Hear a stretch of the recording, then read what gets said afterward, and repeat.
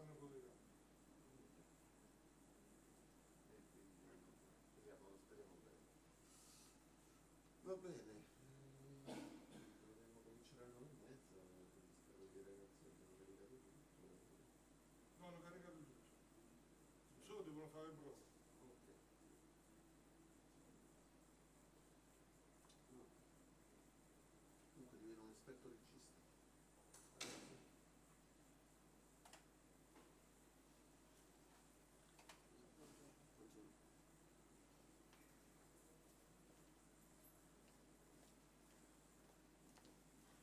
Perché questo non funziona?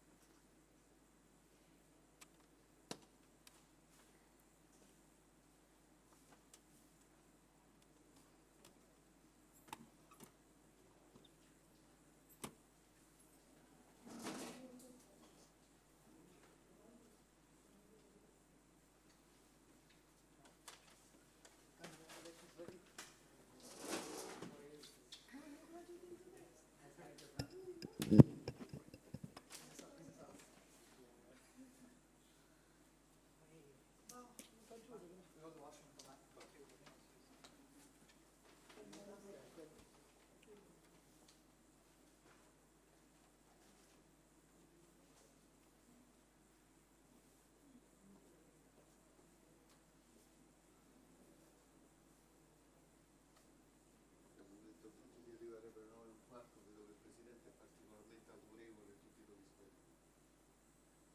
Ieri hanno sforato, no? Ieri mattina.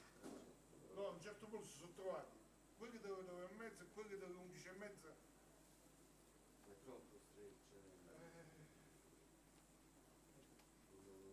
C'è troppa gente, non si è mai verificato che a ottobre sta tutta questa gente. noi dobbiamo cucire uno.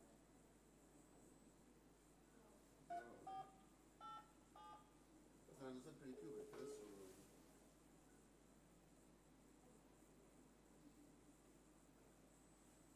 Mauro, il primo schermo sui tavoli non funziona perché è rotto oppure si è staccato il filo o qualcosa.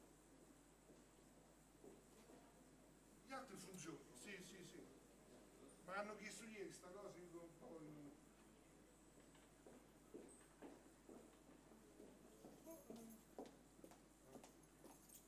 Allora,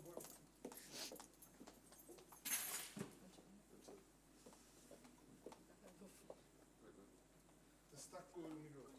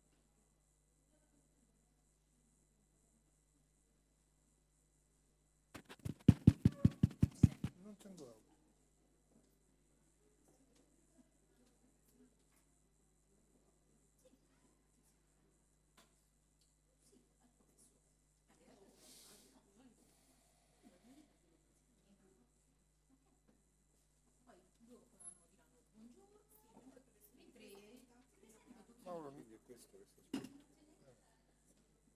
Avevo spento. Ah, sta spento io poi. Sembra che sta spento, sì. A dove si accende questo cosa sotto? No, l'ho visto un po' lento.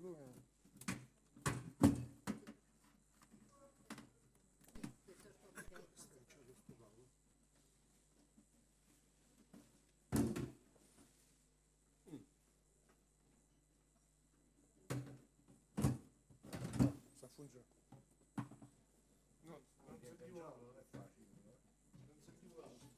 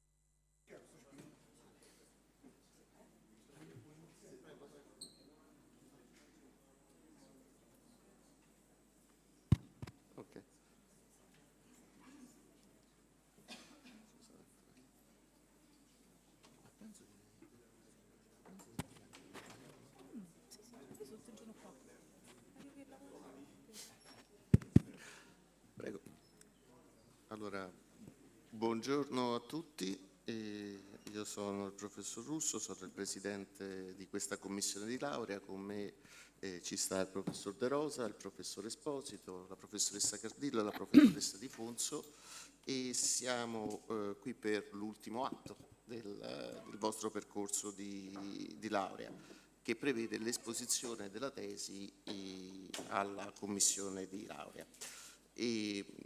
È un momento ovviamente importante che conclude un percorso di valutazione degli studenti dove la Commissione è chiamata a valutare sia il percorso di studi effettuato che la qualità del lavoro di tesi che appunto la qualità dell'esposizione finale. Quindi adesso noi chiameremo i candidati a esporre il loro lavoro. Ogni candidato avrà 5 minuti di tempo per le lauree triennali, 7 minuti per le lauree magistrali, in cui esporranno il loro lavoro. Al termine dell'esposizione la Commissione si ritirerà per le valutazioni e dopo ci sarà la proclamazione. So, good morning everyone. My name is Carlo Russo. I'm the chair of this committee together with Professor De Rosa, Professor Esposito, Professor Cardillo and Professor Di Fonso. We are here for the evaluation of the discussion of your thesis, and this will be done in the usual way here in Cassino. So each one of you for the undergrad will have 5 minutes to present your work, and master students will have 7 minutes. So we will call all of you one after the other, and then after that we will retreat for evaluation, and then there will be the proclamation at the end. Okay. So, right away, cominciamo subito con Federica Massaro, che discute una tesi appunto sotto la mia supervisione. La candidata ha svolto un lavoro di analisi sulla produzione di latte nelle piccole aziende del Molise, con un'analisi approfondita di alcuni casi studio. Quindi invito la candidata a esporre concisamente i principali risultati del suo lavoro. Ok. Buongiorno a tutti. La mia tesi nasce dall'esigenza di capire come una piccola stalla possa sopravvivere e competere in un settore in cui il prezzo del latte è in costante calo e i margini economici sono sempre più ridotti. L'analisi si concentra in particolare sul territorio del Molise. Il contesto produttivo del Molise si presenta fragile, è composto da piccole aziende che mostrano difficoltà nel garantire una tenuta economica stabile e sostenibile, e quindi è necessario un sostegno mirato in grado di rafforzare la redditività e la competitività. Molte sfide devono affrontare le piccole stalle, tra cui abbiamo i costi di produzione. Infatti il CREA, il Consiglio per la ricerca in agricoltura e l'analisi dell'economia agraria, ha condotto un'indagine per quanto riguarda l'evoluzione del comparto zootecnico. Infatti possiamo dire che c'è un declino delle condizioni economiche degli allevamenti. L'analisi si è concentrata soprattutto sui costi correnti aziendali, ovvero sull'insieme dei costi variabili e dei servizi esterni, inclusi anche i riempieghi interni aziendali, ovvero l'utilizzo di risorse proprie come foraggio prodotto e manodopera familiare.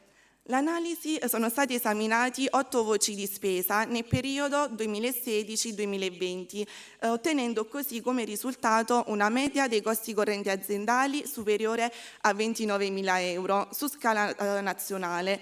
Invece, per quanto riguarda le aziende specializzate nella produzione di latte bovino, i costi correnti sono aumentati di 90.000 euro. Questo infatti possiamo dire che i costi sono aumentati del 25%, mentre il prezzo del latte nello stesso periodo è aumentato solo del 13%.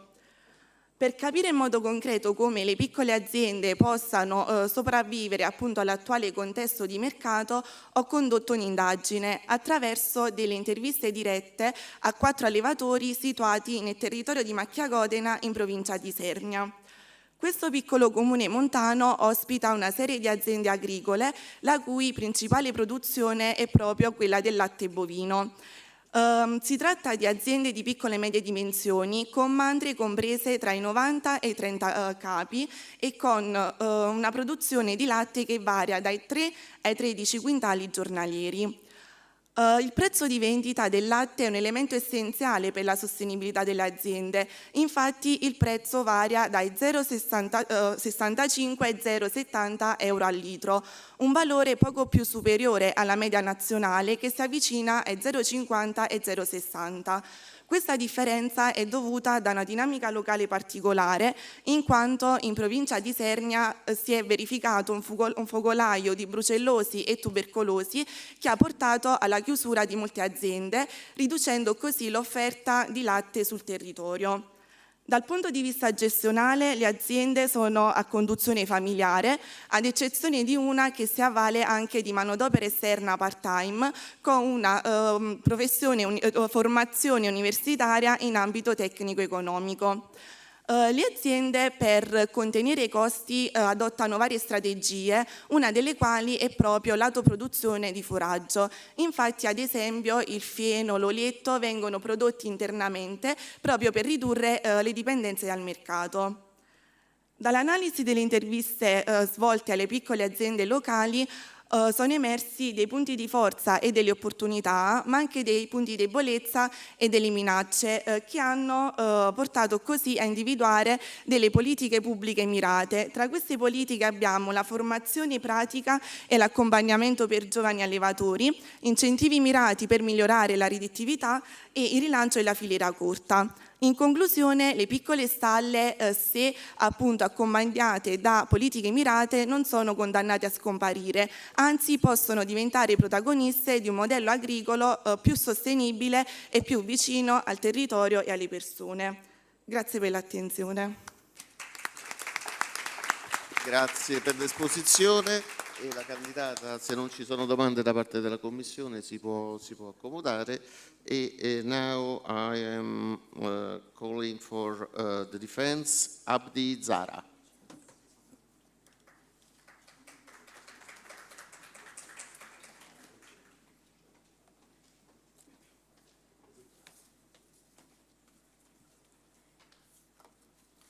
The candidate is defending a thesis with Professor Ferrante, but I think he will be introduced by Professor Esposito. Yes, just a second.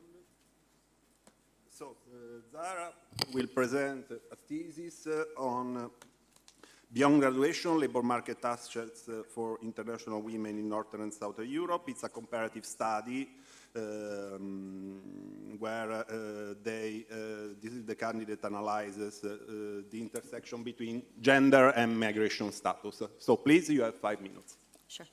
Good morning, everyone. My name is Zara Abdi, and today I will be presenting my thesis titled In Beyond Graduation, Labor Market Access for International Women in Northern and Southern Europe.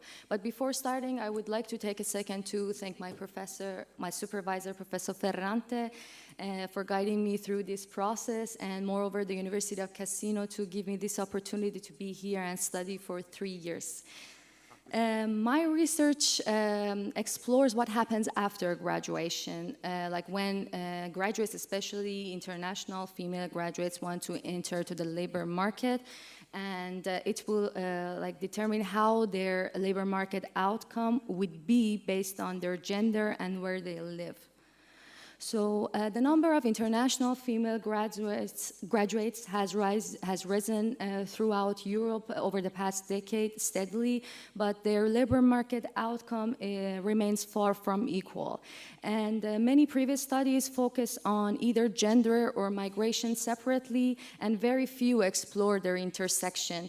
And even fewer will see how these dynamics differ according to be in Northern or Southern Europe.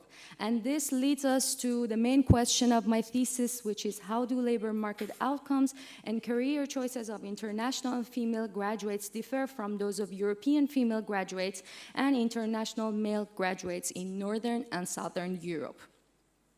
So to answer this question, I combined 4 key perspectives. The first one is human capital theory, which indicates that education will enhance employability, but it does not guarantee the equal outcome. The second one is intersectionality, which says that when gender and migration intersect, they will create a double disadvantage for international women. And the third one is institutional theory that indicates how welfare systems, childcare, and visa policies will determine their labor market outcome. And last but not least is the regional context, which is the north-south divide, and indicates how national structures will determine these outcomes for them. In this study, I used a comparative qualitative approach, and I analyzed North and South of Europe. For the northern part, I got Germany and Sweden as the representatives of the North, and Italy and Spain as of the South. And I analyzed 4 groups, including international female graduates, European female graduates, and international male graduates. The data that I used came from secondary data, academic studies, official institutional reports, international statistical databases, and policy documents and comparative indicators.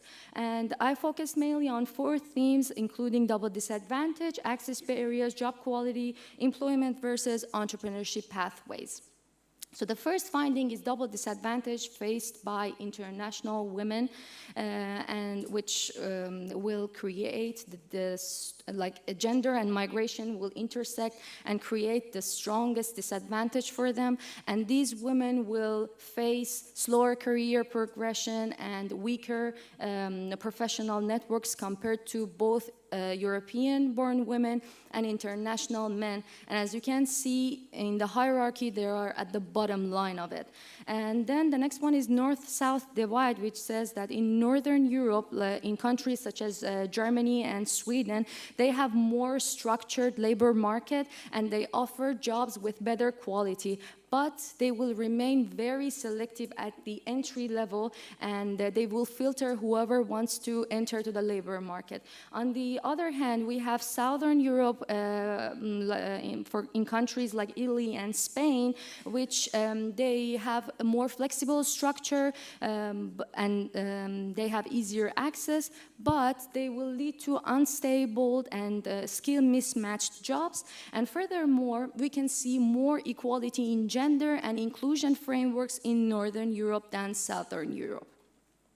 The next one is institutional role, which will indicate how visa and childcare limitation and recognition of the degrees will slower this progression and inclusion into the labor market, where even though education is necessary to enhance employability, but it does not always guarantee the equal outcome. And this will lead us to the 4th finding, which is employment versus entrepreneurship pathway. Even though employment remains the major pathway for most of international female graduates, but a lot of them will turn to entrepreneurship in order to overcome the formal barriers. And most of the time, if they choose employment, they will work below their qualification. And when they choose entrepreneurship, for some of them, it's a decision for empowerment, but for many of them, it's a choice driven out of necessity than opportunity. And here, in conclusion, this study will highlight how education will not always translate into true labor market opportunities for international women, and how structural and institutional factors play a decisive role in their labor market outcome. And we need those policies that bridge the education and employment and fill this gap for labor market inclusion. And future studies should integrate qualitative with quantitative methods in order to validate these patterns and evaluate how institutional policies will shape outcomes across EU context. And okay, thank you. I think. Sure, just like I'm towards the end. Okay. Yeah. 1 second. I'm towards the end, thank you. And before I finish, I would leave you with one thought, and it goes beyond statistics and theories, and it's that through this process and research that I made, I learned that a true fair society is the one that no woman's potential should be limited by where she comes from, because talent has no passport, but opportunity often does. And thank you for your attention. Okay, thank you. Thank you. Now we can call to defense the third candidate, Sezim Abyashimova. Please. Okay, so Sezim will present a thesis investigating the differences between Italy and Kazakhstan in terms of gender pay gap. So please, the floor is yours. Kyrgyzstan, sorry, not Kazakhstan. Good morning, everyone. I'm Abdeshimova Sezim, and today I'm honored to present my bachelor thesis titled "The Gender Pay Gap in Italy versus Kyrgyzstan: A Comparative Analysis." The gender pay gap is not only a wage difference between men and women, and it often reflects deeper inequalities in employment, family roles, and institutional support. So the motivation for this research came from observing how two very different societies, Italy and Kyrgyzstan, have still continued to challenge unequal pay between men and women. So Italy represents a high-income, developed European Union economy with strong legal framework, while Kyrgyzstan is a developing post-Soviet country with traditional norms. And my aim was to, by comparing these two contrasting countries, my aim was to answer one simple question, is what drives the gender pay gap in Italy and Kyrgyzstan, and why do its scale and structure differ? And to answer this question, I used a comparative case study approach by combining quantitative analysis of wage data with qualitative research on laws and culture. My results revealed a paradoxical pattern, because in Italy the gender pay gap is 5.6% according to the Istat for 2022. But it's a fragile moment, because if it measured annually, the difference became larger because of the women often work part-time work, and they have career breaks, also like they hold less stable positions. And what about the Kyrgyzstan? Kyrgyzstan is paradoxically is a gap is larger, but women in management is percentage in women management is higher. The gap is around 27%, according to the National Statistical Committee for 2022. But despite the similar labor force participation for Italy and Kyrgyzstan. And for moving to the main reasons for the gender pay gap, my analysis distinguish between universal factors and structural factors. Universal factors is a common factors for both in Italy. It includes the women in low-paid sectors and sectoral segregations. So, and for about structural factors is different by national context shaped by each country's economy, institution, and culture. For Italy, the main problem is a part-time work, sectoral segregation, and the glass ceiling. And for Kyrgyzstan, it's informal work, because most of the women, more than the 60% of people work in informal without any contracts, any benefits. Also, we have weak legal enforcement and traditional roles, which include the early marriage before the age 18, which interrupt education and careers. And of course, both countries have introduced policies to address gender inequality, but their scope and effectiveness differ significantly. In Italy, most reforms had like positive effects, but they're not fully transformative. For example, Golfo-Moscow law improved representation and transparency, and the programs for women help women to women's presence on company boards.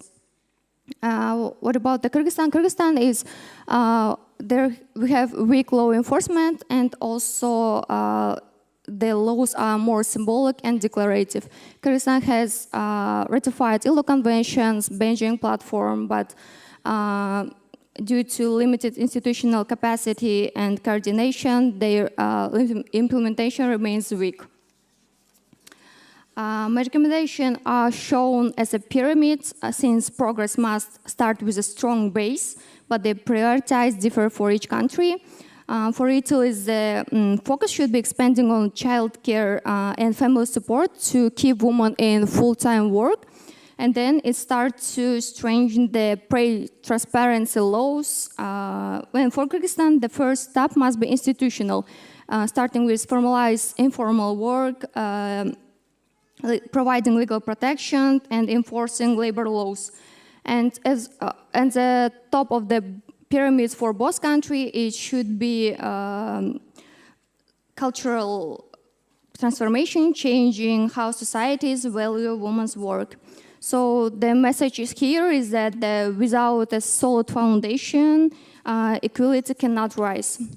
And according to the Eurostat, closing the gender pay gap can increase Italy's GDP by up to 9%, and formalizing just 10% of informal work in Kyrgyzstan could increase family incomes and tax revenue.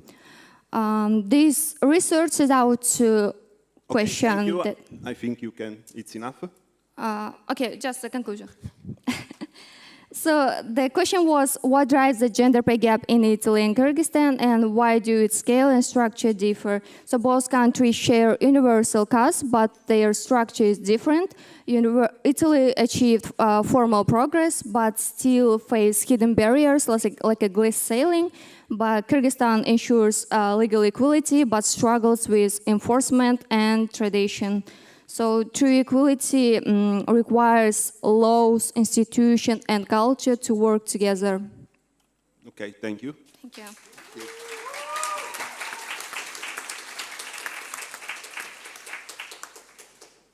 Okay, so thank you for the presentation. Now we are calling for the defense, Eliza Shashebekova.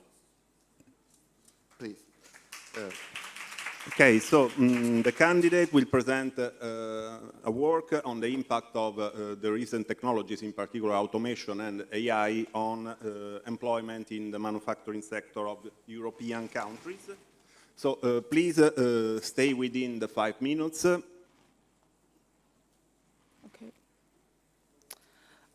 Good morning, everyone, and members of committee. My name is Eliza Shashembekova. I wrote my thesis under supervision of Francesca Ferrante, my professor of labor economics. My thesis titled The Impact of Automation and Artificial Intelligence on Employment in the European Manufacturing Sector. My research focuses on structural changes in Germany, France, and Italy between 2015 and 2024, particularly in automotive and electronic industries. The rise of Industry 4.0 has sparked intense debate. Does the automation destroy jobs or create new ones? My research reframed this question. It's not only about how many jobs are lost or gained, but what kind of jobs are emerging. To answer this, I use mixed methods approach. Quantitatively, I analyze employment and robot density from Eurostat and International Federation of Robotics.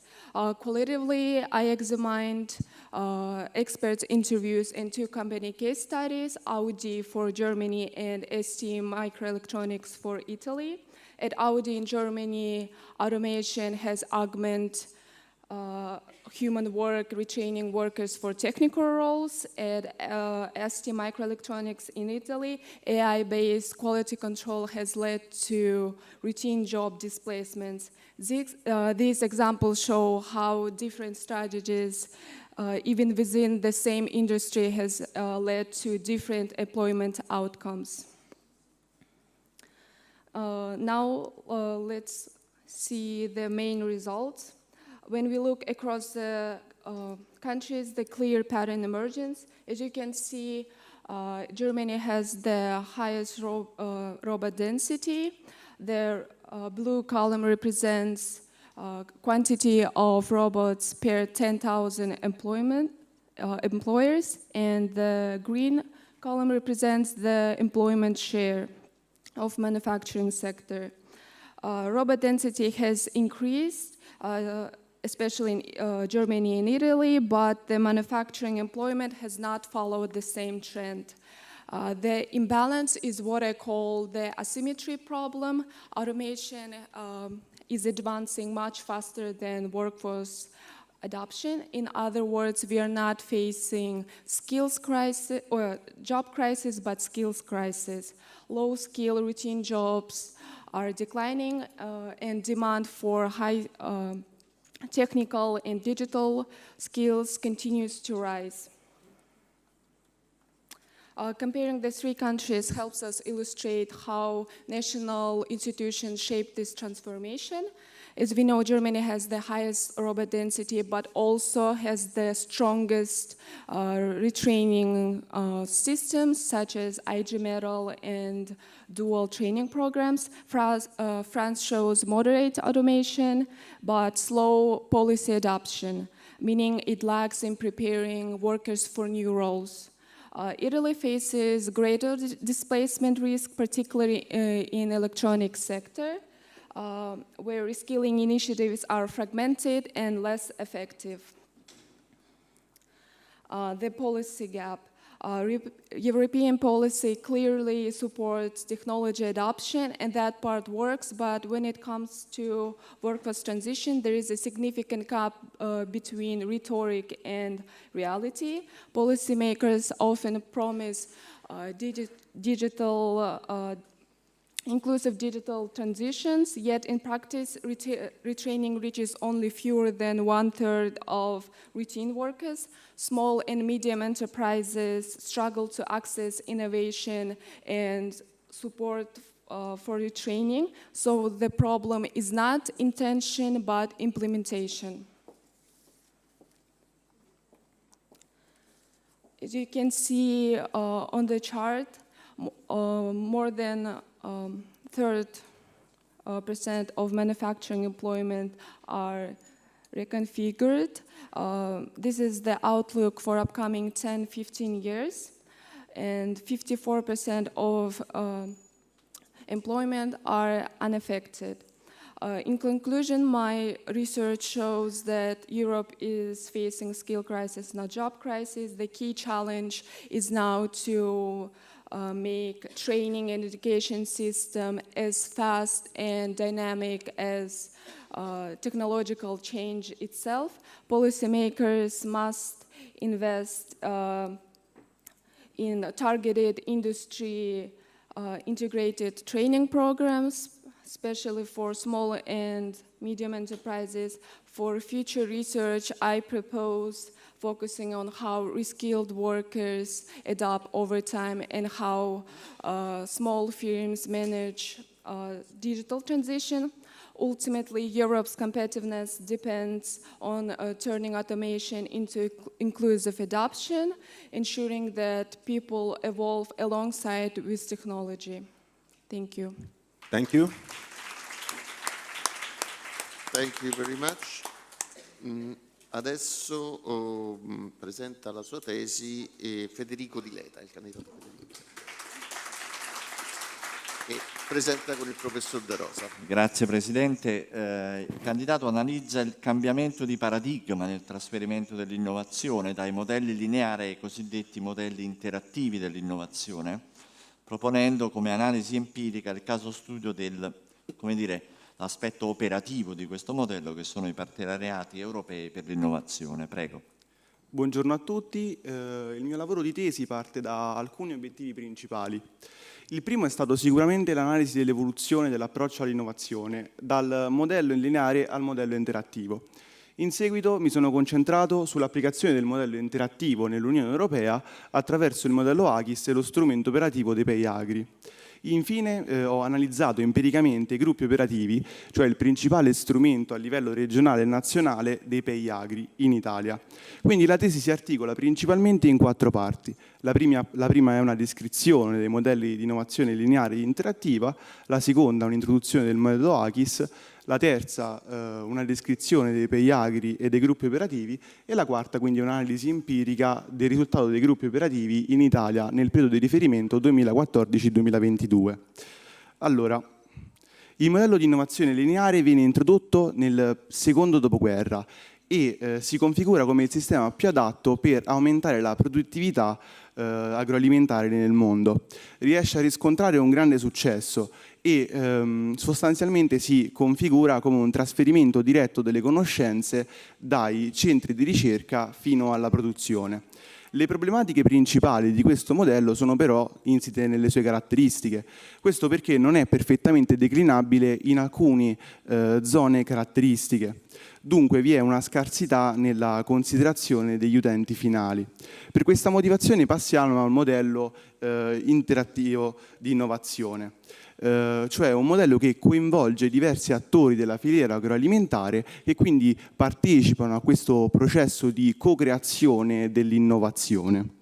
Per farlo l'Unione Europea va a riutilizzare un sistema già esistente negli anni 60 con il nome di AKS, Agricultural Knowledge System, che appunto fungeva da ponte fra i centri di ricerca e gli agricoltori e nel decennio precedente, intorno al 2012, viene introdotto l'ACIS, Agricultural Knowledge and Innovation System, che quindi contiene tutte le direttive riguardanti l'implementazione del modello interattivo di innovazione.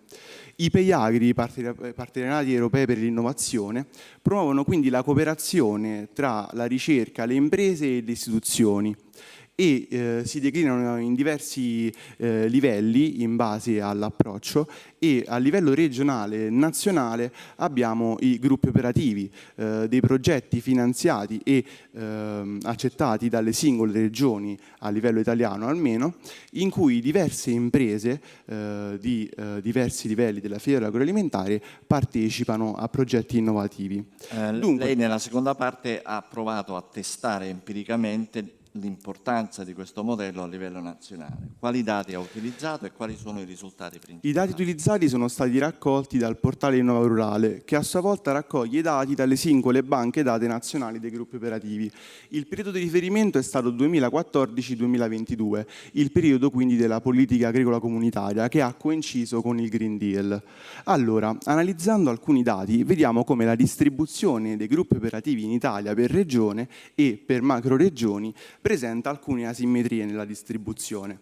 Difatti, il 50% dei gruppi operativi si trova nella sola macroregione nord, con il 30% dei gruppi operativi nella regione Emilia-Romagna. Andando avanti, analizzando invece i finanziamenti per regione, vediamo come il trend osservato in precedenza continua, anche se in questo caso le prime 3 regioni, Emilia-Romagna, Sicilia e Puglia, presentano una quota inferiore al 50% dei finanziamenti totali. Questo anche perché poi analizzando precisamente i numeri vediamo come l'Emilia-Romagna, ad esempio, ha un costo medio unitario per progetto più basso rispetto alla media italiana. Invece, analizzando i settori, andiamo a vedere che sono presenti sia a livello di finanziamenti che a livello di presenza assoluta le eccellenze italiane della produzione, quindi frutticoltura, viticoltura e orticoltura, ma il settore maggiormente rappresentato è quello della multifiliera e questo ci dice molto sul taglio trasversale dato da questo strumento dell'Unione Europea. Dunque, ricapitolando questa analisi, vediamo come l'Unione Europea si trova di fronte a importanti sfide nel campo dell'innovazione e per farlo si sta servendo del modello AIS. Analizzando il risultato dei gruppi operativi in Italia nel periodo di riferimento 2014-2022, vediamo come lo strumento è stato accolto positivamente, con un numero totale di 819 progetti e circa 276 milioni di euro di finanziamenti. La distribuzione dei progetti però risulta essere squilibrata, vi è una maggioranza nella regione del nord. E inoltre purtroppo ad oggi ci sono ancora delle regioni che non hanno applicato questo progetto. Difatti la regione Calabria ha deciso di abbandonare il progetto nel 2022 e la Valle d'Aosta invece non l'ha mai accettato. La programmazione quindi 2023-27, l'attuale programmazione della politica agricola comune, rappresenta quindi un'occasione essenziale per rilanciare i processi di co-creazione previsti all'interno dei sistemi ACHIS. È tutto. Grazie. Grazie per la presentazione. Adesso ci muoviamo alle lauree magistrali. Now we are calling master student to defend, and we start with candidate Abebe Simbol. Please. The candidate is discussing and defending a thesis under my supervision, and it's a very nice work on the consumer perception and willingness to pay in Ethiopia for natural tomatoes. It's an empirical work, so I encourage the candidate to present the main findings in 7 minutes. Okay. Please. Hi everyone, my name is Simboni and this is my master's topic on the ethics of consumption, assessing consumer perceptions and willingness to pay for natural tomatoes in Addis Ababa, Ethiopia. And it was, my supervisor was obviously Professor Carlo Russo, sorry. So to begin, in the past 30 years, there has been a rise for demand for safe, organic, and sustainable food. And this is because consumers have been very aware of environmental and health issues. But the thing is, unsustainable farming still continues to harm our environment and our health. And this is because in agriculture, there is still a problem between balancing the increase in food production and also reducing its negative impacts. But the thing is also, mostly this research, they have been conducted in the Western world, and only few published studies have been from developing nations. So the purpose of this study is to explore consumer awareness and willingness to pay for natural vegetables in Addis Ababa, which is the capital of Ethiopia. And the research raises 3 main questions. The first is, what is the level of awareness of natural production practices and certification levels among consumers in Addis Ababa? The second is, are those consumers willing to pay more for these naturally produced vegetables, and does this result vary by gender? The third is, which demographic and behavioral factors influence the reasons behind this willingness? So, the study was designed this way. I focused on natural vegetables, which specifically refers to vegetables grown without any chemical input. And to evaluate the willingness to pay, I used contingent valuation method, which relies on hypothetical purchasing scenarios, so respondents didn't have to actually pay for the product. And to elicit their willingness, I used the payment card method, where the respondents choose a price from the list of prices. And I designed a questionnaire based on this, and I distributed it via WhatsApp and Instagram. And for the sampling, I used non-probability sampling, mainly convenience and snowball. For the data analysis, I used an interval regression to estimate the actual willingness to pay, and ordinal logistic regression to analyze the motivations. And why did I use interval regression? This is because on the questionnaire, the price list was given in a range, so interval regression is the appropriate tool. Initially, I used all the demographics, attitudinal and behavioral variables, but because of my small sample size, the results were inconclusive, so I had to make a decision. So I used a modified model with reduced predictors and collapsed categories. So I ended up using, from the attitudinal factors, I used HELB, and from the demographics, I used gender, age, income, and education as the independent variables. And with this model, I found like 3 results which answered my research questions. The first question was, are consumers aware of natural vegetables? The answer is yes. 85% of the respondents said they were aware, but the thing is only 5% of them care about certification labels in a way that influences their decision making. And are they willing to pay more for the natural products? The answer is also yes. Consumers are willing to pay like around 2.37 Ethiopian birr more, and it does differ by gender, meaning women are more likely to pay more than men, and the other is health is also the core reason for their reasons. The third is which demographic and behavioral factor influence the importance consumers put on their willingness.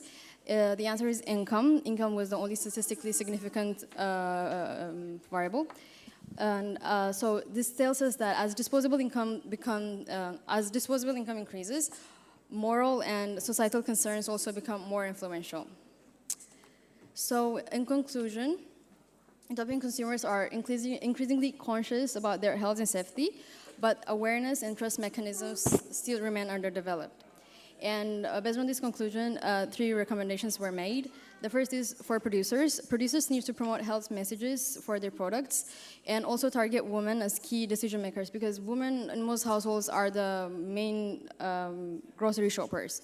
But also they should engage men in these activities. And also producers should improve visibility on their, of certification on their products. The other is for regulators. Regulators should make certifications more clearer so that people can see. And they should also promote education so that people are aware of what certifications mean and everything. The last one is for policymakers and government bodies. This is the government bodies or like policymakers should support farmers to revert back to using natural methods of food production. And they should also facilitate market access, allowing farmers to have market access through processes like contract farming or local support. And that's all. If you have any questions, you're welcome. That's it. Okay, thank you for your presentation. Thank you. So now we are calling Fentamaria Isaac. Yes. Isaac is, the candidate is about to make a presentation of a very relevant topic, the platform IN+, which is expected to enhance a collaborative environment in universities, and notably to personalize the experience, to foster a sense of community, which are aspects which are very important also to rethink the way the universities should deal with the students. Please. Thank you, Professor. Good morning, everyone. It's my pleasure to present my thesis project today. My title is Breaking Barriers, the role of Uniplus in enhancing collaboration support in universities. This project is supervised by Professor Ferrante and supported by Professor Ferrante, and then Imprendi Lab, Inactus, and different organizations supporting us to bring this project to life.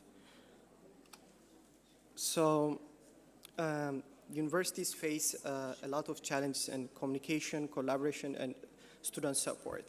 So the student experience mainly are fragmented systems in limiting integration around university campus. So in order to enhance this process, Uniplus, a digital platform that can enhance the collaboration and communication and support across the university system. So the theoretical framework I try to analyze are the connectivitism, social construction, and social capital theory. And then using this with connectivism, learning occurs through network and digital connections, and then the social constructive by knowledge is co-created through interaction and shared experience, and the social capacity theory, which highlight the academic success is strengthened by trust based on network and shared cooperation. So with UniPlus that combine the academics, the social, and the administrative in a unified platform. So based on my data and survey and interviewed I collected, the main result in our campus that's very challenging is the mental health and the housing and the administrative issues. So based on my interviews and online surveys, I asked how likely they will need this kind of platform to accelerate their academical and their social life, and 78.5% are likely to use the platform, and 84% of them are open to beta testing. So based on this analysis, and I also asked what kind of features will help to navigate this support system, and the academical resource and job offer social networking opportunities were among the most selected. So mainly UniPlus is an innovative digital platform that's designed to connect students, professors, and university staff within the single collaborative ecosystem. That main goal is to create a more connected and supportive and efficient university environment where students can thrive academically and socially. This is more or less a screenshot of the platform where I try to create. Mainly the core features are the messaging, the academic resource sharing, mentoring and tutoring, and housing and accommodation finding throughout our campus activities. The platform development talk, I used agile and user-centered design, and we constantly changed the platform based on user testing. And when we see the technical part, the front end was built with content management system WordPress and Elementor. The back end is PHP, and database MySQL, and hosting I used Aruba Cloud VPS. Throughout the project in 2024, I was lucky enough to present this project in Actas national competition in 2024, representing my university in Rome, and also this year in Milan, representing the project by advancing the project. So also I was lucky enough to be incubated in WDA, the pre-acceleration program that lasted over 6 months. I received more mentorship training and business development that lasted more than 8 months. So the impact, mainly trying to create the SDG goals. I'm trying to impact the quality of education, reduce inequality in global partnership by creating a collaborative, integrative, and supportive environment. In my current stage of the project, I completed my minimum viable product. My MVP tested over more than 17 students, and also got positive feedback from professors and my users. And the next stage will be trying to create a startup based on the tested platform. By the end of next month, we will do a soft launch and integrate it to all our campus universities, so anyone, our professors and students can use it mainly. So this is my resource and platforms I used. And thank you. You can go at uniplus.it to test the platform or scan the QR code. Thank you. Thank you. Now we call Kalikotam Purahil. Yes. Hiba will deal with the talent retention, and the talent retention is to do a lot with the hybrid work model. You know, in New York recently, it would appear that people have been asked to come back to the office. The hybrid model seems to be a motivating factor for retention, but also to motivate the people to enhance a collaborative environment. Hiba, floor to you. Thank you. Good morning, everyone. I'm Hiba Naurin, and I am here to present my master's thesis titled Talent Retention Strategies, Effectiveness of Implementing Hybrid Work Model in Companies. The main focus of my thesis is to understand if hybrid work model can be used as a talent retention strategy in companies. So for this, a central question that guiding my research is how does hybrid work model impact employee satisfaction as a talent retention strategy? We all know that after COVID-19, the pandemic, there has been a shift in the work setup. Firstly, it was out of necessity that companies adopted hybrid work model or remote work.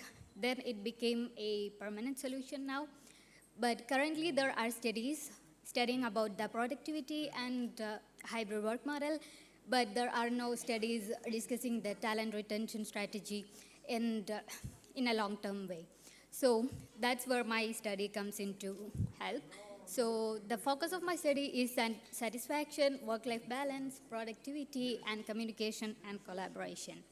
So the methodology I used is a systematic literature review, where I reviewed peer-reviewed journals and industry reports along with some theories, which are Hesberg's two-factor theory, Maslow's hierarchy theory, and job embeddedness theory, along with self-determination theory and conservation of resources.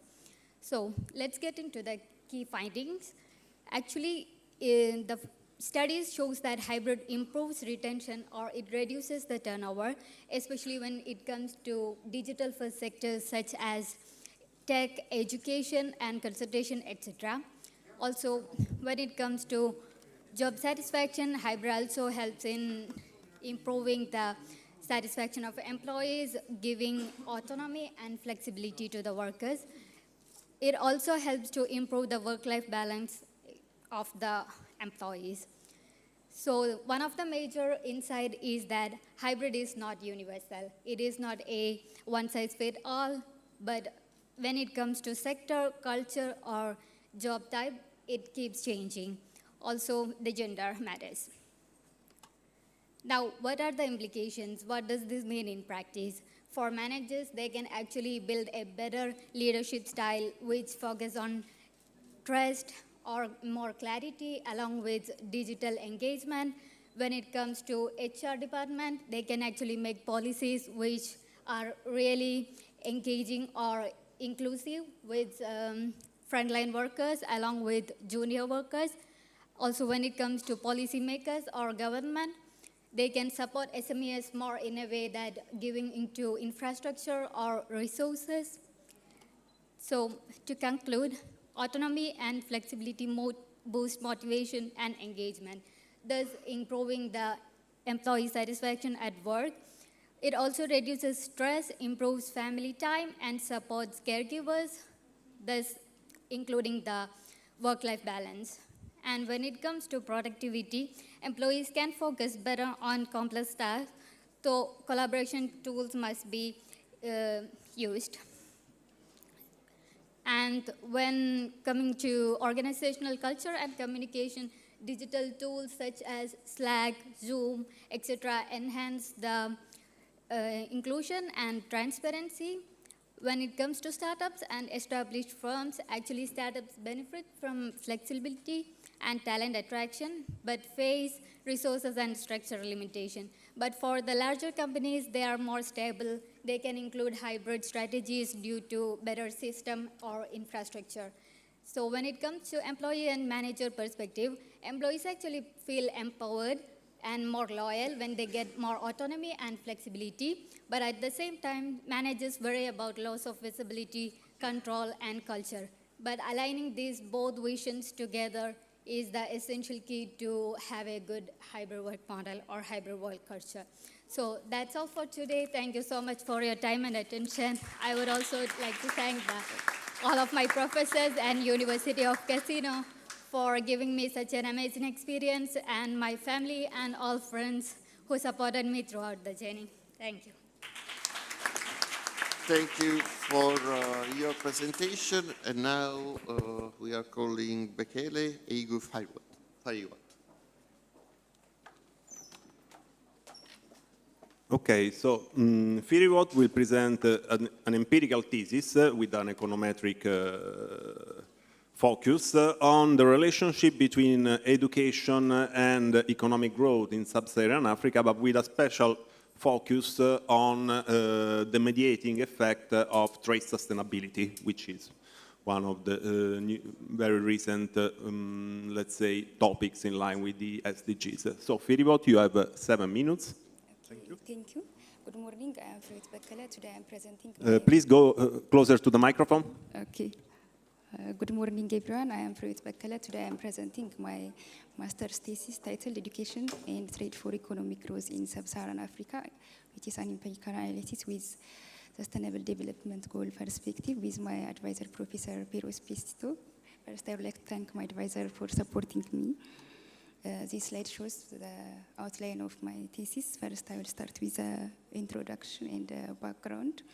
When we see the economic growth in Sub-Saharan Africa, it is characterized by, even though it is showing progress from the past, it is still showing slow economic growth and limited integration into the global grid. Moreover, Sub-Saharan Africa contains a large number of youth population, with around 60% of the population is under 25. Unless these resources are used properly, it causes high unemployment and political tension in the region. So my aim is to integrate education, sustainable trade, and economic growth in the region. And the main objective of my study is to investigate the mediating role of trade sustainability in the relationship between education and economic growth in the region. And the specific objectives are to show the principal determinants of economic growth, to assess how public education expenditure affected trade performance, and to empirically test the mediation effect of trade sustainability between education and growth, and finally to see the regional differences. My study is sourced from its secondary data, sourced from World Development Indicators. It consists of a panel data with 49 sub-Saharan African countries from the period 2000 to 2024. As we all know, sub-Saharan Africa has its poor data management, and almost all countries have missing data. So in order to handle that, I used a mean imputation method. And the economic analysis used is first I used fixed effects and generalized method of momentous, and finally I used mediation analysis to see the interaction. And the thesis has 3 hypotheses. First hypothesis, education expenditure and attainment have positive significant effect on economic growth. Second hypothesis is education expenditure enhances trade performance. And the third is the effect of education on economic growth is partially mitigated by trade sustainability. This slide shows the economic and trade progress in the region from 2020 to 2024. As we can see, the economic progress is highly volatile, and the red shows in 2020 due to COVID, both the economic growth and the trade performance is highly low during that period. And the first econometric analysis is a fixed effect method. In order to do that, first I used a Haussmann test, whether fixed effect or random effect method is appropriate. And since the p-value is low, I used a fixed effect method. And the fixed effect method indicated the main growth determinants in sub-Saharan Africa are trade sustainability, education, expenditure, trade openness, investment, foreign direct investment, and public debt. Checking for the robustness of the fixed analysis, the main determinants are education, trade sustainability, R&D expenditure, investment, and public debt. In order to reduce the endogeneity issues due to fixed effect method, I used a generalized method of moments to strengthen the result. And again, here the trade openness, public debt, investment, and the population are main determinants. Another thing you can see from this result is lagged GDP growth is positive. So it indicates that the region is showing growth persistence. Plus, initial GDP growth, it shows negative. This shows conditional convergence in the region. This means poor countries are reaching towards growing more compared to the wealthier nations in the region. When we see the determinants of trade openness in sub-Saharan Africa, the main determinants are exchange rate, government expenditure on education, foreign direct investment inflows have positive effect on trade openness. When we see the interaction and the main objective of this thesis, the mediation analysis indicated that I used the classical Boron and Kenny approach for mediation analysis. So the first step of phase A is the relation between education and trade sustainability. As we can see, education has a positive effect on sustainable trade.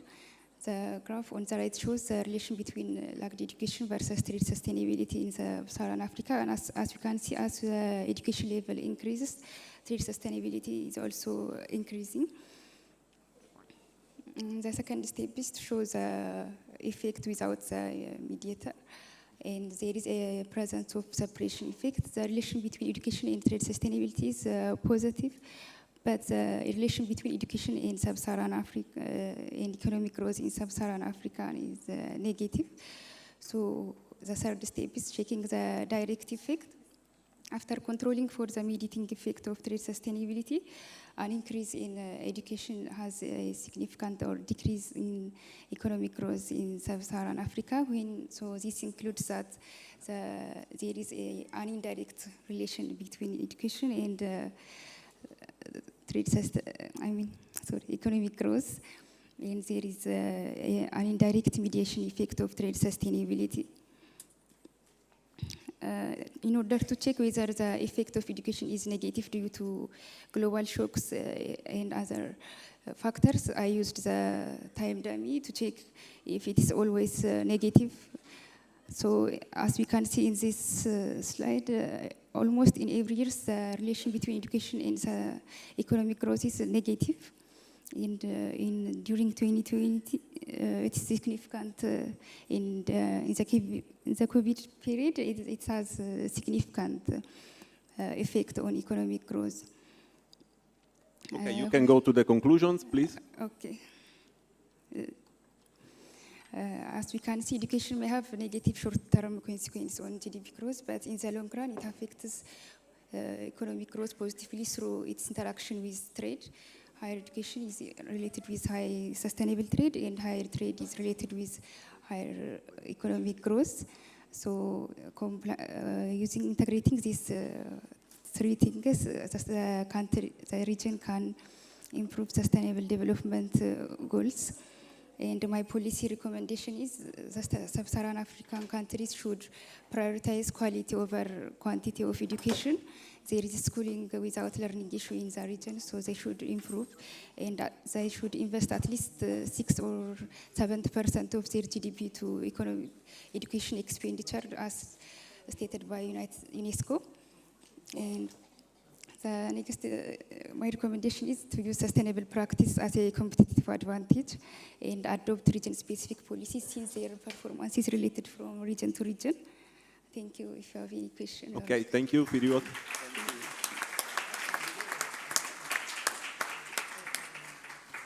Thank you. And now we are calling Sheikh Badeb Babu.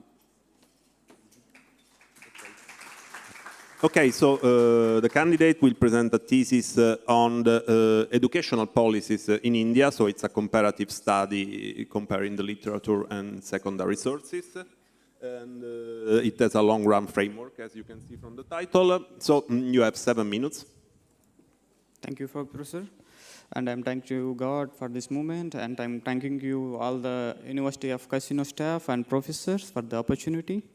So my thesis title was Education Policies and Government Intervention in India from the over period of the time 1947 to 2020. So India has got their independence after the Second World War, 1947, and they have a huge problem. That was most of Indians are not proficient or not well educated in English. So they have education, but that is in their regional language, and they are not that much aware of this mechanical period of the era. So Indians are, at the time, they are behind of the time. So government has a very big problem to educate all the Indians, because the population was very huge, and India has suffered a lot in the period of before the 1947. So they have very limited resources, so they have to overcome the challenge to educate all the Indians. They believed in that the education can shape out the country into a well-developed economy, and education people and education society will lift up the name of India in the future. So they start focus the areas like accessibility of the schools and colleges and universities near to the people, and equality in between genders and religions and regions and among the people. So and they also focus on the quality of education. So they don't want to just educate everybody unnecessarily. They want to give a very, very good education, and bring out some kind of geniuses so from there, so they can use the knowledge from the education to build up the country. So they are focusing on human capital and social gesture in between communities and people. So, but they have research gaps, like they don't have any education firms. They just are using the old systems, like which is British left in India. So there is a very big challenge, like policy intention versus outcome. So our Indian politicians thought of very good policies, but in the natural run, they have figured out it's very hard to take the output from what they are intended. Like some people are not agree to send their children to the schools, because at the time their economic status very low, so they made the thought to send the children to school is cost them money, because if they send the children take them to the work, they will earn more, and it will help to the family. And India has a culture with the family businesses. So these family businesses run by the sons and grandsons and their grandsons. They will pass by like this. So if the son goes to college, he is not going to learn the business. So this was a very big problem for the parents. But Indian politicians conduct a lot of policies, schemes, programs, promotions, and even movies they produce. And this helps to the parents to understand the importance of education and overcome the problem of connecting with the other countries. And quality of access is like when they introduce a policy, how much change in enrollment they got. Like, for example, we have a policy like Beti Badao, Beti Bachao. So it's like give the education right to women, give the knowledge to the women. So this was very big challenge to India to implement, because some communities, some religions, women education is prohibited. So they have to go there and they have to give conduction, some kind of motivation to the parents. Okay, you can send your daughters to the school. It's not a waste of time. You can take knowledge from them. So you have to give quality of education to the women. So it's very big challenge. And after these programs, they have huge number of enrollments in women education. So this kind of programs was conducted by India. And a historic evolution, we can see there are commissions. They implement education reforms like Kotari Commission. This commission is introduced 3-language principle. Like Indian students has to study 3 languages. First one is English, Hindi, and the region language. So this helps to communicate in the region, and when he go out of the region, he can speak in Hindi. When he go out of the country, he can speak in English in other country people. So it's helped us, and 1968, they basically introduced the model which I studied, like 10 plus 2 plus 4, like 10 years of primary study, 2 years of intermediate study, and 3 years of degree, and 4 years of engineering. So this helps our country to take out the knowledge, but it has some drawbacks, because when I complete my primary study, I can't go get any valid certification to get a job. So they reform this, and they improve the teaching training programs to the teacher, so the teacher will teach well, and they can understand what the student need and what the society need. And they implement some kind of program like Sarva Shiksha Abhiyan. It means education for everybody, not based off gender, not based off caste, not based off money. It's for everybody. It is free. And right to education. So there is no more child labor in India. So everyone has to be study in between 0 to and 14. So, and they implement recently the National Education Policy 2020. It is mostly about Skill India. So this program to train Indian students with current situations like AI and data science and a lot of studies, which is currently happening in this world. So this education policy has 5 plus 3 plus 3 plus 4, so 5 years of primary study, 3 years of elementary study, 5 years of elementary study, 3 years of primary study, and 3 years of diploma, 4 years of master's or bachelor's. So this helps to get the students very quick access to the job market, so the student will come and he can pursue whatever he wants after the study, so he can choose whatever he wants. And over the period of 1947 to 2011, they achieved 74% of literacy rate.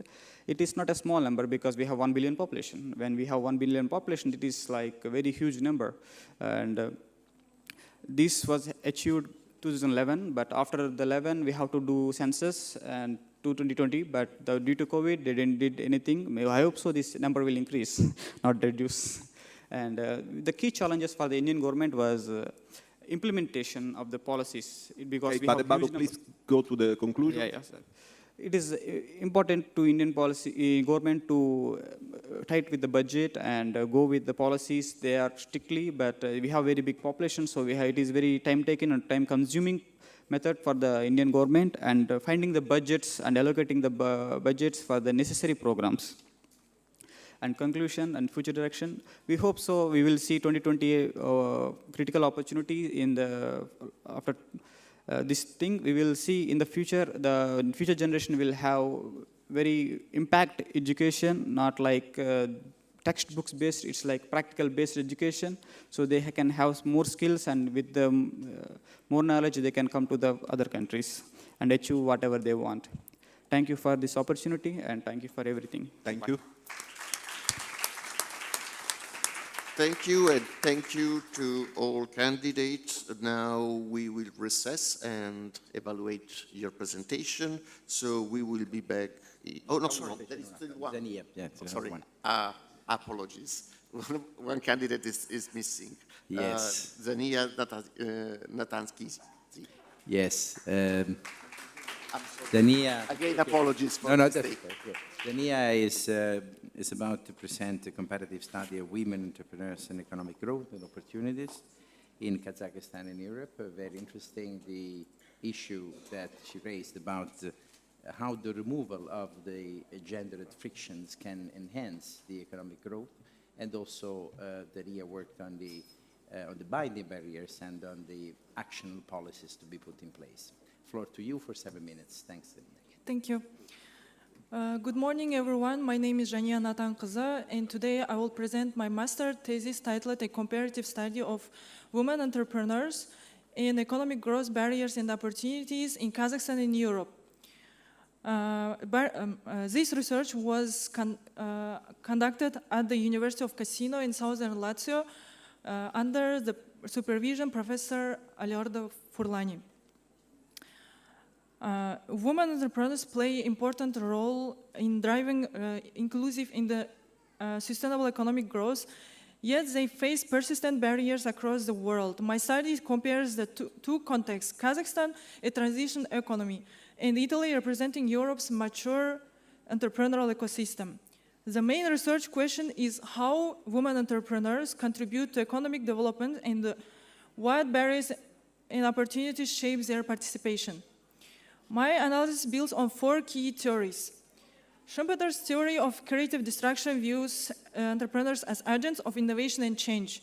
Romer's growth theory links innovation and knowledge is long-term growth. Feminist economics highlights how gender roles and norms limit access to resources. Institutional theory explains how formal and informal rules shape entrepreneurial behavior.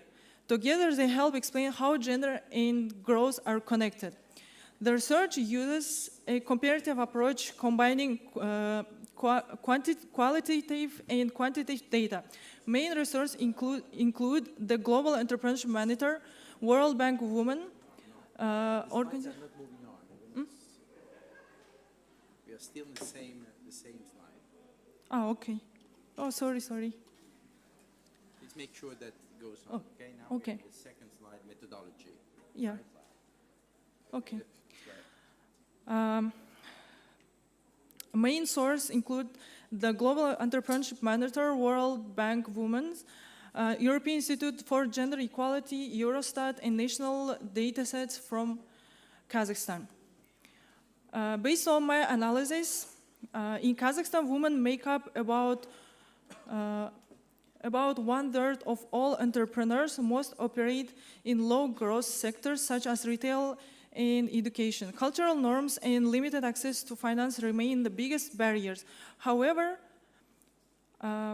reforms are gradually improving conditions. SMEs now contribute around 31% to GDP. Progress exists, but deep-rooted social attitudes still slow transformation. In Europe, ecosystems are more advanced, supported by frameworks like WeGate and EIGE, yet gaps remain, particularly in finding access and balancing family life. Italy, for example, has seen progress, but women still earn about 11% less than men and face cultural bias in business leadership. Still, women are increasingly active in digital and green entrepreneurship. Here is my comparative analysis. When we compare the two regions, we see that gender gaps are systemic rather than local. In Kazakhstan, traditions and limited finance restrict women's growth. In Europe, structural bias in funding and representation in tech persists. Both need gender-sensitive policies and stronger mentorship ecosystem to accelerate equality. Based on my comparative analysis, my results, the central message is that women's entrepreneurship is not a marginal issue. It is a macroeconomic driver. Closing gender gaps increases productivity, innovation, and overall GDP. Promoting women entrepreneurs is not just fair, it is economically strategic. Here is my policy-oriented recommendations. For Kazakhstan, should expand microeconomic programs and venture capital for women-led SMEs. Promote public awareness campaigns to challenge stereotypes and integrate gender equality into SME and innovation policies. Expanding mentorship hubs and incubators in rural areas is also essential. For Europe, the priority is to bridge the innovation gap by supporting women in tech and digital fields, expand family-friendly work access, family-friendly work policies, and improve cross-border learning with Central Asia. More gender-based data is needed to design better evidence-based policies. In conclusion, women entrepreneurs are key drivers of innovation and diversification. Kazakhstan should mainstream gender equality within its SME policies, and Europe should close the remaining financial and cultural gaps. Future research should focus on gender-lens investment and the impact of digital transformation on women-led SMEs. Here is my reference and resources. And thank you for your attention. Thank you. Thank you. Okay, now we are going to recess and evaluate the candidate. We will be back in a few minutes.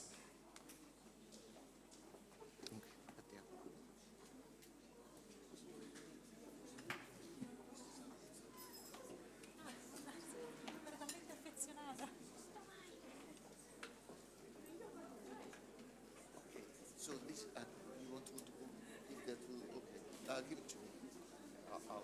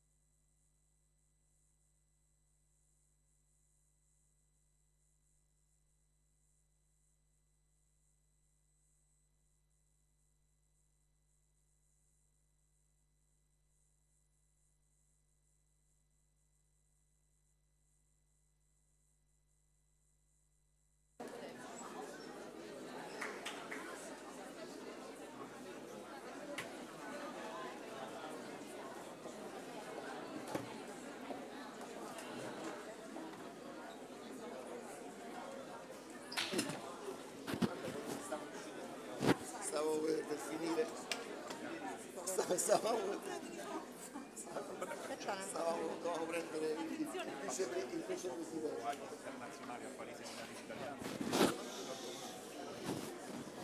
Allora.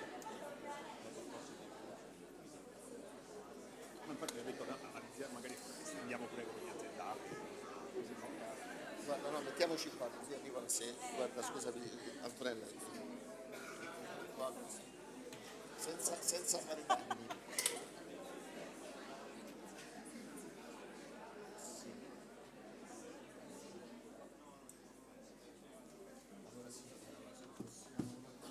Così. No, sul tavolo troppo lontano. Mettiti qua, dammi dentro.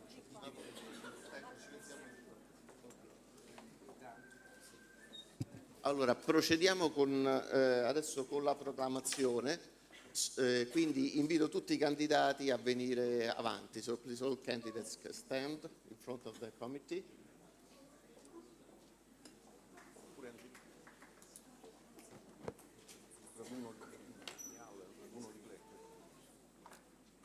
Okay, now one by one you will be called.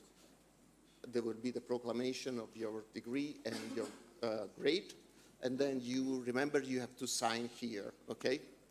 So let's start with Zara Abdi Agachede Sarfi. I tried. Okay. So the committee evaluated your curriculum, your thesis, and your defense today, and approved your exam with a grade of 110 out of 110,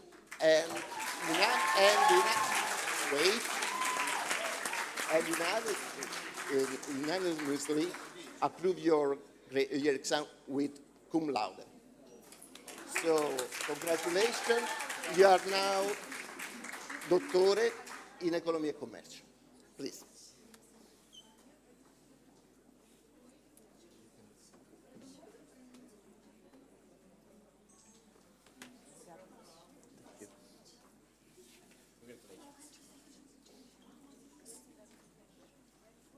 Sezim Abdiashimova, please. The committee evaluated your curriculum, your thesis, and your defense today, and approved your exam with a grade of 93 out of 110. So now you are dottoressa in economia e commercio.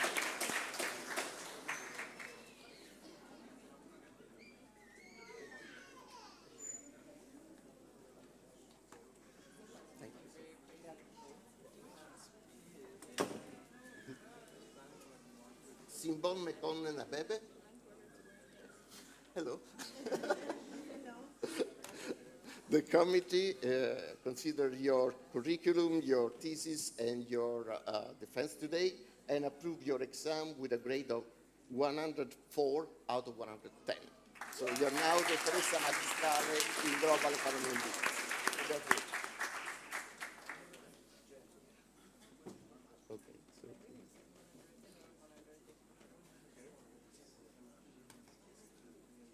again, thank you. Federico Di Leta. La Commissione ha esaminato il suo curriculum e la sua tesi, ha anche valutato la sua discussione oggi e ha approvato il suo esame di laurea con voto 108 su 110. Complimenti al dottore in economia aziendale.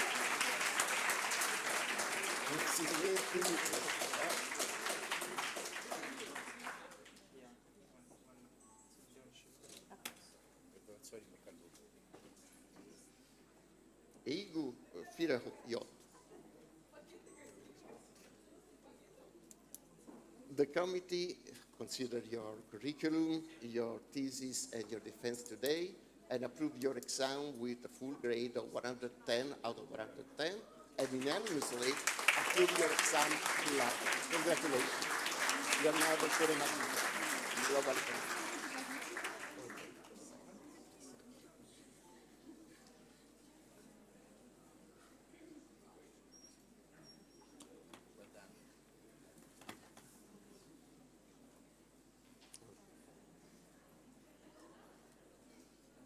Santa Maria Isaac.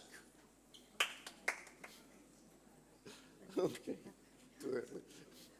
Okay, the committee considered your curriculum, your thesis, and your defense today, and approved your exam with a grade of 93 out of 110. Congratulations, you are now Dottore Magistrale.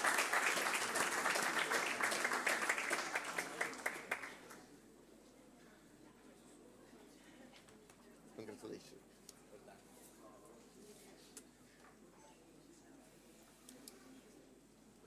Calicottam Purial. So, again, the committee evaluated your curriculum, your thesis, and your exam today, and approved your exam with a grade of 100 out of 110. Congratulations. You are very fine.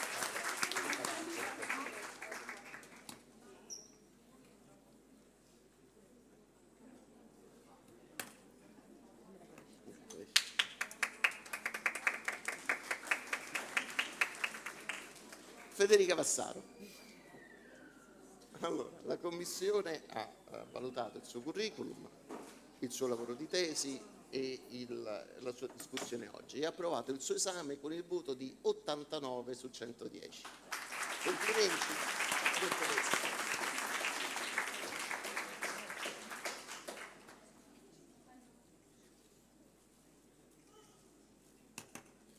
Complimenti.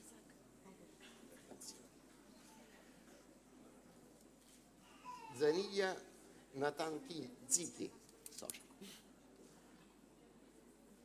The committee evaluated your curriculum, your thesis, and your defense today, and approved your exam with a grade of 86 out of 110. Congratulations, you are now Dottoressa Magistrale.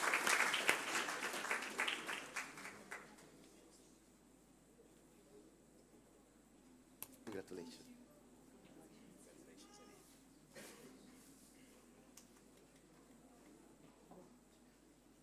Brother Babu Shaikh.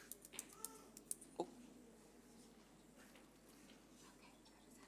The committee evaluated your curriculum, your thesis, and your defense today, and approved your exam with a grade of 96 out of 110. Congratulations, you are now Dottore Magistrale.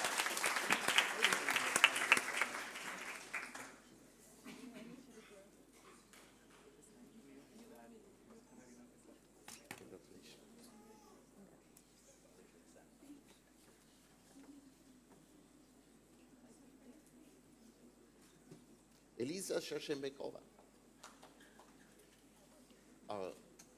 We considered your curriculum, your thesis, and your discussion today, and we approve your exam with a grade of 101 out of 110. Congratulations.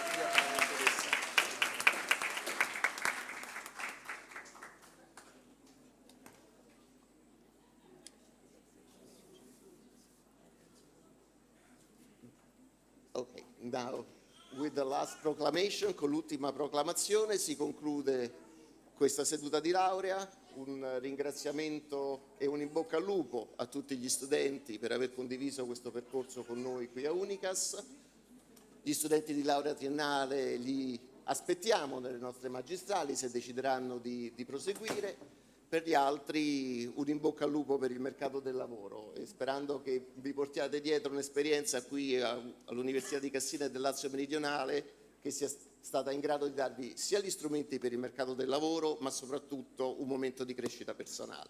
Quindi di nuovo grazie a tutti voi, grazie alle vostre famiglie, thank you to all our students. We wish you best of luck for your future and your future career above all. Hoping that you will bring Unicas in your heart for a while. Thank you again. Congratulations.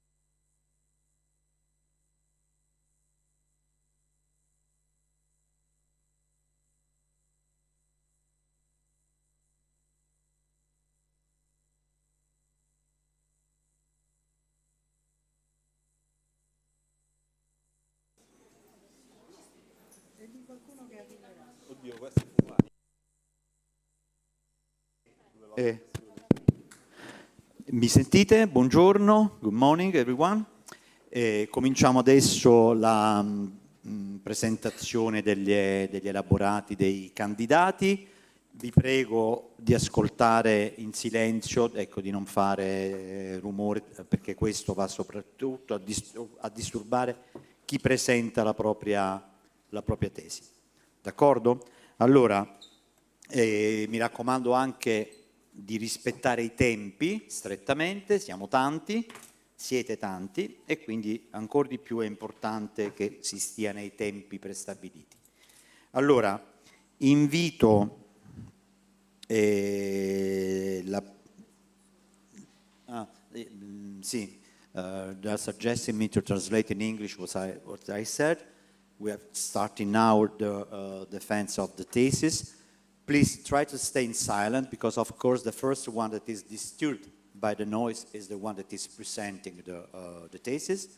And the other thing is to respect, to stay into the time that you are awarded, I think, by your supervisors. Ok, we can start, possiamo iniziare con la prima candidata, Aidelshina Aigerim, prego. A te la parola.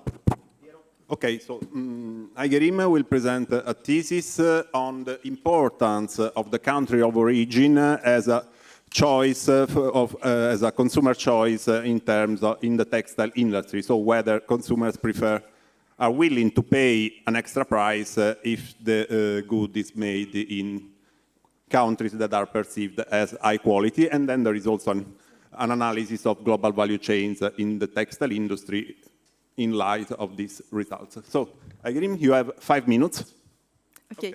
Good morning, everyone. It's a pleasure to present my thesis today in front of all of you. So my thesis explores consumer perception of a country of origin effects and global value chains in the fashion industry. So as we all know, fashion industry today spans the globe. A single garment might be designed in Italy, stitched in Asia, and sold worldwide. So we all know a lot of countries involved in this process. But the labels, it's still important to focus on where is it made. So label made in Italy carries strong symbolic power, as we all know, signaling quality, prestige, authenticity. But it can be misleading as it's based on the last big production process, as many steps or components might come from abroad.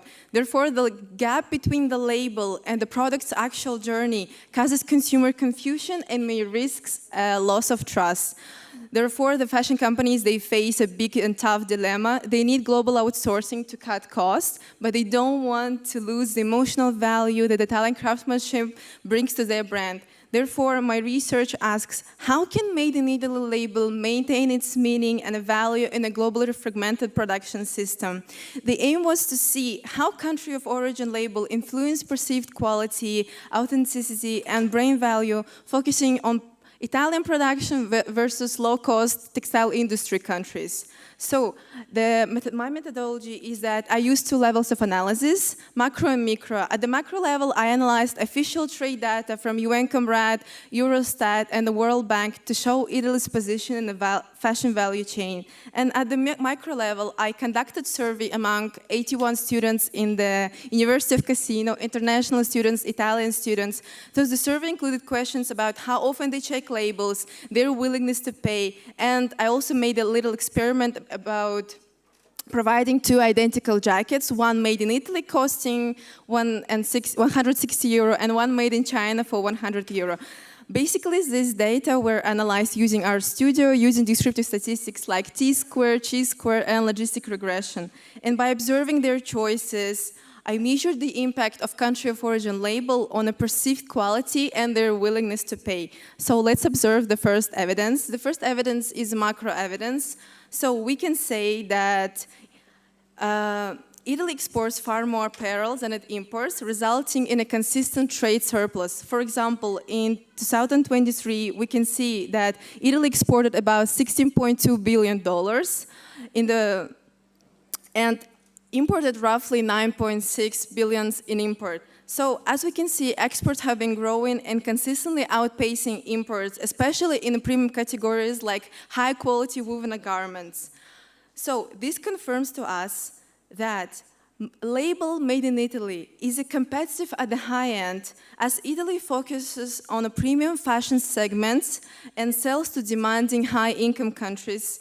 The label isn't about mass production. It signifies quality, craftsmanship, and brand heritage. The next macro evidence represents to us upstream dependencies. So, as we know, Italy imports mostly textiles, fibers, yarns, mostly from such countries as China, Japan, Turkey. And the question arises, why is that? This allows Italian firms to focus on designing and final finishing, and rather than on basic, low-value, low-margin assemblies. In global value chain terms, we can say that Italy is positioned at the high end of smile curve, which represents to us that Italy captures value through superior design, fabric finishing, and branding, while sourcing low-value components from abroad. Considering the survey that I made, we can see that findings show that consumers, especially students of University of Cassino, they place extra value on Made in Italy through price and nationality influence their choices. For example, in a jacket choice experiment, we can see the split. Overall, about 47% of respondents chose a jacket made in Italy, despite it costing €160, while other 44% chose identical jacket made in China for €100. This alone tells us that many consumers are willing to pay significantly more for the Italian origin. But the split also shows that price is a factor. Not everyone can pay €60 extra just for the label. Nationality also made a big difference, as among Italian students in our sample, strong majority, about 62%, chose the Made in Italy jacket, preferring their home country in our sample, rather than the jacket made in China. In fact, after making statistical calculations, I found out that logistic regression analysis show that being Italian increases the odds of choosing Italian-made jacket by about 3.3 times compared to non-Italian students, holding other factors constant. The second important that I would like to mention is I also, using the survey, I understood the willingness to pay in perception of international Italian students. We can say that majority are willing to pay a premium. Actually, 86% of respondents said that they would pay at least €5 more for a fashion item that's made in Italy, and about 58% said that they would pay even €10 more. So, consumers, particularly younger ones, as students of university... So please go to the conclusions. Okay, thank you. Yeah, I will sum up. So, for the conclusion, I would like to say that my thesis finds that Made in Italy can indeed maintain its meaning and a value in a globalized production system, but it requires adaptation. By blending tradition with transparency, we can make the Made in Italy promise strong. We need to pay attention to transparency through supply disclosure and digital product passports, and support European Union-wide traceability and sustainability regulation. Thank you very much for your attention. Okay, thank you. Thank you to the candidate. Invito la prossima candidata, Casanova Madina. Prego, discutere elaborato con il professore Esposito. Piero? Yeah, okay, so Madina has made an analysis of automation, I think, yes? Or am I mixing it with...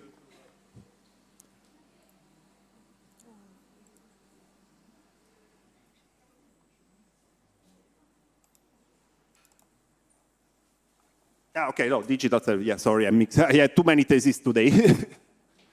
Yeah, so she analyzed digital trading services across European countries, and in particular, she used reveal comparative advantages indexes to see whether in the last 10 years there has been a shift, a change in the specialization, and whether some countries have gained a comparative advantage in this precise sector. Okay, so you have 5 minutes. How to open?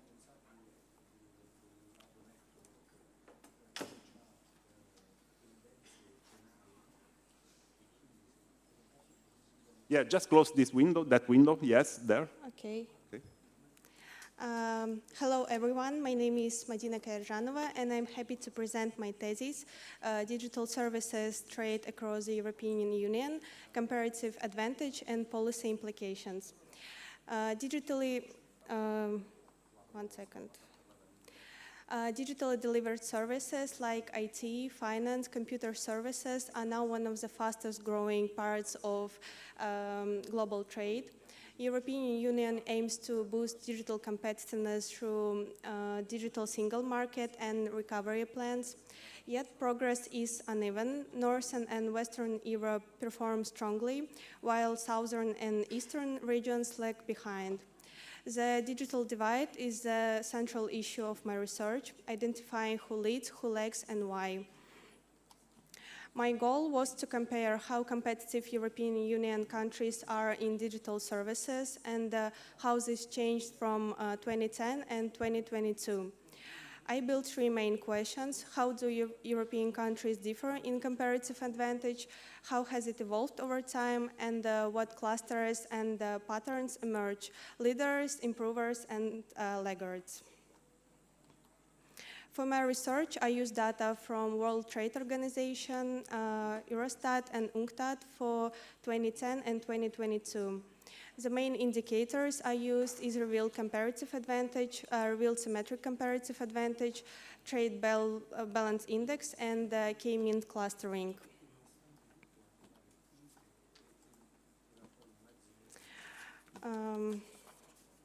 Only a few countries capture the most of Europe's digital trade gains, widening the digital gap. Unlike earlier static studies, my research takes a dynamic view, showing how each country's positions changed over time. Here you can see two bar charts for 2022, trade balance index on the left and on the right, and trade balance on the left. Germany, Netherlands, and Ireland lead with large surpluses, and the trade balance index values near +1, showing strong export dominance. Smaller economies like Estonia, Latvia, Bulgaria also perform well, proving digital success depends on specialization, not size. Overall, only a few countries dominate. It highlights Europe's uneven digital competitiveness. Comparing 2010 and 2022, Ireland and Luxembourg remain clear leaders with a revealed comparative advantage above 1 in both years. Romania and Czechia show noticeable improvement. It's a good sign of convergence, while Greece, Croatia, and Portugal are still catching up in digital competitiveness. The revealed symmetric comparative advantage chart on the right tells the same story, stronger scores in the north and west and weaker ones in the south and east, showing progress but persistent gaps.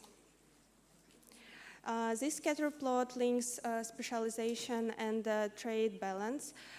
Countries like Ireland, Belgium, and Germany combine high specialization with strong surpluses, and they are the European Union's digital export leaders.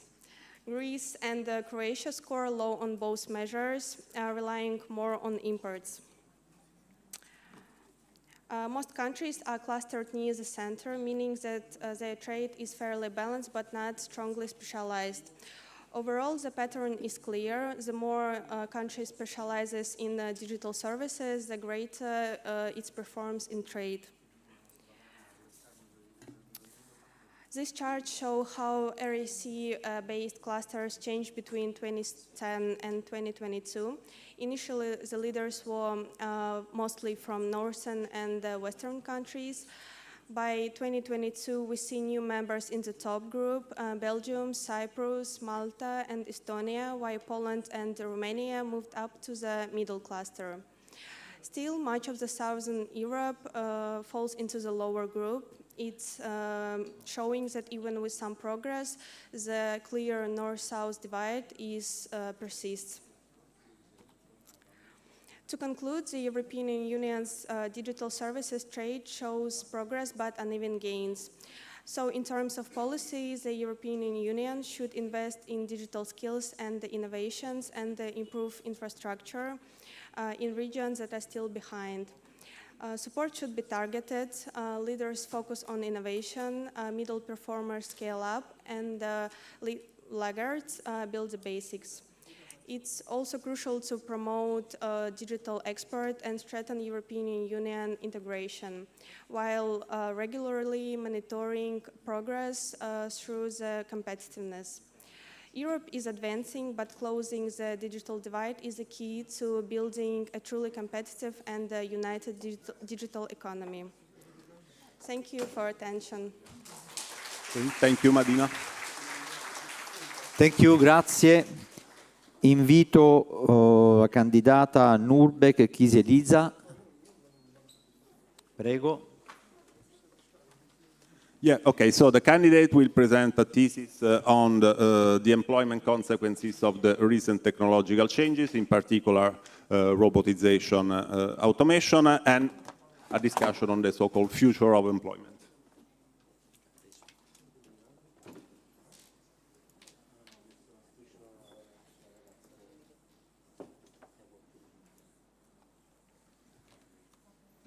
Okay, good morning everyone, and today I'm going to be share my topic thesis is artificial intelligence and how it's changed our job market and industry. So while we know after COVID and everything that happened with the past years, between 2020 to 2025, AI intelligence moved from being just smart intelligent assistants to a really big economic force.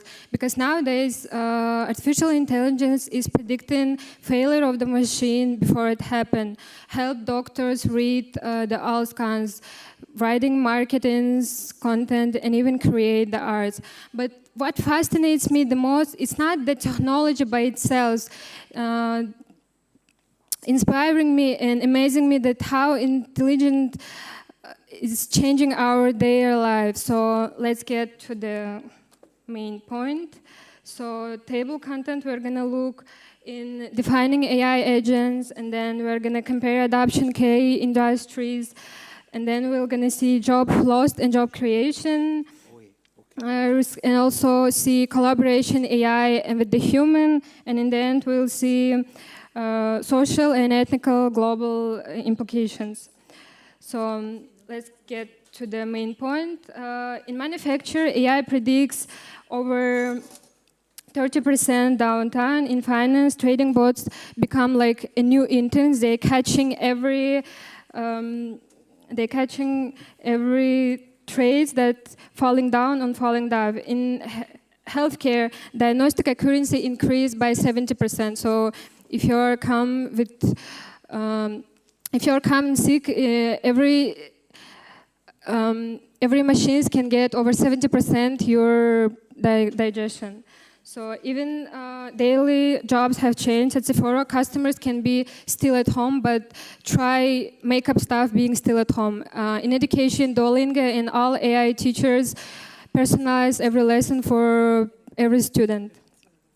And unfortunately, not every country moving at the same speed. For example, US is focusing on innovation and China focusing on national strategy, but the gap is being huge because the Nigeria is being down than Singapore, because Singapore has been ahead 6 and 4 times.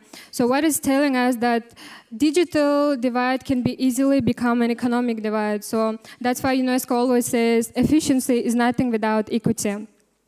So within 5 years, 85 billion jobs was lost, but the otherwise 97 billion job was created. Now we have new roles like AI trainers, prompt engineers, and even human AI coordinators. So I would like to say AI, it didn't destroy job creativity. It's more like amplified it. So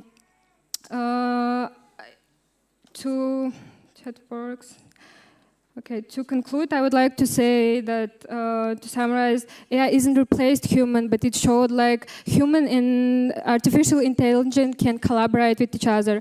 Because in the end, the future will not depend how artificial intelligence and how fast it gets well smart and faster, but how wisely we will use our resources and all that we have. That's it. Thank you for your attention. Okay. Thank you, Eliza. Grazie, thank you. Invito la prossima candidata, Angela Ricci.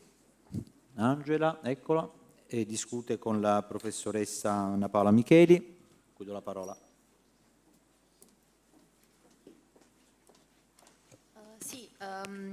Angela discute una tesi sul fintech e l'innovazione nei mercati finanziari, con un focus in particolare sul crowdfunding e ad analizzato anche un caso aziendale, il sito CrowdFundMe.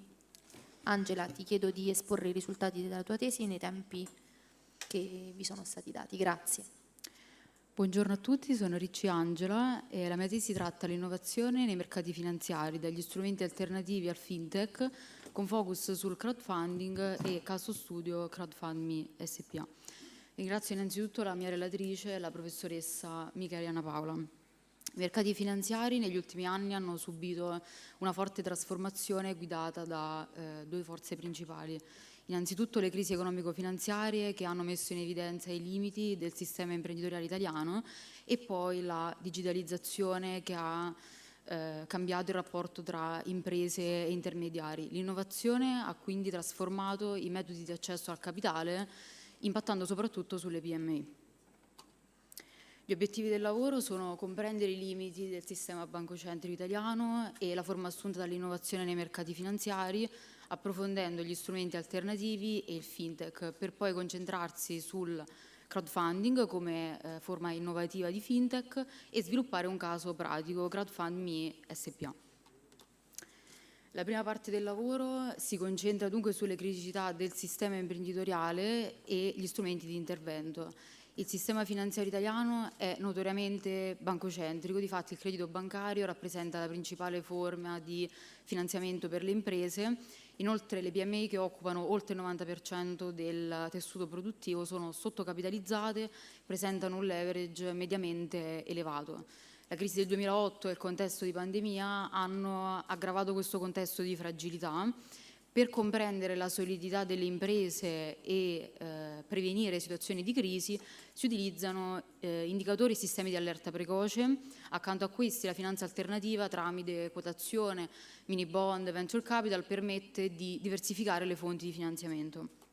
L'analisi prosegue con il fintech come espressione dell'innovazione e incontro tra finanza e tecnologia.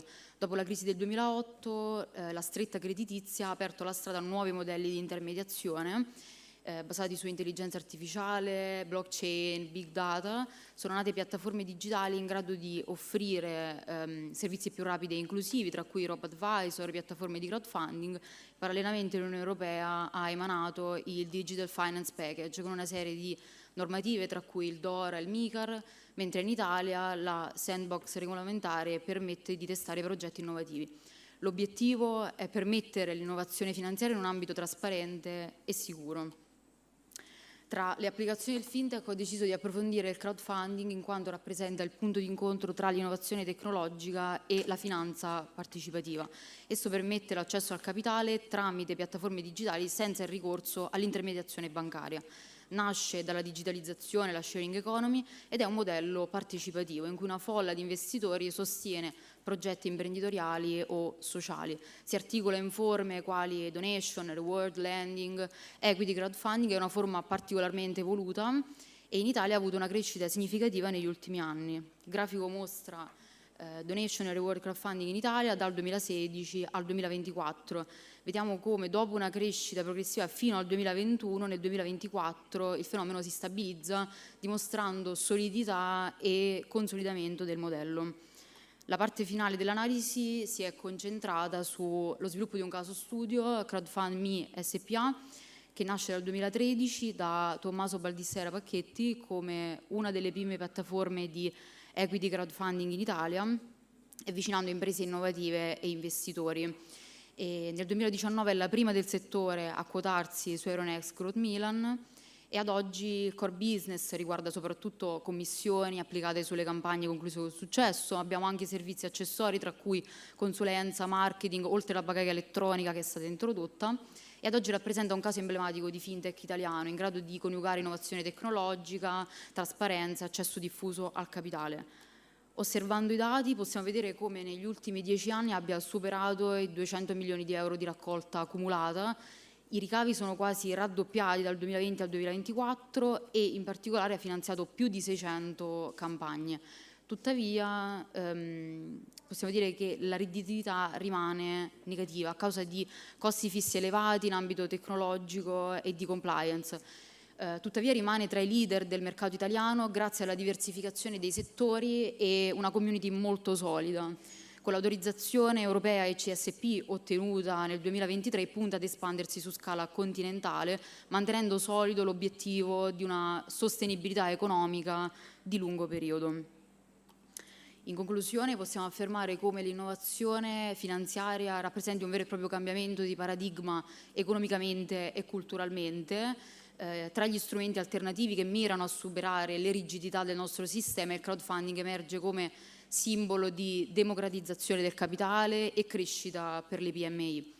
Crowdfunding SPA ne è un caso concreto, dimostrando come l'Europa potrà competere anche a livello continentale e le sfide future in termini di sostenibilità, armonizzazione e sicurezza digitale rappresentano elementi fondamentali per consolidare questo percorso evolutivo. Grazie a tutti per l'attenzione.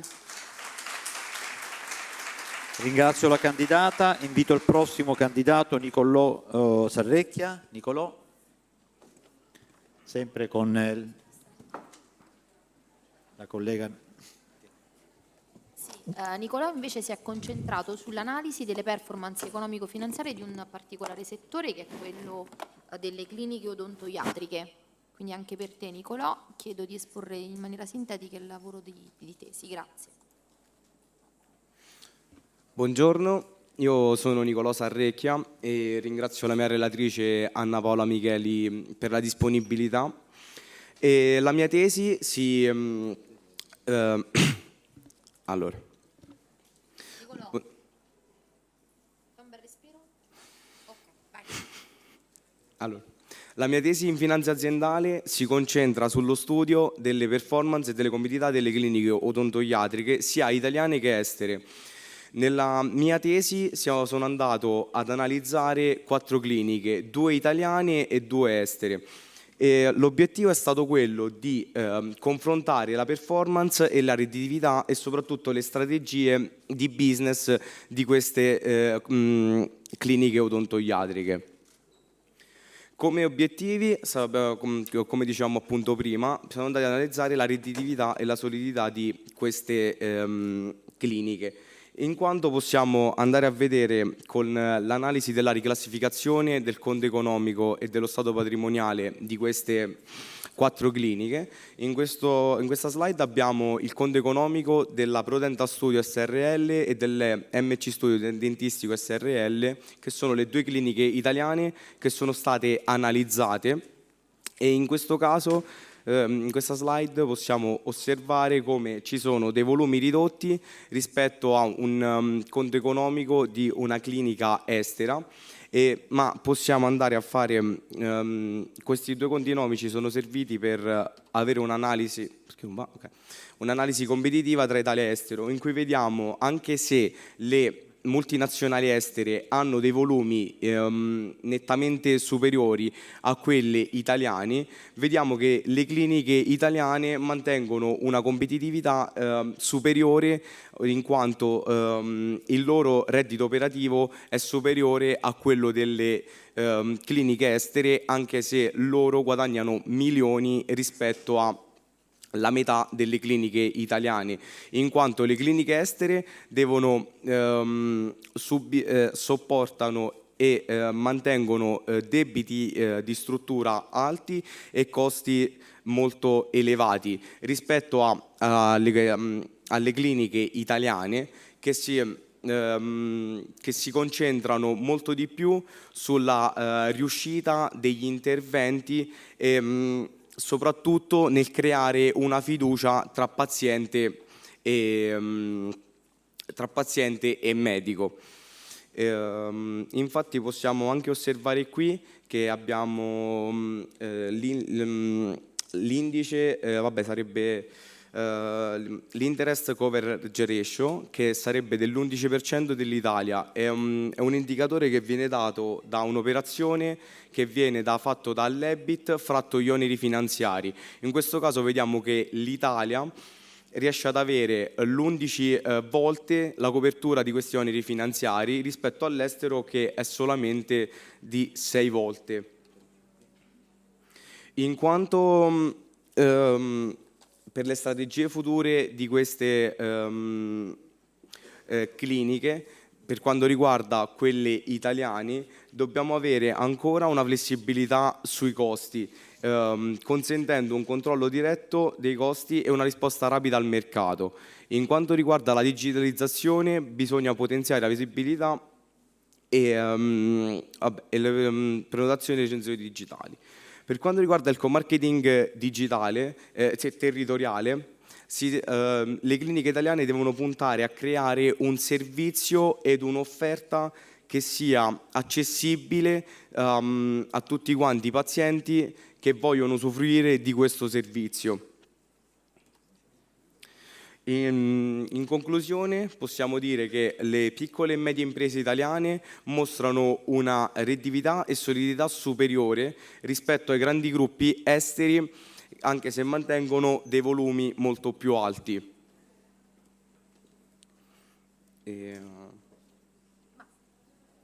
Grazie per l'attenzione.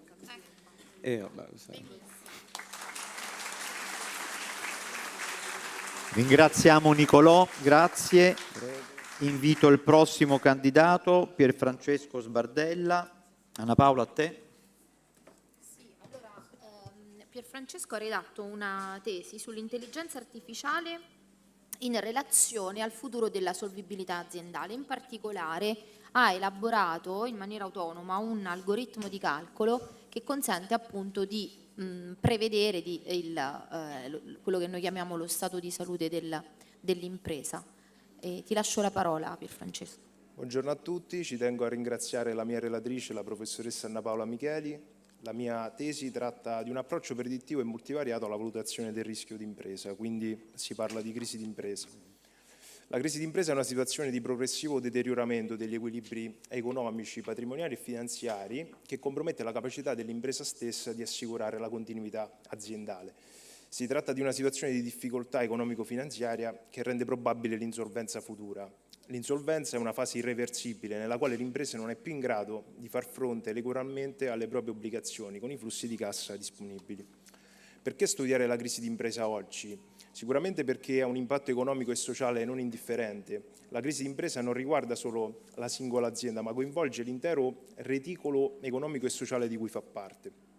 L'ambiente economico odierno è multidimensionale, quindi il contesto di incertezza e di cambiamenti normativi costanti è sicuramente da approfondire, oltre al ruolo crescente della sostenibilità e la necessità di strumenti predittivi integrati nell'era dell'intelligenza artificiale.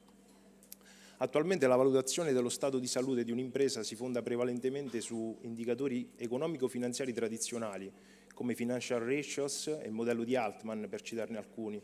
Tali strumenti consentono di fotografare la situazione aziendale, ma comunque risultano consuntivi, di natura consuntiva, basati su dati contabili storici, quindi non dinamici. L'evoluzione dei modelli di previsione della crisi ha subito un processo di profonda trasformazione, partendo da Beaver con i ratios univariati, passando per Altman, Merton, Olson e Zimliewski, la diffusione di modelli statistici quindi, fino ad arrivare al nuovo codice della crisi nel 2019 e l'integrazione di intelligenza artificiale che vedremo in seguito. È opportuno citare l'approccio alla previsione del modello di Altman, che sicuramente è quello più altisonante ancora attualmente. È il modello più famoso a tale scopo perché commistiona 5 indici di bilancio che vengono calcolati per considerare l'azienda in 3 diverse soglie: una distress zone, una zona di incertezza, una zona di pericolo di fallimento, una grey zone, una zona di incertezza, una safe zone. Quindi l'azienda verrà collocata in uno di questi 3 settori in base allo stato di salute. Ma indici e modelli attuali bastano per valutare davvero lo stato di salute di un'impresa e prevenire l'insolvenza?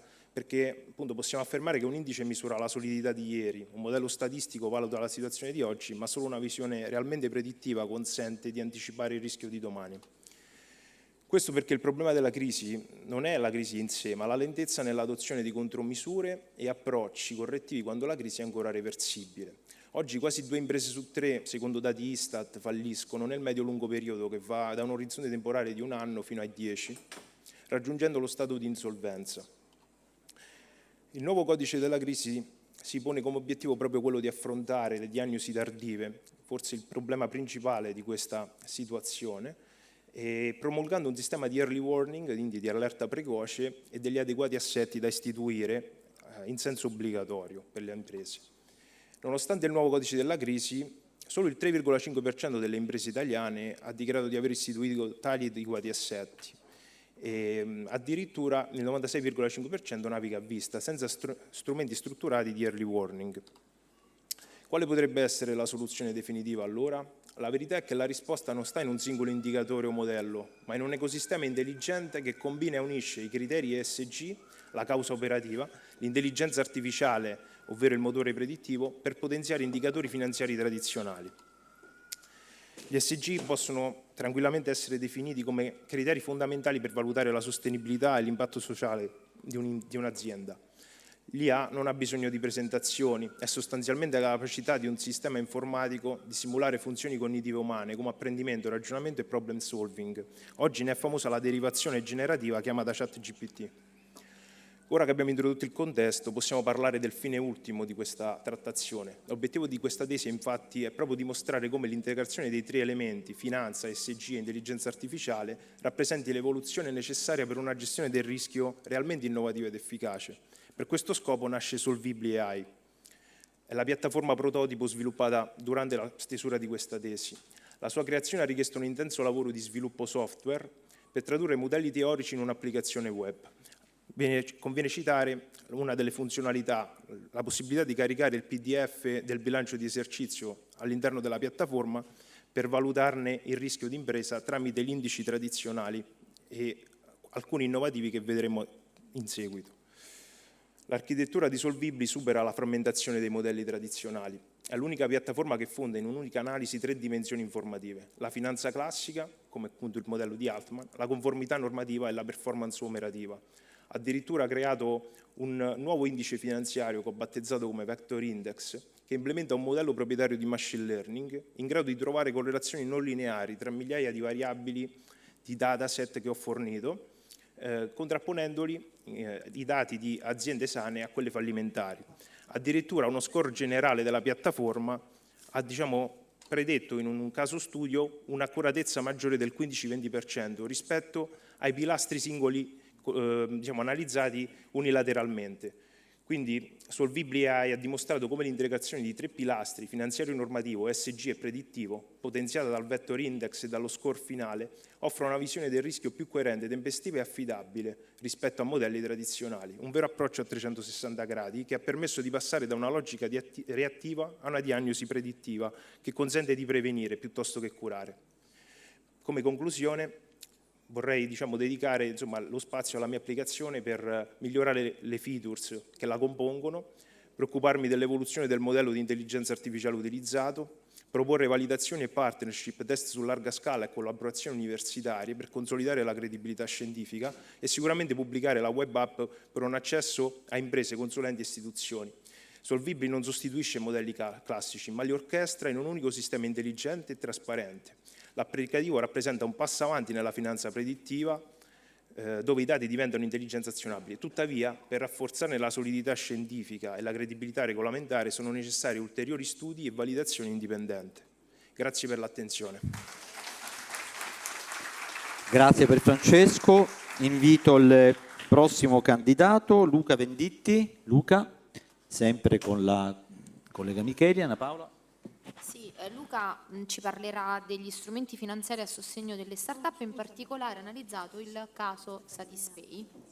Anche per te, Luca,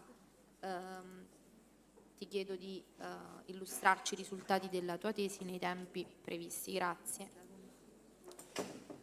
Buongiorno, ringrazio la professoressa per la parola. La mia tesi si concentra sulle start-up e in particolare sulle fonti di capitale alternative ai canali bancari tradizionali. Le start-up rappresentano uno dei principali motori di innovazione e crescita del sistema economico, tuttavia, data la loro natura intrinsecamente rischiosa, presentano delle difficoltà nell'accedere ai canali di credito tradizionali. Da qui nasce l'esigenza di valutare soluzioni finanziarie alternative e valutare l'impatto che tali soluzioni, tali strumenti finanziari hanno sullo sviluppo di tali imprese. L'elaborato si sviluppa in 3 parti, una prima parte dedicata a un'analisi generale sulle start-up, segue poi una panoramica delle principali fonti di finanziamento e infine verrà presentato il caso studio di una startup italiana, ovvero Satispay.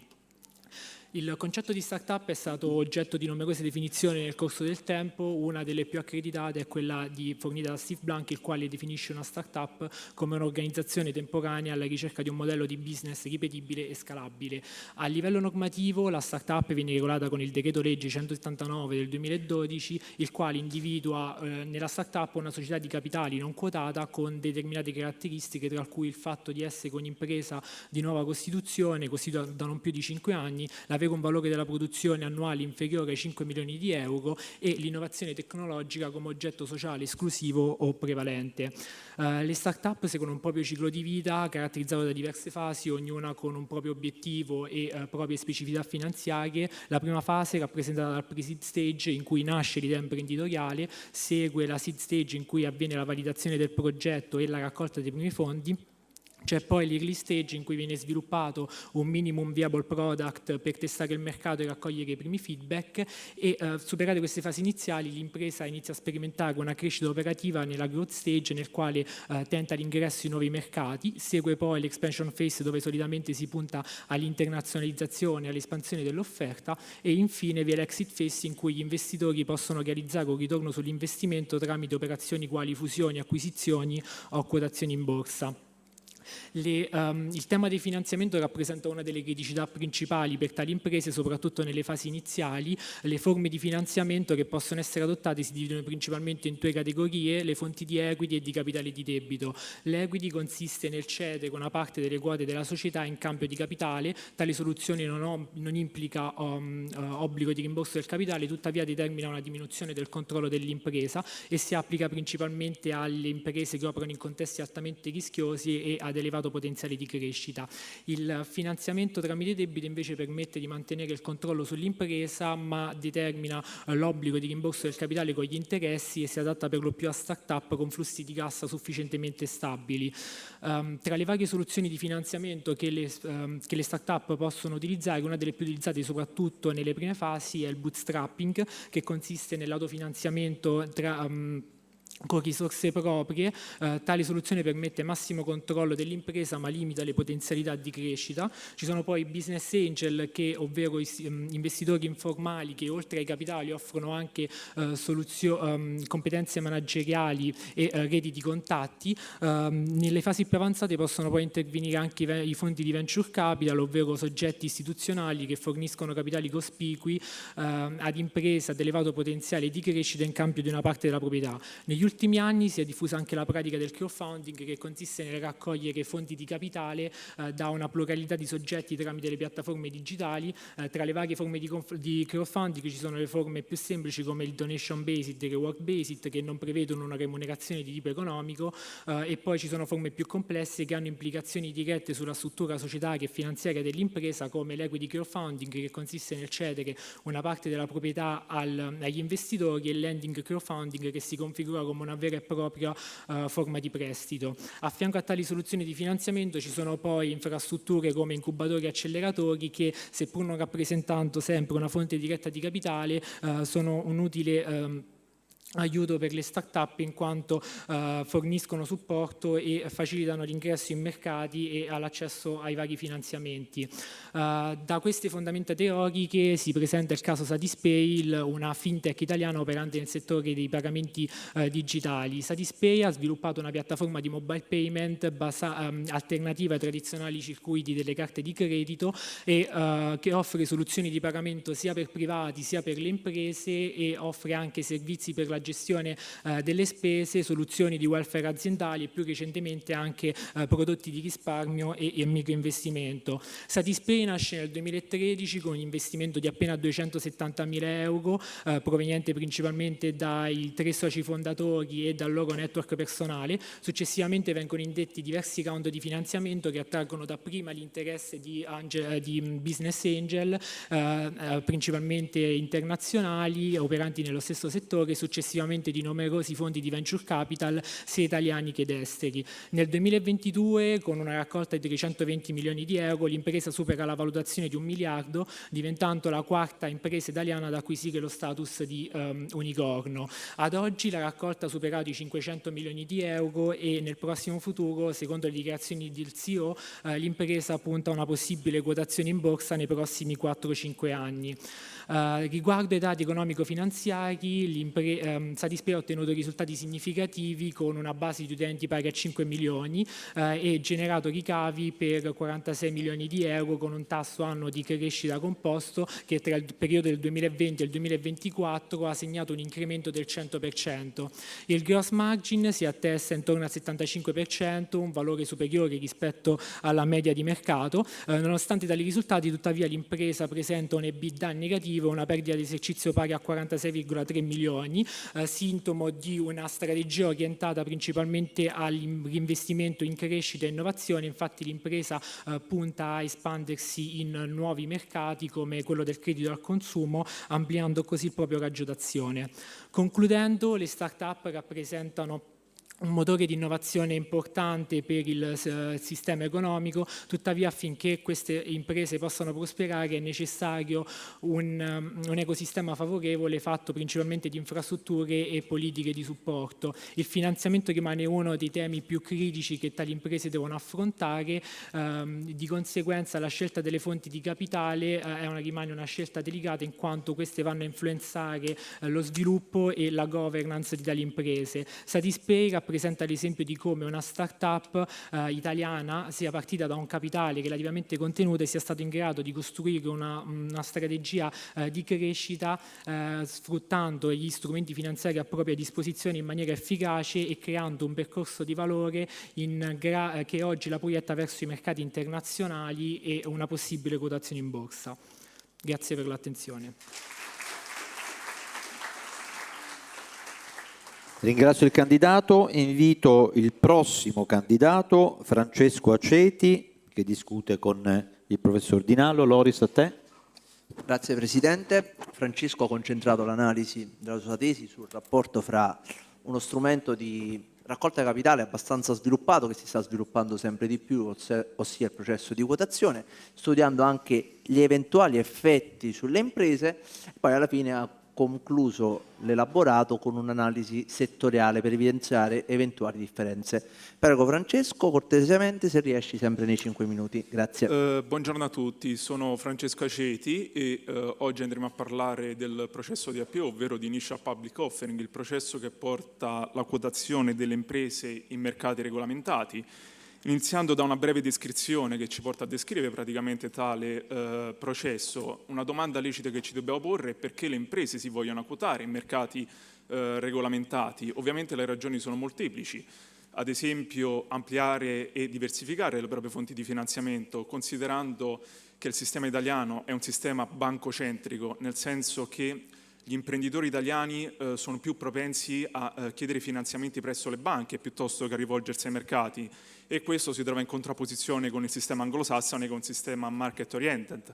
Dopodiché rafforzare l'immagine, attirare l'attenzione di nuovi investitori istituzionali come banche, imprese di assicurazione, fondi pensione. Ovviamente non solo queste le ragioni, accrescere lo standing creditizio nei confronti degli istituti di credito, motivare i dipendenti quindi aumentandone la produttività attraverso dei piani di stock option. Ovviamente si tratta di un processo complesso, infatti come possiamo vedere dal terzo bullet point esistono varie tipologie di IPO. Possiamo avere l'offerta pubblica di sottoscrizione. Con l'offerta pubblica di sottoscrizione l'obiettivo che persegue l'impresa è quello di mettere liquidità all'interno della società, ovvero attirando nuovi investitori. possiamo avere un'offerta pubblica di vendita. Con l'offerta pubblica di vendita l'obiettivo che si persegue è quello di modificare la struttura del capitale dell'impresa. Cosa voglio dire? Nel senso che gli azionisti attuali dell'impresa vendono in tutto e in parte le proprie azioni. E infine vi è l'offerta pubblica di vendita e di sottoscrizione che praticamente consiste in un misto di quelle considerate precedentemente, ovvero da un lato modificare la struttura del capitale e dall'altro immettere liquidità all'interno dell'impresa. Si tratta di un processo complesso che ovviamente le imprese non possono svolgere da solo. Chi sono i soggetti che partecipano a questa operazione? Sono molteplici. Abbiamo ad esempio l'advisor finanziario. L'advisor finanziario è colui che svolge un ruolo di consulenza iniziale all'interno del processo, stabilisce una valutazione economica dell'impresa, ovvero una valutazione intrinseca che ne porta poi a stabilire, a confrontarsi con altri attori come il Global Coordinator, il prezzo di collocamento dell'impresa nel mercato. Abbiamo, proprio come detto, il Global Coordinator, che in questo caso consistono in banche di investimento. Il problema è che siccome noi stiamo analizzando le PMI, quindi piccole e medie imprese, infatti il mercato italiano, il tessuto imprenditoriale italiano è costituito prevalentemente da PMI, in particolar modo il 93%, Global Coordinator è una figura che viene quando si tratta di operazioni di grandi dimensioni, quindi di imprese di grandi dimensioni. Solitamente il Global Coordinator in questo caso coincide con lo sponsor che secondo l'articolo 107 del testo unico di legge in materia bancaria e creditizia corrisponde a banche, società di intermediazione immobiliare ed imprese di investimento, e il suo ruolo è proprio farsi garante delle informazioni che vengono proiettate verso l'esterno da tali imprese. E in ultima istanza vi è un'altra figura che è lo specialist, che è una figura obbligatoria quando si tratta di, diciamo, della quotazione delle PMI. In particolar modo le PMI, il mercato a loro dedicato è l'Euronext Growth Milan, e lo specialist si fa garante nei confronti del mercato, deve rendere i titoli dell'impresa liquidi. Inoltre vi sono ovviamente altre istituzioni coinvolte come Consob, che è l'autorità di vigilanza dei mercati. Abbiamo la Borsa Italiana. La Borsa Italiana è la società di gestione del mercato finanziario italiano, in particolar modo del mercato immobiliare. Abbiamo l'Euronext Securities, che corrisponde alla denominazione commerciale di Monte Titoli SPA, e dove vengono depositati i titoli delle imprese. Ovviamente coinvolti nell'operazione vi sono ulteriori soggetti, ad esempio come società di revisione, società di comunicazione e le varie spese di consulenza che vengono effettuate per svolgere tale operazione. Andando nel concreto, nell'analisi empirica effettuata, si è andato ad analizzare le imprese che si sono quotate tra il 2018 e il 2019 e andare a verificare se effettivamente tale processo ha comportato una modifica delle performance finanziarie ed economiche di tale impresa. In particolar modo è stato preso un campione di 32 imprese operanti in due settori, settore industriale e settore dei servizi. Ovviamente la differenza tra questi due settori non è rappresentata solamente dal punto di vista della performance, ma anche dal punto di vista operativo, ovvero dal punto di vista del core business, perché è da considerare che, ad esempio, le imprese che operano nel settore dei servizi non devono sostenere una serie di costi che come ad esempio le imprese nel settore industriale. Riferiamo a costi come beni materiali relativi ad attrezzature, macchinari, impianti. Un primo indicatore che ci viene subito in mente è quello dei ricavi. I ricavi però non possono essere presi come riferimento, nel senso devono essere presi con le pinze, in quanto sono iscritti nel conto economico secondo un principio di competenza. Che cosa voglio dire? Che un'impresa può registrare anche 1 milione di euro di ricavi, ma se quei ricavi non si sono effettivamente monetizzati, questo non vale nulla. Dopodiché un ulteriore indicatore è quello dell'EBITDA. L'EBITDA, ovvero sta per Earnings Before Interest, Taxes, Depreciation and Amortization, corrisponde al margine operativo lordo e ci va a indicare il flusso potenziale che l'impresa può generare attraverso la propria attività operativa, e possiamo vedere dal grafico proprio come vi è una differenza sostanziale tra i due settori, ma dopo, quando si passa al seguente indicatore, ovvero quello dell'utile netto, e ciò che alla fine ci interessa, nel senso ciò che rimane alle imprese, il settore dei servizi riesce ad avere una posizione nettamente migliore rispetto al settore industriale, ma questo è subito evidenziato dal rapporto di indebitamento.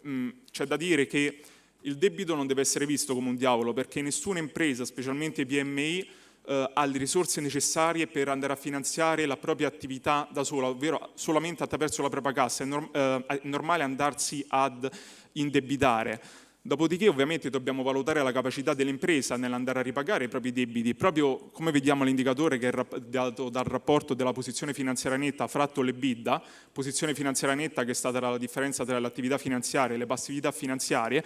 Vediamo come tutto il flusso di cassa potenziale prodotto dalle imprese nel settore industriale viene assorbito, il debito viene assorbito proprio dal dispendio di risorse relative al debito, cosa che non accade nel settore dei servizi. Successivamente si è andato più nel concreto, si è preso come riferimento le imprese operanti nel settore della meccanica, e qui bisogna considerare due fattori, ovvero uno relativo al contesto macroeconomico, nel senso che vedere le performance di tali imprese dal momento della loro quotazione, considerando che nel mezzo c'è stato il periodo relativo alla crisi pandemica Covid-19 che ha influenzato notevolmente l'attività operativa di tali imprese, ne va ad influenzare notevolmente il trend. Si pensa ad esempio all'azienda Ascoleva SPA. Ascoleva SPA è un'azienda che si occupa della produzione e della vendita di motocicli e monopattini elettrici, e sappiamo anche per via della forte regolamentazione europea come si tratta di un settore, diciamo, Francesco, non in crisi. puoi passare alle conclusioni, ma Sì. noi rispettiamo. E possiamo, diciamo, concludendo, possiamo dire che diciamo, le imprese non possono avvalersi del mercato, ma non come, diciamo, come uno strumento di salvaguardia, ma come uno strumento per farsi vedere, per far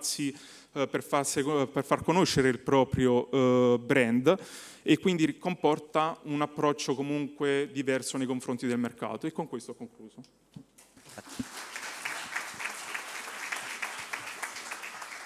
Ringrazio il candidato, invito il prossimo, Lorenzo Alfieri, sempre discute con il collega Di Nallo. Loris. Grazie. Ora portiamo l'attenzione al tema della sostenibilità all'interno del mondo finanziario. Il candidato ha studiato un pochettino diversi strumenti di finanza sostenibile e in particolare alla fine nel terzo capitolo ha fatto un caso studio su una banca nello specifico, tratteggiando le iniziative sostenibili che ha condotto e anche i risultati che ha ottenuto sotto il profilo appunto sempre della sostenibilità. Prego Lorenzo. Sì, allora, partiamo dalla breve definizione dalle caratteristiche della finanza sostenibile per passare poi agli strumenti che la finanza sostenibile utilizza in concreto nell'operatività dei mercati finanziari, per passare poi agli obiettivi della ricerca, un esempio di aziende che applica con successo la finanza sostenibile, cioè Intesa San Paolo, con un breve focus su strumenti e iniziative adottate, impatti, risultati, per passare poi alle conclusioni. Allora, cosa si intende per finanza sostenibile? Si intende l'insieme delle pratiche destinate alla creazione di valore sul lungo termine, che perseguono non solo gli obiettivi tipici della gestione finanziaria, altrimenti parleremo di finanza tradizionale, ma anche altri aspetti di natura ambientale, sociale e di governance. In questo contesto giocano un ruolo di fondamentale importanza i criteri ESG, che sono 3: criterio ambientale, uno dei fattori più importanti è la riduzione delle emissioni, in particolare emissioni di gas serra, criteri sociali che attengono ai diritti e alle condizioni di lavoro, salute e sicurezza dei lavoratori, anche all'impatto sociale sulle comunità locali, e infine il criterio di governance che attiene alla struttura interna dell'impresa. Quali sono gli strumenti attraverso cui i principi ESG trovano applicazione operativa nei mercati finanziari? Essi sono sostanzialmente 3, cioè le azioni, in particolare azioni ESG, le obbligazioni che possono essere di 3 tipologie: obbligazioni green che attengono alla sfera ambientale, obbligazioni sociali che attengono alla sfera sociale e infine obbligazioni sostenibili in senso lato che possono includere tutti e 3 i criteri ESG. Infine avremo i fondi comuni di investimento. Intesa San Paolo costituisce un modello di riferimento nella concreta applicazione dei criteri ESG. Negli ultimi anni ha introdotto una svariata gamma di strumenti finanziari sostenibili. Uno tra questi è il prodotto di investimento per le piccole e medie imprese che effettuano investimenti per migliorare il proprio profilo di sostenibilità. Come opera questo prodotto? Nella seguente maniera, cioè che vengono fissati degli obiettivi detti Key Performance Indicator, che sono sostanzialmente 3, cioè transizione ambientale, inclusione sociale, innovazione e digitalizzazione. L'impresa è chiamata poi a scegliere uno di questi 3 obiettivi. Al perseguimento dell'obiettivo c'è l'erogazione del credito a condizioni vantaggiose rispetto a altre imprese che non operano in questa maniera. Quindi dalla classica idea bidimensionale di fissazione del tasso, cioè rating di rischio, tasso di interesse, viene introdotta una nuova variabile, un nuovo fattore che è il rating ambientale, migliore il rating ambientale dell'impresa, migliori saranno le condizioni del credito, di conseguenza più basso sarà il tasso di interesse applicato. Un altro strumento sono le obbligazioni framework, dove i settori eligibili al finanziamento sono due, c'è uno attinente alla categoria green, ambientale, e l'altro attinente alla categoria sociale, poi si opera in questa maniera, cioè allocazione dei proventi, valutazione e selezione dei progetti, gestione dei flussi finanziari, rendicontazione periodica, revisione esterna indipendente. La riduzione del tasso di interesse potenziale massimo che si può ottenere è pari al 25%, ripartita in 3 aree di impatto, cioè efficientamento energetico, economia circolare e nuovi impianti di produzione di energia, rispettivamente un 12, un 6 e un 4%. Questo è un esempio di calcolo di riduzione del tasso di interesse, quindi la banca inserisce il tasso applicabile al cliente, viene inserita anche la classe di rating di rischio specifica del cliente. Dopo aver immesso tutti i dati, il modello calcola la classe di rating ambientale e conferisce lo sconto relativo a questo. Il risultato è un tasso scontato grazie al rating ambientale, che è ovviamente più basso del tasso iniziale. Quali sono le conclusioni? Cioè che l'adozione di strategie orientate alla sostenibilità rappresenta un elemento imprescindibile per le imprese contemporanee. Gli impatti sono molteplici, i vantaggi sono molteplici, sia sul piano finanziario, in primis un'elevata capacità di attrazione di nuovi capitali, un esempio sono i 2 strumenti appena citati. Un altro vantaggio è quello reputazionale, in primis il rafforzamento della legittimazione sociale, anche il consolidamento della fiducia degli stakeholder. Possiamo notare come il rating di Intesa San Paolo si sia evoluto da una BBB del 2018 a una AA nell'ultimo quinquennio. Grazie per l'attenzione. Ringrazio il candidato, invito il prossimo candidato, la prossima candidata, Cece Geri, I'm sorry for the pronunciation. Loris. Thank you, President. Again, on sustainability, Mary has paid attention to the relationship between ESG and performance, and particularly she has analyzed one paper that focuses on the company that belongs to the Nairobi Stock Exchange. Please explain your thesis, if it's possible, in 5 minutes. Thank you, Mary. Thank you, sir. My name is Mary Jerry, and the professor who supervised me during my thesis was Professor Loris. Thank you. I'm going to talk about the effect of environmental social disclosure on firm value listed on Nairobi Security Exchange. My presentation agenda is about introduction and the context, theoretical foundation, research methodology, key findings and resultings, conclusion and recommendations. Furthermore, we are going to talk about the theories. Under the theories, we have the stakeholders. These people, they give information to maintain their relationship within the investors, the shareholders, the employees, and employers. We have the legitimacy theories, whereby these people, they are responsible. They keep the socially, their responsible image and legitimize action within social norms and expectations. Discretionary disclosure, whereby the managers weigh costs and benefit. Thank you. Research methodology. Here we are going to talk about the test. To test our hypothesis, we use the positive philosophy and a mixed method design, using both quantitative and qualitative data. About the key variables, we have the independent variables, whereby we use the environmental social governance. Independent, we have the firm variables, whereby we measure this by using the return on equity and the return on asset, and the Tom's Q. About the control variables, we have the financial leverage, inflation, and incentives.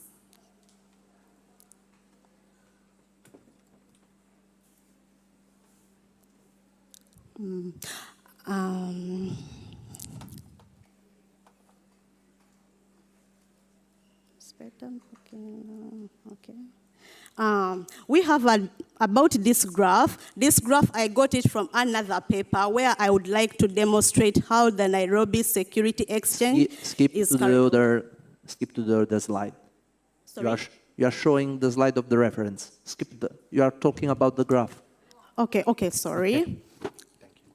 About this, I got this paragraph, I got it from these references where I researched, and I used from another paper, whereby when we see about, I got this from Kenya Security Exchange from the 2027 to 23, whereby when we see from 40%, we see that 40% of companies were able to use the environmental social enclosure, compared to 2023, whereby many companies were able to utilize this environmental social and enclosure, whereby they utilized a lot of information and they were reporting it to the public about their companies. Key findings, we have the impact on farm value, whereby it is also taken by the return on equity, the return on asset, whereby we can say about it is that the return on equity, the governance and social disclosure positively influence return on equity. About also the return on assets, we can talk about how well the business or the company uses its asset to generate profits. The drivers of environmental social governance disclosure, we have the regulatory pressure, we have the top management. Here about the top management, we have the CEOs who are able to be reporting information about their companies to the investors, hence boosting their company. The shareholders, they also give information to their investors, and investors, shareholders, employers, and employees, hence boosting the company's value. And we have the competitive edge, whereby the pressure from competitors from already disclosed environmental social governance strategies. We have the civil society, whereby we have the pressure from the community and the group about the company. Hence, they disclose all this information for investors. They attract investors to come in, the investors, the employers, the customers, hence boosting the company's value. Last but not least, the practices and the farm value, we have the positive correlation, whereby the disclosure significantly impacts on return on asset and return on equity. Competitive advantage, continued stakeholders, pressure leads to better disclosure, pressure and procedures and enclosed farm value. We have the governance gap, whereby the governance issues are the least disclosure despite their positive impact on performance. The policy implication, where I have the mandate governance disclosure, whereby integrates social metrics, does not only focus on environmental but also people. When we say that social, it mostly focuses on social, goes with people, then environmental, then it's things like the planet, the weather, everything. Promote transparency, whereby Mary, they give... Please try to summarize because the time is over. All right. So the last two slides. All right, about the recommendations for practice and future research, we have the regulatory governance review, stakeholders, future research, we have the cooperative studies and quantitative method. Thank you for listening. Grazie. Invito prossimo candidato, Felice Natiel Joseph, sempre con il collega Di Nallo. Thank you. So the aim of the thesis of Joseph is to analyze the financial structure of the companies in the Ethiopian country, also linking to the different financial structure theory and the difficulty in the capital access of sometimes. So please explain your thesis in 5 minutes. Thank you, Joseph. Thank you. First of all, I would like to thank everyone for being present for my presentation, and also to those that hadn't managed to come but have contributed throughout my journey. Special thanks goes to my supervisor, Professor Loris Dinallo. So today, I will be presenting my bachelor's thesis titled Capital Access and Financial Structure of Companies in Ethiopia. The study will be focused primarily in 5 topics: introduction, research overview, methodologies used, key results found, and the conclusions with recommendations. So, as a background, access to finance is a critical driver of business survival, innovation, and growth. But in developing economies like Ethiopia, structural and institutional barriers restrict access to capital. SMEs, which are small and medium-sized enterprises, which comprise over 90% of Ethiopian enterprises, face severe financial constraints due to collateral demands, informality, and weak financial literacy.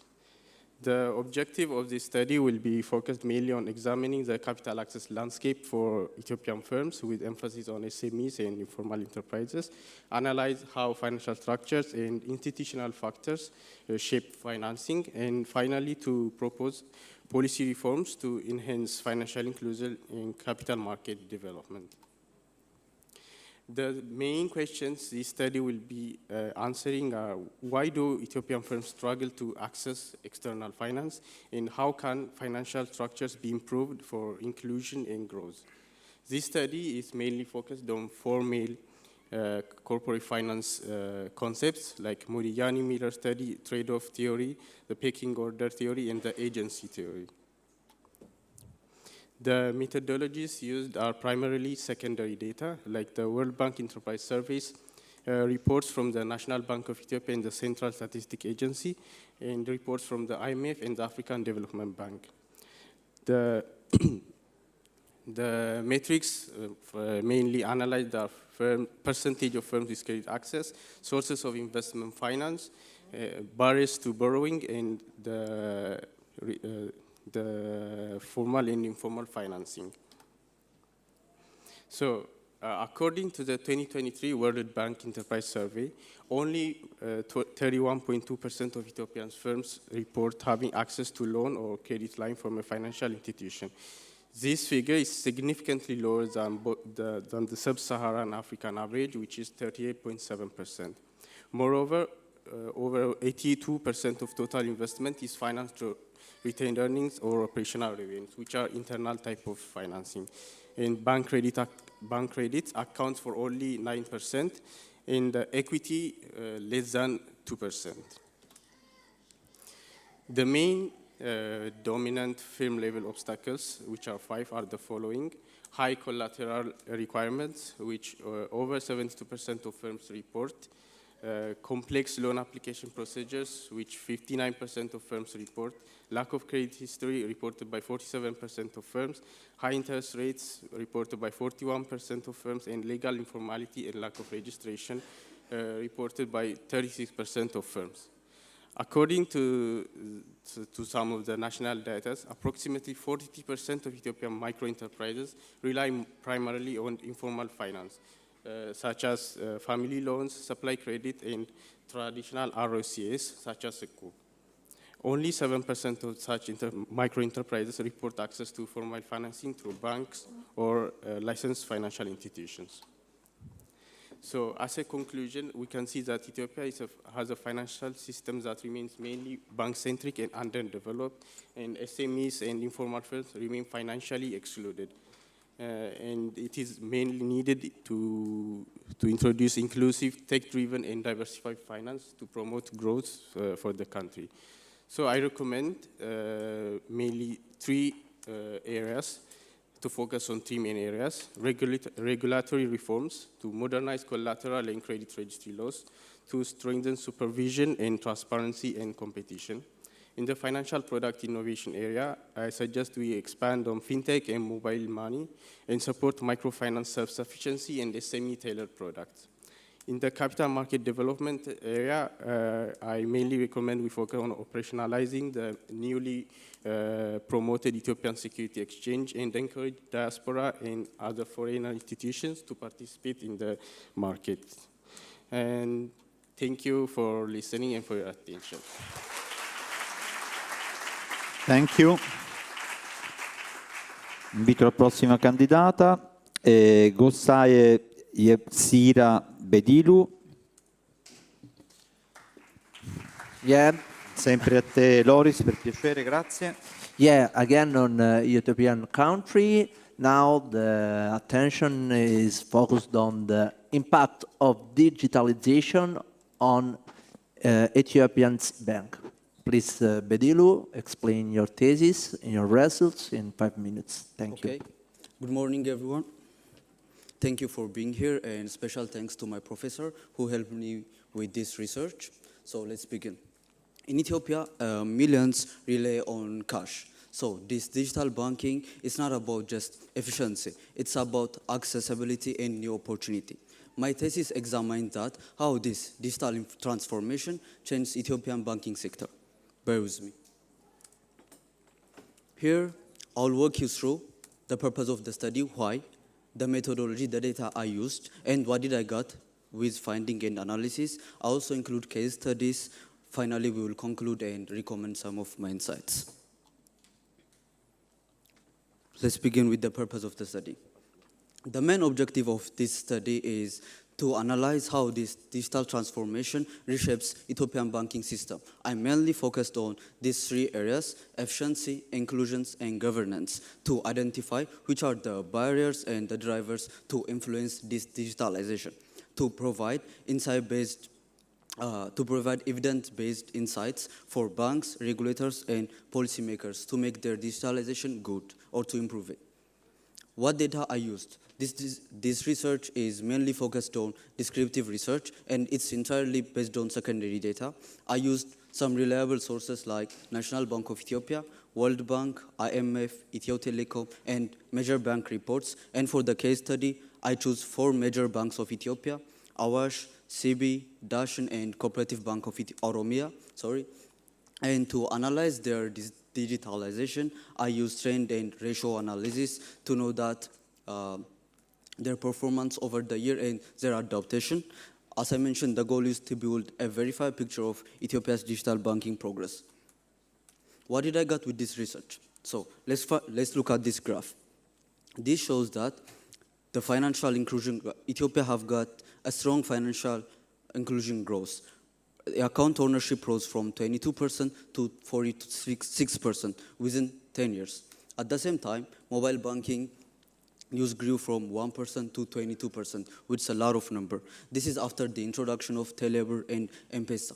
This shows us how digital channels are the main gateway for people to enter to financial markets. The inclusion affects the customer, so this affects the banks. Profitability metrics. Here you can see the profitability declined from 2015 to 2019, and after that it improved after 2020, after this digital operation improved and introduced. You can see the ROA, return on asset, grows from 1.2% to 2.2%. The ROE grows from 13% to 20%. This shows that digital efficiency reduced cost-to-income ratios. As I mentioned, I used 4 leading banks of Ethiopia as a case study. Commercial Bank of Ethiopia, Awash, Dashin, and Cooperative Bank of Ethiopia. When we see the Commercial Bank of Ethiopia, it have got a lot of digital users by million. It's 45 million digital users, and 78% of its transaction goes with digital. When we come to Cooperative Bank of Oromia, their transaction digital by percent, it's 80%, which is the higher in the Ethiopia, and Awash and Dashin will go. So after watching all this data, let's summarize it. Digital transformation is real, but uneven. It has to be improved efficiency, inclusion, and transparency. Yet, there are still some limitations. Infrastructure and literacy gaps are still limit full adoption. And transformation is not just only technological, it's institutional. We need new skills.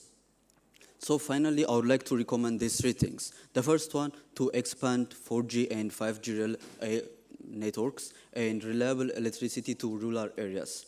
The second, strengthening the partnership between banks and fintechs. And the last, improve digital literacy and cybersecurity. Here they can use digital ID, now it's starting.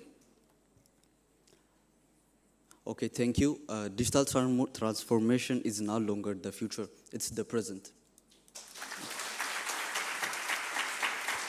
Bene, grazie, thank you. Cominciamo adesso la discussione delle tesi magistrali. We have moved now to the master thesis. Invite the first one candidate is Eisa Mahmoud. Eisa, prego, ha fatto la tesi con me, si è occupato della psicologia della percezione della qualità. He did his master thesis on the psychology of the perceived quality. Prego.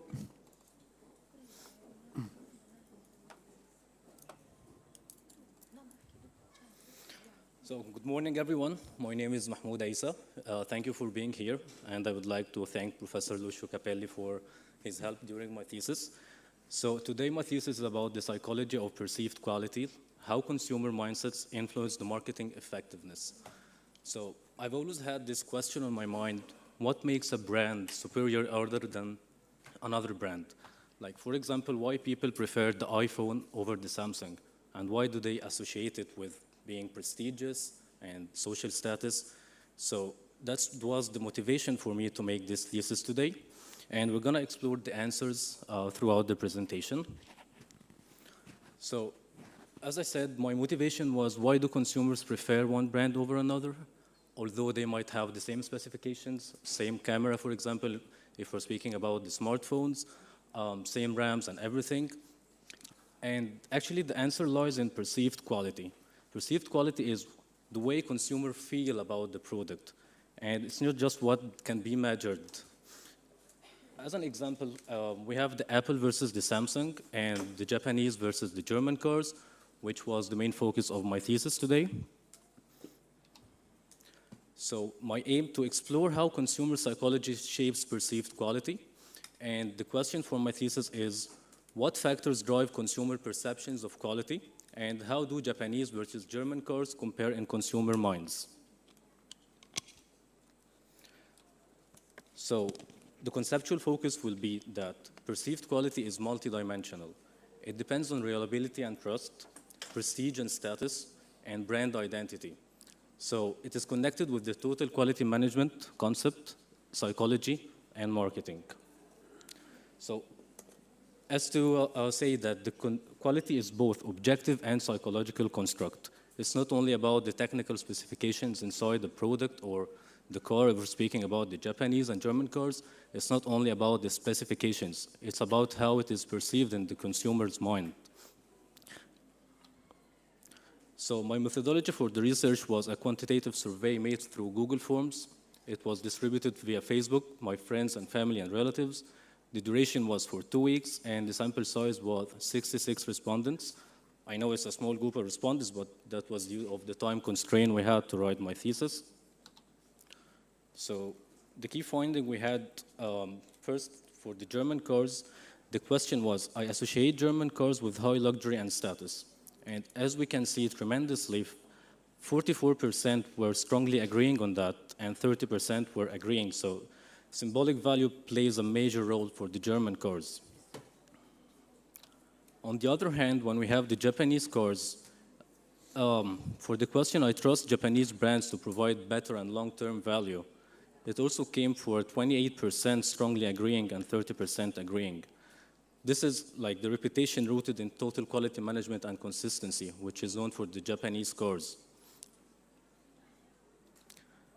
So this confirms that prestige and symbolic value are essentials for how these brands are perceived in the consumer's mind, not only about the car's performance or the motor or everything, but just how is it perceived in the mind of the consumer.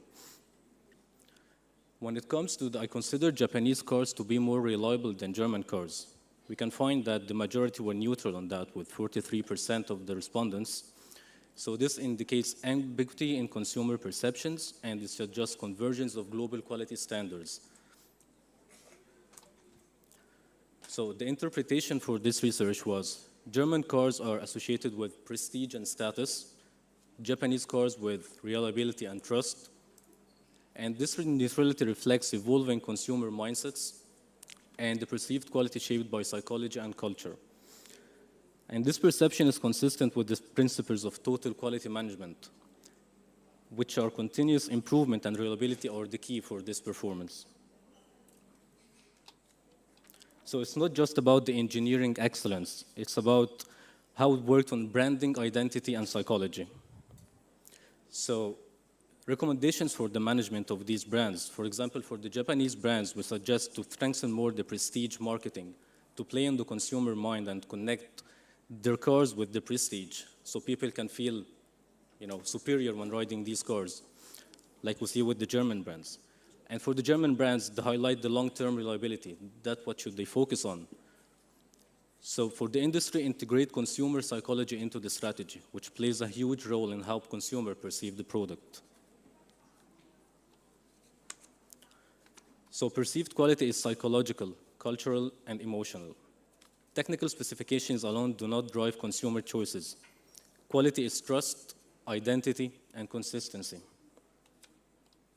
So to conclude that, companies work on perceived quality not only in improving the product itself, but by managing what consumers feel and believe about this. They use branding to identify psychology to improve this conception of how the consumer perceives the product, and emotions to create loyalty. Thank you. Grazie, thank you. Invito Pandey Nishan Kumar.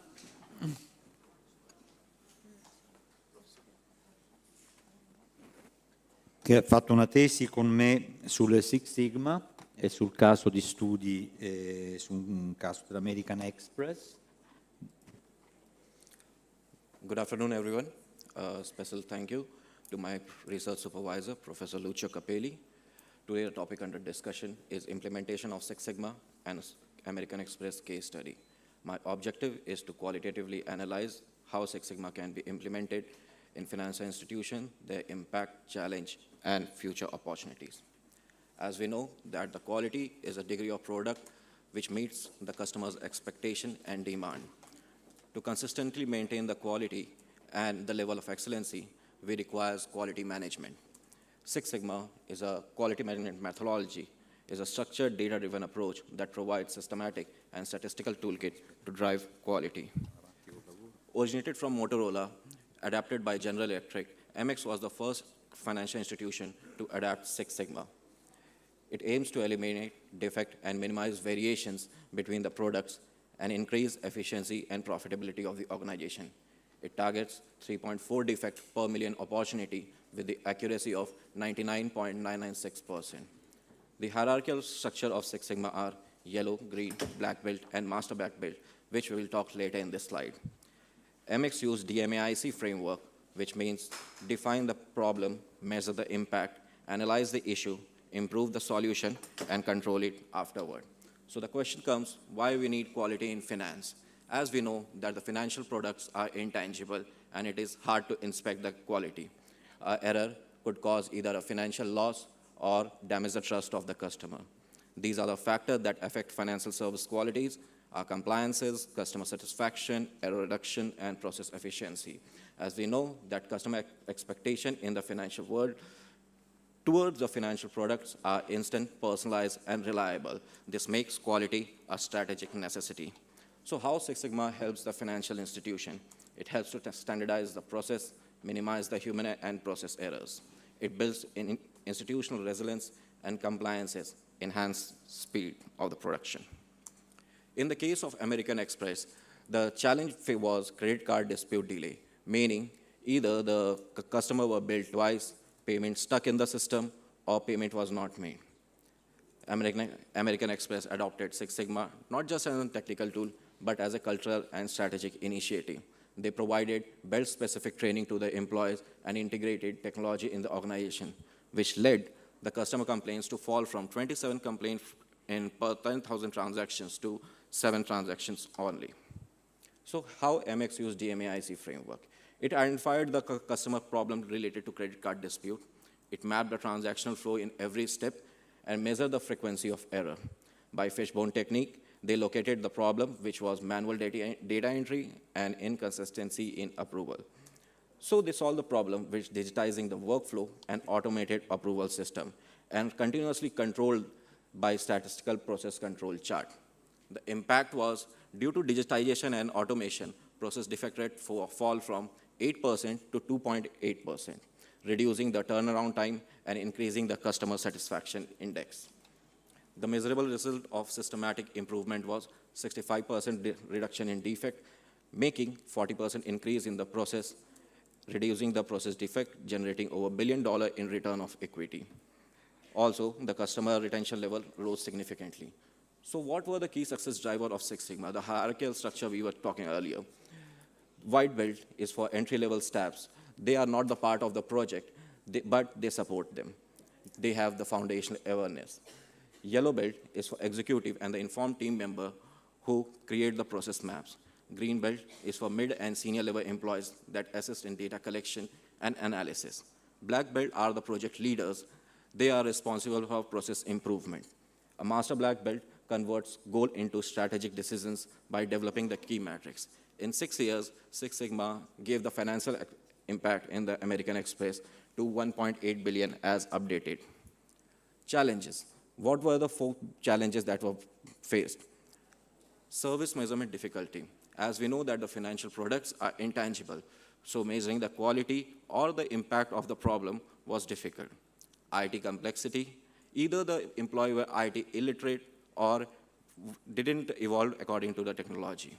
Resistant to change. As Six Sigma came from different background and culture, service environment, it was hard to change for the employees. The major problem was the training cost, because in organization, they do not have to train a specific group or a person, but to the whole organization. In future opportunity, as we are evolving from Sigma to Lean, and now we are on digital quality management system, AI predictive quality can help early detection of error, smarter risk management, and fraud prevention. Cloud-based platform enables global team member to access real-time live dashboard for faster decision-making. Merging Six Sigma's precision of error reduction, agile flexibility to change, and lean waste reduction can speed up the project cycle, and fintech expansion is necessary. For conclusion, as we can see, that error rate decreased from 75% to 30%, and customer satisfaction increased. It proves that Six Sigma can reduce defect, increase efficiency, while enhance customer satisfaction. Also, quality evolved the control activity to strategic management function. The success of Six Sigma relies on employees' involvement and strong culture of quality. I conclude by saying integrating Six Sigma with lean methodology and AI analytics represent the future of quality excellence and financial service. In the end, I would like to say quality is not an act, it's a culture. Thank you.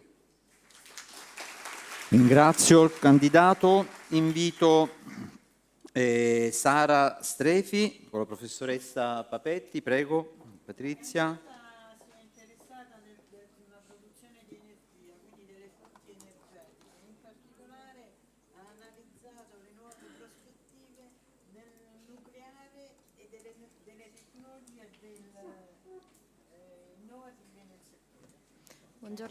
Buongiorno a tutti, ringrazio la mia relatrice e tutta la Commissione. Il mio elaborato si concentra sul ruolo dell'energia nucleare nel processo di transizione energetica, con particolare attenzione alle tecnologie più innovative, sostenibili e flessibili, come i reattori di 4ª generazione e i reattori modulari di piccola taglia. Il tema nasce dall'esigenza di ridurre le emissioni di carbonio e di affrontare con urgenza la crisi climatica. In questo senso la transizione energetica rappresenta una delle sfide più ambiziose del nostro tempo, in quanto richiede di abbandonare le fonti fossili, carbone, petrolio e gas naturale, che sono le principali responsabili delle emissioni di CO2. Tuttavia, pur riconoscendo l'importanza delle fonti rinnovabili, è impossibile realizzare uno scenario totalmente rinnovabile, in quanto queste fonti presentano limiti legati all'intermittenza e alla difficoltà di stoccaggio dell'energia prodotta. È in questo contesto che l'energia nucleare torna al centro del dibattito mondiale, come fonte a basse emissioni che con le nuove tecnologie può garantire stabilità, continuità e sicurezza energetica. Un importante segnale è arrivato durante la conferenza delle parti in cui i paesi che già adottano la fonte nucleare hanno lanciato la dichiarazione per triplicare la capacità energetica entro il 2050, riconoscendo in questo modo il ruolo chiave dell'energia nucleare nel raggiungimento degli obiettivi di neutralità climatica. L'energia nucleare non è una scoperta recente. Il primo reattore è stato realizzato nel 1942. Poi negli anni 50 e 70 assistiamo alla nascita delle prime centrali a scopo civile, che iniziarono a produrre energia elettrica su larga scala, fino al 1986, quando il disastro di Chernobyl causò una profonda crisi di fiducia, portando alla chiusura di tutte le centrali. Oggi invece la prospettiva è cambiata, in quanto l'attenzione si concentra su sicurezza, sostenibilità ed innovazione. Il principio alla base di tutti i reattori è la fissione, cioè la scissione del nucleo di un atomo pesante in due nuclei più leggeri, producendo in questo modo grandi quantità di energia. Oggi nel mondo sono attivi 440 reattori che producono circa il 10% dell'elettricità globale, con focus sulla quarta generazione e sui reattori modulari di piccola taglia. I reattori a fissione possono essere classificati per generazione in base alle caratteristiche che hanno determinato il loro impiego a livello industriale. La prima generazione si riferisce ai primi prototipi che hanno lanciato il nucleare civile. La seconda generazione comprende tutti i reattori commerciali che sono entrati in funzione a partire dalla fine degli anni 60 e che comprendono ancora oggi la maggior parte dei reattori attivi nel mondo. I reattori di terza generazione avanzata sono essenzialmente evoluzioni dei reattori di seconda generazione, ma sono comunque basati su sistemi ad acqua che presentano il problema dello stoccaggio del combustibile esausto in un deposito geologico. I reattori di quarta generazione sono il vero punto di svolta, in quanto adottano un refrigerante che utilizza piombo invece dell'acqua. In questo modo, sfruttando le caratteristiche fisiche del piombo, è possibile garantire la presenza del refrigerante in qualsiasi condizione incidentale ed è possibile garantire un nucleare sostenibile e resistente alla proliferazione. Per garantire lo sviluppo dei sistemi di quarta generazione è stato istituito il Generation 4 International Forum, che presenta obiettivi raggiungibili in 25 anni che riguardano sostenibilità, ossia soddisfare i requisiti ambientali, riducendo al minimo i rifiuti, economicità, ossia adottare rischi finanziari competitivi con altre fonti di energia, sicurezza e affidabilità, non proliferazione ed elevata protezione. In questo contesto rientrano i reattori modulari di piccola taglia, che costituiscono una categoria di reattori a fissione impiegati nella generazione di energia elettrica, ma che differiscono rispetto alle centrali tradizionali in quanto sono di dimensioni più ridotte. Sono suddivisi in due categorie: reattori modulari compatti di terza generazione che utilizzano come refrigerante l'acqua e reattori modulari avanzati di quarta generazione che utilizzano sistemi di raffreddamento molto più innovativi. Attualmente esistono 6 tipologie o progetti di reattori modulari di piccola taglia, che sono i microreattori, che sono molto piccoli e vengono utilizzati per fornire energia in zone remote o in emergenza. I reattori ad acqua pressurizzata, che utilizzano tecnologie già consolidate e sono suddivisi in integrali e modulari compatti. I reattori a gas ad alta temperatura, che forniscono calore industriale ed elettricità grazie a temperature elevate che superano i 750 gradi. C'è una categoria di reattori modulari destinati all'impiego in ambienti marini che sono installati su piattaforme galleggianti. I reattori a sale fuso funzionano a bassa pressione e sono la categoria più innovativa. Infine, i reattori modulari a metallo liquido, che utilizzano come refrigerante sodio o piombo. I reattori modulari vengono prefabbricati lontano dal sito di installazione e poi trasportati per l'assemblaggio finale, una pratica che comporta una serie di vantaggi, tra cui la riduzione dei costi di costruzione, che consente di standardizzare i componenti, semplificando l'assemblaggio finale e riducendo i costi di costruzione rispetto alle centrali tradizionali. Una collocazione agevole grazie alle dimensioni ridotte, una maggiore sicurezza in quanto è previsto un controllo di alta qualità all'interno delle strutture di fabbricazione, riducendo al minimo il rischio di errori umani e il rischio di incidenti durante la costruzione sul sito. Ed infine l'aumento dell'efficienza del sistema di contenimento grazie alla modularità di questi reattori. In questo contesto globale i reattori modulari di piccola taglia costituiscono un ottimo compromesso, in quanto consentono di sfruttare i vantaggi dell'energia nucleare, limitando i rischi percepiti dalla popolazione. Grazie alla flessibilità possono essere perfettamente integrati con le fonti rinnovabili, contribuendo al raggiungimento degli obiettivi di sostenibilità.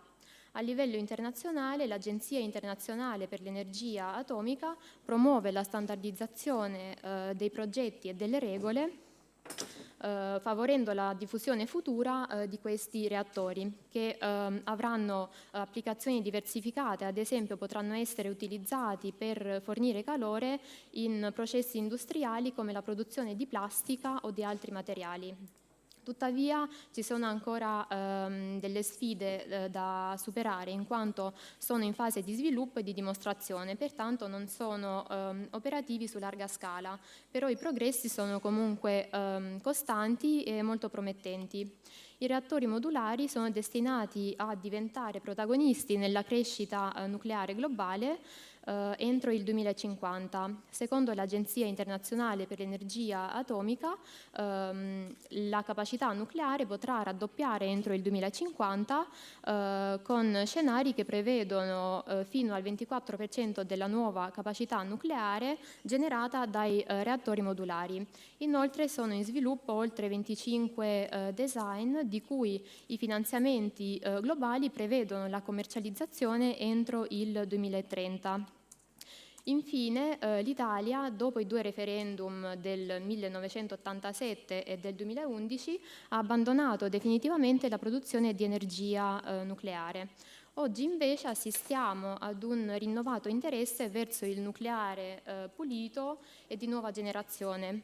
Un esempio concreto è l'investimento di 200 milioni di euro in Nucleo, start-up italiana specializzata nello sviluppo di reattori avanzati di quarta generazione.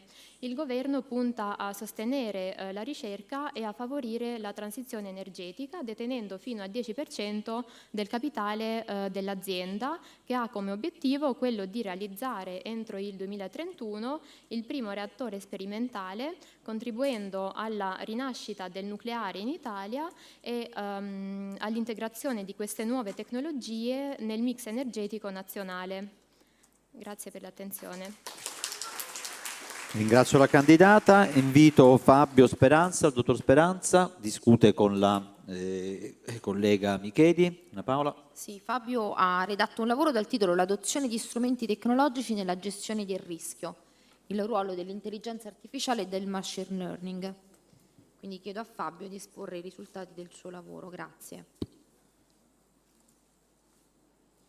Buongiorno a tutti, ringrazio la professoressa Micheli.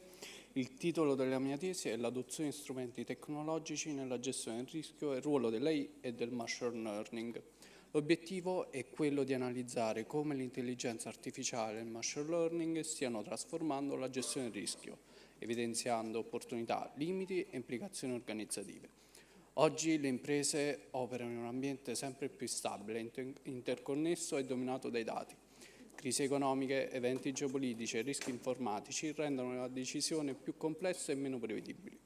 In questo scenario, gestire il rischio non significa più solo difendersi dalle minacce, ma governare l'incertezza in un modo consapevole e strategico. In termini semplici, il rischio è l'incertezza legata agli esiti futuri delle decisioni. non rappresenta solo un pericolo, ma, se gestito in modo efficace, anche un potenziale generatore di valore. Secondo Knight è importante distinguere tra rischio misurabile, calcolabile probabilisticamente e gestibile attraverso strumenti analitici, e incertezza non calcolabile, ovvero situazioni nuove e non prevedibili. La gestione del rischio serve quindi a identificare, analizzare e ridurre l'impatto degli eventi negativi, mantenendo l'equilibrio tra rischio e rendimento.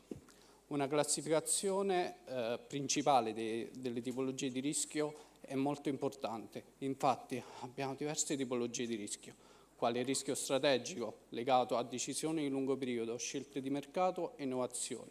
Rischio operativo, legato a processi interni, errori umani e tecnologici. Il finanziario, legato a tassi, cambi, liquidità, volatilità dei mercati. La gestione moderna del rischio si fonda su modelli riconosciuti a livello internazionale, quali ISO 31000, che fornisce i principi guida per integrare il rischio nei processi decisionali e nella governance aziendale. COSOERM, che collega il rischio alle strategie e alle performance, promuovendo una cultura del rischio diffusa. Accordi di Basilea, che fissano requisiti patrimoniali e di controllo per banche e istituzioni finanziarie, assicurando stabilità al sistema. I modelli tradizionali, quali simulazione Monte Carlo, value at risk, hanno reso il rischio misurabile ma non predittivo. L'AI e il machine learning hanno introdotto invece un approccio dinamico, basato sull'analisi di grandi quantità di dati, apprendendo dai dati e aggiornando costantemente le previsioni. Il focus quindi si sposta da una gestione reattiva a una gestione proattiva e preventiva. Le principali tecniche su quali si fonda l'intelligenza artificiale sono l'analisi predittiva, che anticipa l'andamento e le variabilità degli scenari futuri, l'anomaly detection, che individua comportamenti anomali o irregolari dei dati, clustering e classificazione, che raggruppa dati simili per riconoscere schemi nascosti, deep learning e natural language processing, che elaborano testi, documenti e notizie per estrarre segnali qualitativi di rischio. Tutto ciò seguito da un monitoraggio continuo dei dati, analizzati in tempo reale. Imprese che sfruttano già da adesso l'intelligenza artificiale sono diverse, come ad esempio JP Morgan Case, con il sistema Coin, in cui l'intelligenza artificiale analizza migliaia di contratti in pochi secondi, riducendo errori e tempi di previsioni, e SBC, che usa algoritmi per identificare transazioni sospette e rafforzare la compliance antiriciclaggio.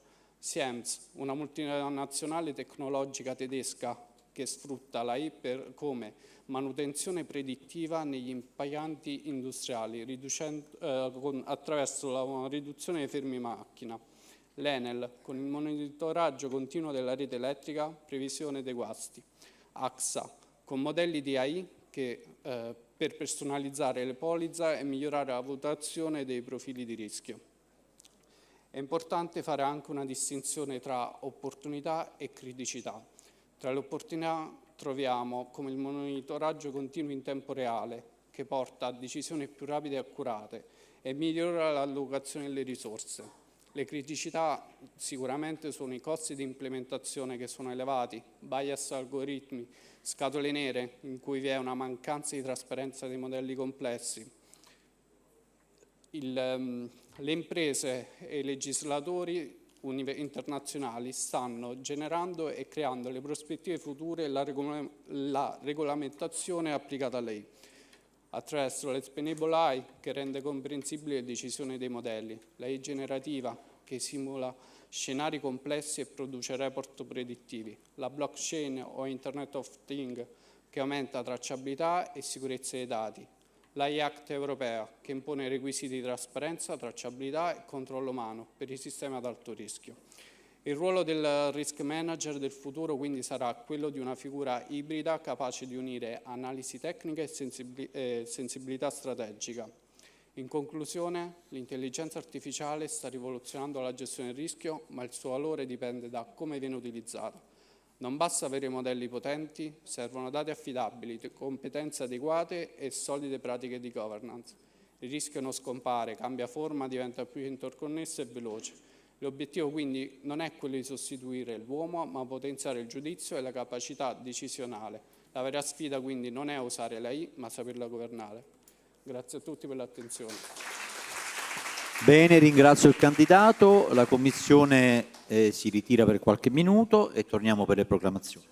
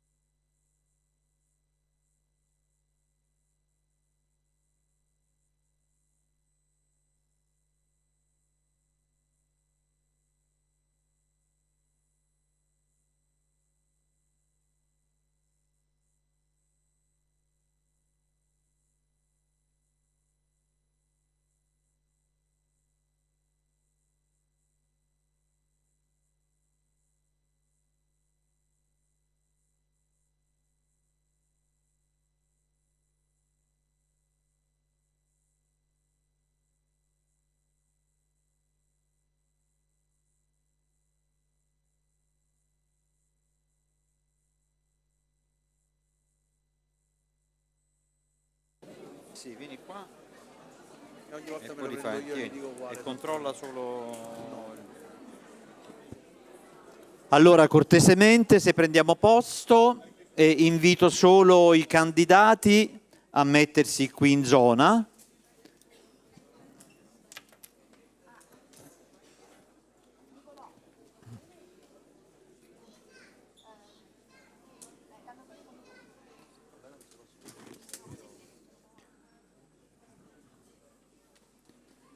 Allora, ci dovremmo essere tutti, ancora mi pare di no, veramente, mi sembrate pochi, no, mancate. Please, the candidate, ok, partiamo. Allora, invito Ajrim Adilshina, prego.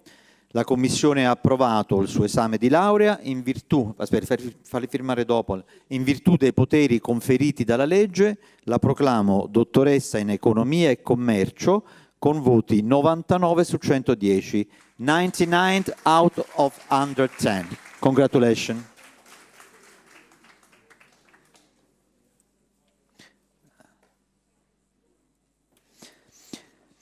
Invito la candidata Karzanova Madina.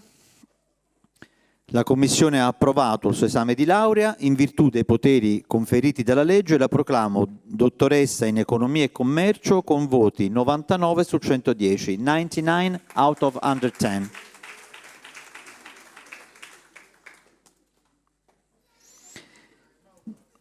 Nurbik Chiselisa, può avvicinarsi.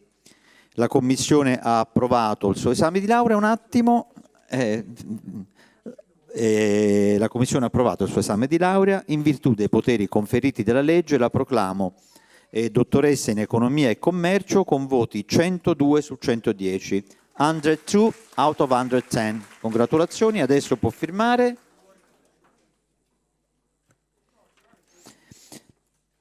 Invito la candidata Angela Ricci.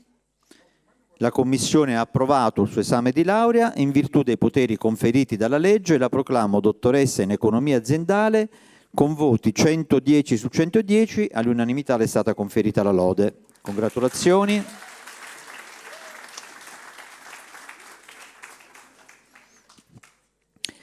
Invito il candidato Nicolò Sarrecchia. La Commissione ha approvato il suo esame di laurea in virtù dei poteri conferiti dalla legge e la proclamo dottore in economia aziendale con voti 88 su 110. Congratulazioni. Per cortesia devi mettere, devi firmarmi. Sì. Vai Nicolò, cercatelo tu. Va. Grazie. Allora, invito Pier Francesco Sbardella. La Commissione ha approvato il suo esame di laurea in virtù dei poteri conferiti dalla legge e la proclamo dottore in economia aziendale con voti 96 su 110.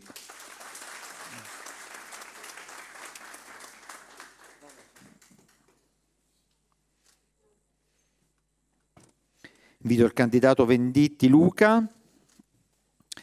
La Commissione ha approvato il suo esame di laurea in virtù dei poteri conferiti dalla legge, la proclamo dottore in economia aziendale con voti 103 su 110.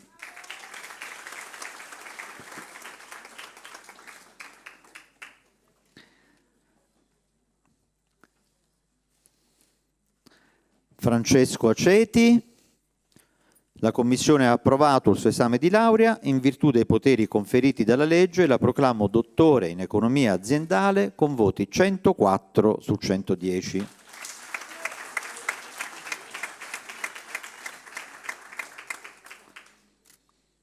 Lorenzo Alfieri.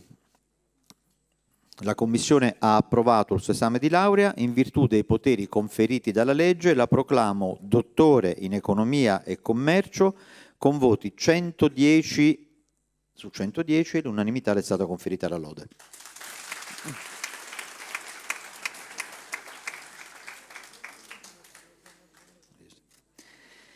Invito Mary Chege. La Commissione ha approvato il suo esame di laurea in virtù dei poteri conferiti dalla legge. La proclamo dottoressa in economia e commercio con voti 82 su 110, 82 out of 110. Grazie. E invito Natnael Felice. La Commissione ha approvato il suo esame di laurea in virtù dei poteri conferiti dalla legge. La proclamo dottore in economia e commercio con voti 110 su 110 e l'unanimità le è stata conferita la lode. 110 out of 110 with laude, cum laude. Congratulazioni. Invito Yabsira Gostaye. La Commissione ha approvato il suo esame di laurea in virtù dei poteri conferiti dalla legge. La proclamo dottore in economia e commercio con voti 100 su 110, 100 out of 110. Passiamo alla proclamazione per le lauree magistrali. Invito Mahmoud Issa. La Commissione ha approvato il suo esame di laurea in virtù dei poteri conferiti dalla legge e la proclamo dottore magistrale in Global Economy and Business con voti 100 su 110, 100 out of 110. Congratulazioni.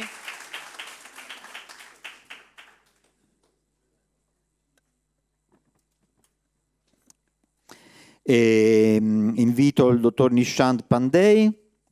La Commissione ha approvato il suo esame di laurea e in virtù dei poteri conferiti dalla legge la proclamo dottore magistrale in Global Economy and Business con voti 89 su 110, 89 out of 110. Congratulazioni.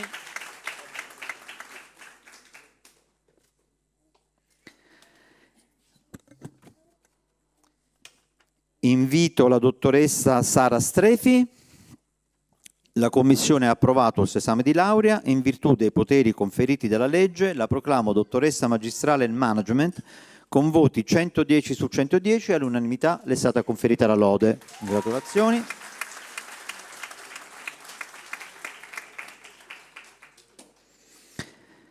E infine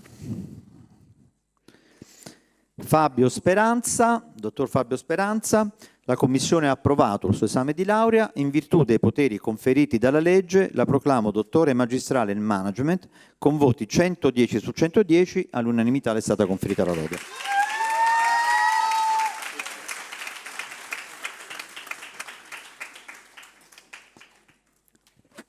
Gratulazioni. Allora, i nostri auguri da parte di tutta la Commissione, naturalmente per questo giorno, è un giorno importante, is a great day. Make it perfect, enjoy it.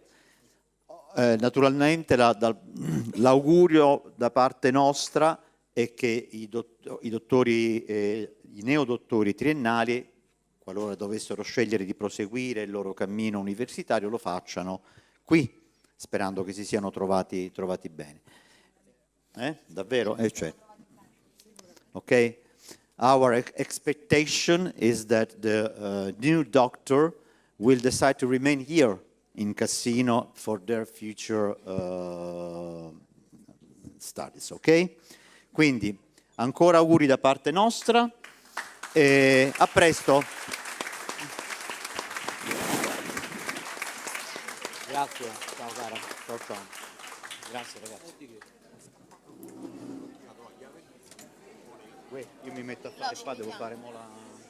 Domani non ci stai, no? Domani forse vado. No, domani non ci sto. Ah, vabbè. Poi me ne vado. Sì.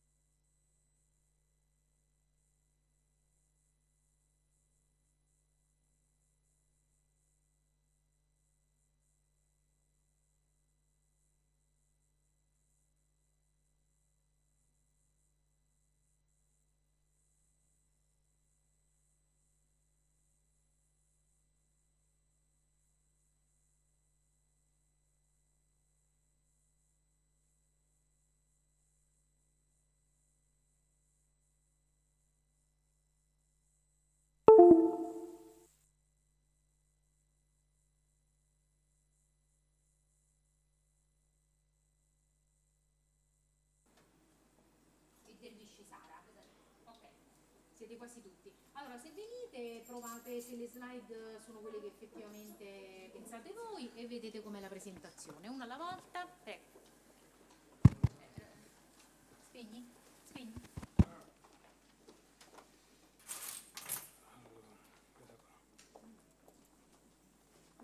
Ok.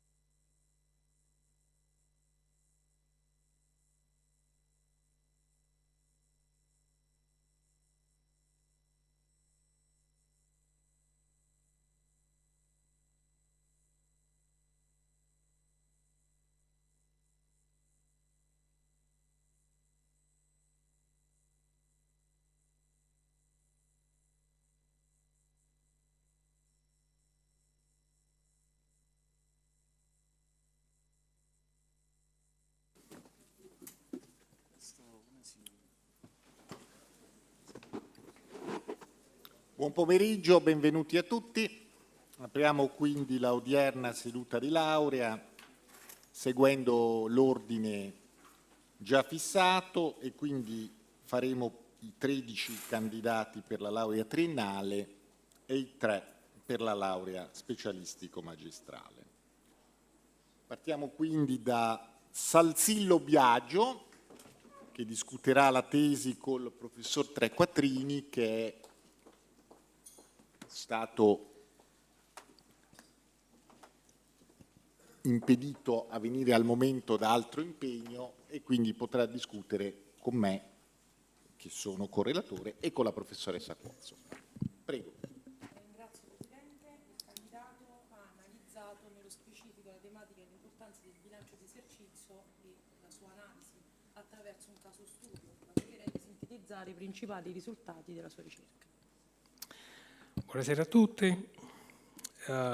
L'obiettivo del lavoro di tesi è analizzare il loro bilancio d'esercizio come strumento essenziale per una gestione consapevole ed efficace delle piccole e medie imprese, mettendo in luce la sua importanza cruciale per monitorare la performance aziendale e orientare le scelte manageriali.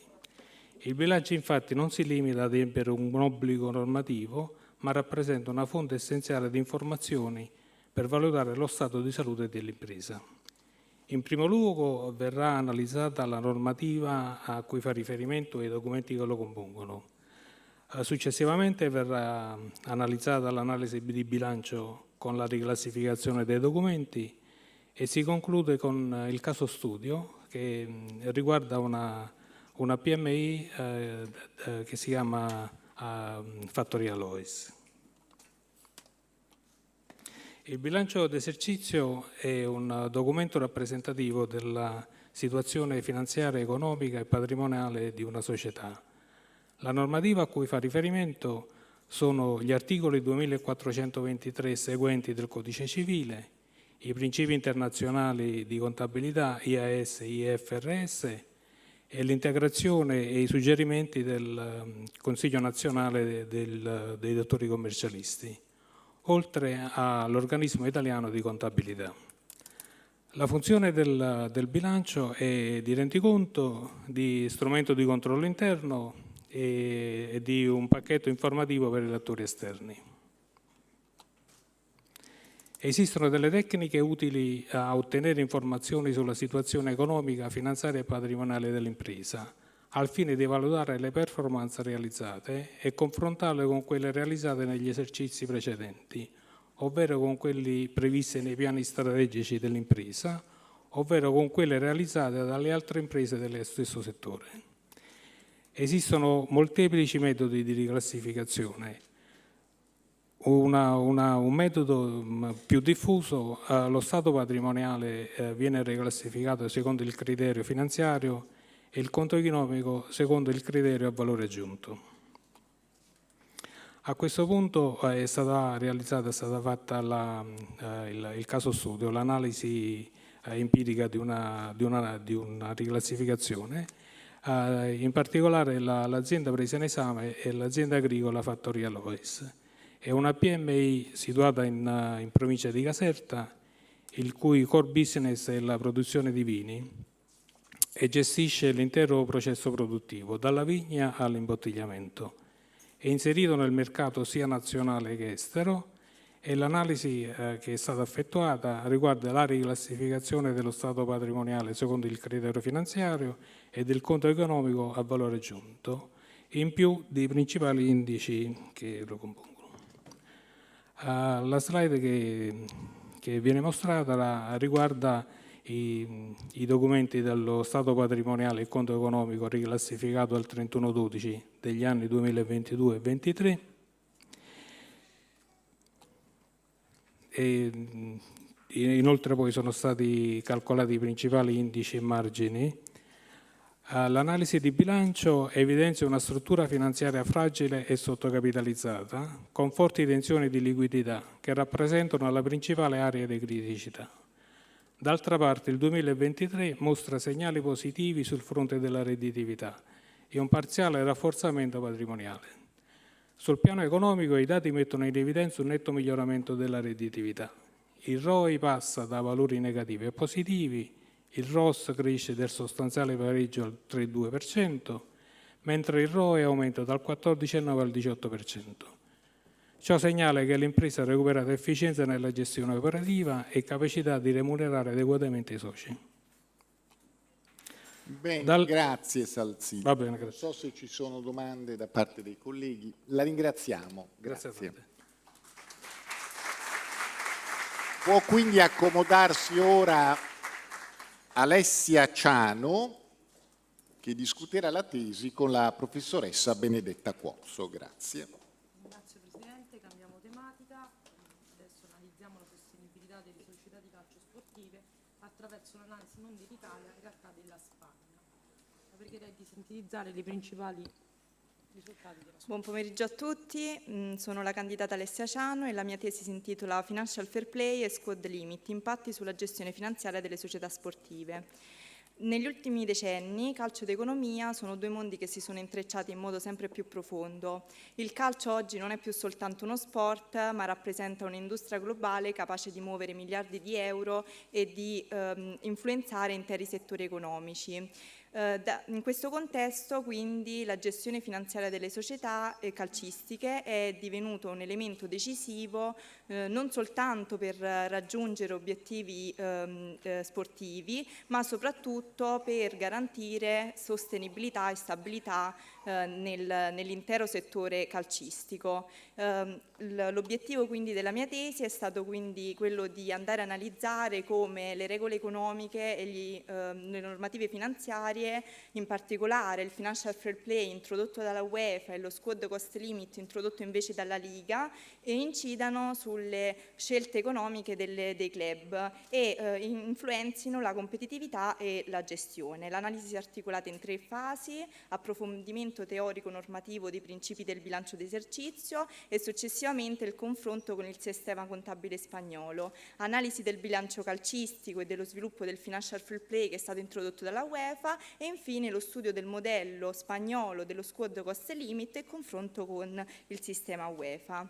Il bilancio d'esercizio è un documento giuridico-contabile che ci permette di comprendere quella che è la situazione economica, patrimoniale e finanziaria di un'impresa al termine dell'esercizio. Questo è articolato in 4 documenti obbligatori: stato patrimoniale, conto economico, nota integrativa e rendiconto finanziario, ed è anche disciplinato da diversi principi contabili nazionali che sono sanciti dal Codice Civile e dall'OEC, ossia l'organismo internazionale di contabilità, tra cui ricordiamo il protoprincipio che è la rappresentazione veritiera e corretta. E poi abbiamo gli internazionali, ossia gli IAS-IFRS, standard internazionali di IAS-IFRS, secondo i quali la sostanza economica prevale sulla forma giuridica. Successivamente, tramite un confronto tra il modello contabile italiano e quello spagnolo, si è visto che il sistema iberico, mediante il Plan General de Contabilidad, sia più vicino agli standard internazionali e più attento a quella che è l'comunicazione economica verso l'esterno. I bilanci delle società calcistiche presentano comunque delle peculiarità rispetto ai bilanci delle società tradizionali, tra cui troviamo i DPC, ossia i diritti pluriennali alle prestazioni sportive, che sono dei titoli giuridici che permettono alle società di disporre delle prestazioni agonistiche di un giocatore in un determinato periodo di tempo. Poi abbiamo altri costi tipici, ad esempio i costi del vivaio, cioè del settore giovanile, fonti di ricavo tipiche, ad esempio sponsorizzazioni, marketing, diritti televisivi, e infine l'influenza del risultato sportivo, che è molto importante in quanto le società di calcio devono comunque conciliare obiettivi sportivi con obiettivi economici e questa duplice natura comporta una gestione particolarmente complessa. Negli ultimi anni comunque la ricerca del successo agonistico ha portato un aumento incontrollato dei costi, soprattutto per stipendi e per trasferimenti, e questo ha generato quelli che dei forti squilibri finanziari. Infatti ricordiamo il caso emblematico del Real Madrid, che nell'estate del 2009 ha effettuato un ingente investimento per l'acquisto di Cristiano Ronaldo, Kakà, Benzema e Alonso. Quindi per contrastare questa problematica è stato introdotto il Financial Fair Play, che è una riforma UEFA del 2009, pensata per ridurre quelle che sono le spese dei club e per garantire una gestione sostenibile. Quindi l'obiettivo alla base del Financial Fair Play è che ogni club non deve spendere più di quanto guadagna, e quindi attraverso un sistema di controlli e di sanzioni la UEFA ha cercato di garantire un equilibrio economico, ma questa comunque normativa, pur avendo migliorato la trasparenza, ha presentato comunque dei limiti, ossia è finita per favorire quelle che sono le grandi società, quindi aumentando la distanza economica e competitiva rispetto a quelle minori. Da qui l'interesse per il modello peculiare e innovativo dello squad cost limit, che è stato introdotto dalla Liga come uno strumento di controllo preventivo della spesa per la rosa sportiva. Quindi il sistema spagnolo fissa in anticipo quello che è il tetto massimo di spesa, calcolato in base ai ricavi effettivi e alla solidità economica. Successivamente, tramite l'analisi del caso Barcellona, si è visto come questo meccanismo abbia imposto comunque una gestione più rigorosa al club, costringendolo a ridurre il monte ingaggi, ma anche a riequilibrare quelli che sono i conti dopo anni di squilibri. Bene, grazie. Ci sono domande? Grazie Sandra. Si può accomodare Maria Simeoni, che discuterà la tesi col professor Giuseppe Russo. Allora, Maria Simeoni ha svolto una tesi su pianificazione strategica, etica e responsabilità nelle imprese pubbliche, cercando di analizzare i modelli decisionali operativi per ottimizzare sia la trasparenza che i controlli proattivi dei rischi. Prego. Buon pomeriggio a tutti. Il mio elaborato affronta il tema della pianificazione strategica, etica e responsabile delle imprese pubbliche, con l'obiettivo di individuare modelli decisionali ed organizzativi che siano in grado di rafforzare la trasparenza e promuovere un controllo, una gestione proattiva dei rischi, e comprendere come l'implementazione di questi modelli impatta positivamente sull'operato dell'attività amministrativa e sul rapporto di fiducia con i cittadini. A partire dall'obiettivo esposto, il primo punto che intendo analizzare è il CP, ovvero l'indice di percezione della corruzione, che è il principale indicatore globale sulla corruzione percepita nel settore pubblico, ed è stato sviluppato per la prima volta nel 1995 da Transparency International, che è un'organizzazione internazionale che si occupa di corruzione nella pubblica amministrazione. Secondo l'ultimo report disponibile del 2024, l'Italia si trova al 52esimo posto su 180 ed ha un punteggio di 54. Man mano che il punteggio si avvicina a 0 c'è una corruzione percepita altissima, e man mano che ci si avvicina a 100 c'è un'assenza di corruzione percepita. Si cerca di capire come prevenire il rischio, ma bisogna fare un passo indietro e definire che cos'è il rischio. Il rischio, secondo lo studioso Frank Knight, è un fenomeno misurabile, le cui probabilità e conseguenze possono essere stimate. In passato il rischio veniva affrontato tramite una sola metodologia, ovvero evitare il rischio, mentre con il passare del tempo si è capito che bisognava anche trasferire, per esempio, il rischio a terzi, oppure mitigare, quindi eliminando un processo, e accettare il rischio e assumersi le conseguenze per una gestione più efficace. E quindi di conseguenza l'evoluzione del rischio ha fatto sì che anche la governanza pubblica si è dovuta evolvere. Si è passati da un modello burocratico caratterizzato da imparzialità e formalismo, per poi passare alla New Public Management, che era un'aziendalizzazione della pubblica amministrazione, per poi passare alla governance pubblica, che cercava di promuovere un modello collaborativo e reticolare. Ma tutti e tre questi modelli avevano in comune il fattore di essere apertamente quantitativi, e quindi venivano trascurati elementi qualitativi importanti come l'etica e la fiducia, e inoltre il rischio. Infatti oggi si è arrivata alla gestione proattiva del rischio, che cerca di identificare, valutare e mitigare i rischi per far sì che ci sia una maggiore capacità di adattamento ai problemi, e quindi si trova facilmente una soluzione. E l'etica e la trasparenza sono talmente importanti perché di conseguenza impattano sulla qualità dei servizi erogati dalla pubblica amministrazione e sulla fiducia dei cittadini nelle istituzioni. E l'etica e la trasparenza sono anche richiamati negli articoli 54, 97 e 98 della Costituzione.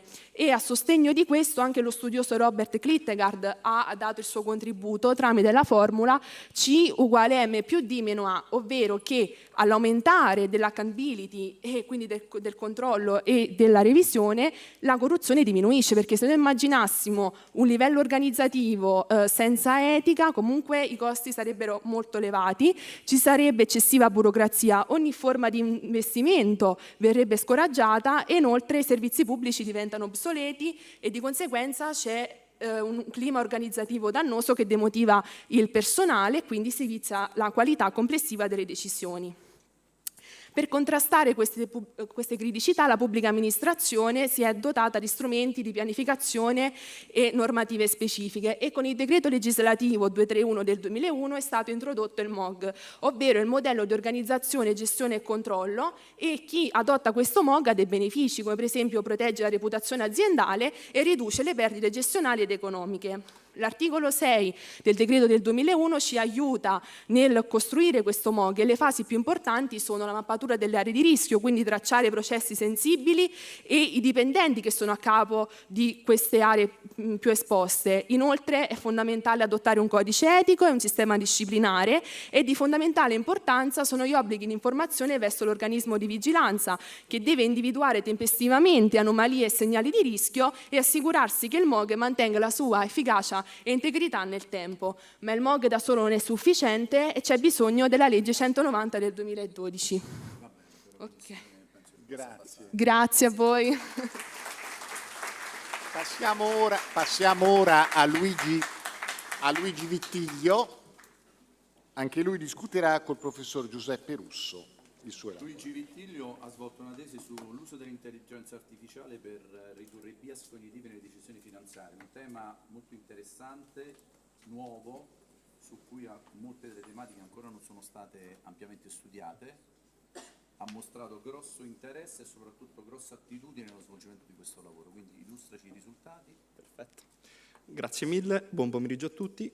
Il titolo del mio lavoro di tesi, come ha ripetuto il professor Russo, è l'uso dell'intelligenza artificiale per ridurre bias cognitivi nelle decisioni finanziarie. Diciamo che l'idea di base di questa tesi nasce da una domanda molto semplice ma allo stesso tempo fondamentale. Dato per assodato che le nostre decisioni finanziarie sono molto spesso distorte da emozioni, abitudini o percezioni errate, possiamo migliorare le nostre decisioni utilizzando algoritmi di intelligenza artificiale? Difatti, all'interno della mia tesi analizzo proprio l'impatto che i bias cognitivi hanno nelle decisioni economiche e finanziarie e in particolare gli strumenti che al giorno d'oggi l'intelligenza artificiale ci mostra nella mitigazione di tali distorsioni. Prima di parlare effettivamente dei limiti del ragionamento umano, occorre fare un piccolissimo excursus teorico su quella che è la definizione di uomo economico, che ci viene descritto dalla macroeconomia classica come di fatto un agente economico perfetto, che riesce sempre a prendere la decisione razionale e che massimizza la sua utilità. Purtroppo per noi questo modello è molto affascinante e tuttavia si distacca non poco da quella che è la realtà dei fatti, ovvero che siamo esseri umani e che quindi commettiamo errori. Difatti la behavioral economics ci mostra proprio come gli uomini compiono questi errori. Herbert Simon ci parla di razionalità limitata e ci mostra come gli individui in realtà cercano delle soluzioni che siano sufficientemente buone e non per forza ottimali. Poi abbiamo analizzato il paradosso di Maurice Allais, che ci dice insomma che gli individui preferiscono la certezza di una ricompensa rispetto alla incertezza di una ricompensa futura, seppur maggiore. E per finire abbiamo l'opera madre, diciamo, della behavioral economics, che è la prospect theory di Kahneman e Tversky, i quali ci dicono che le scelte dipendono da punti di riferimento soggettivi, indirettamente indicando che molto spesso gli individui con reddito maggiore hanno una propensione al rischio maggiore rispetto a quelli con disponibilità finanziarie ridotte.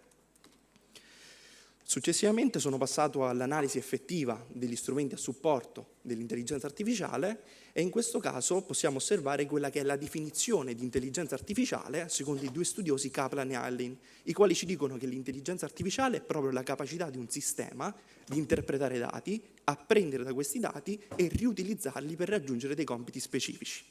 In particolare, nel contesto tecnologico odierno, vediamo che l'intelligenza artificiale diventa una GPT, ovvero una General Purpose Technology, una tecnologia a servizio trasversale dei vari rami del sapere.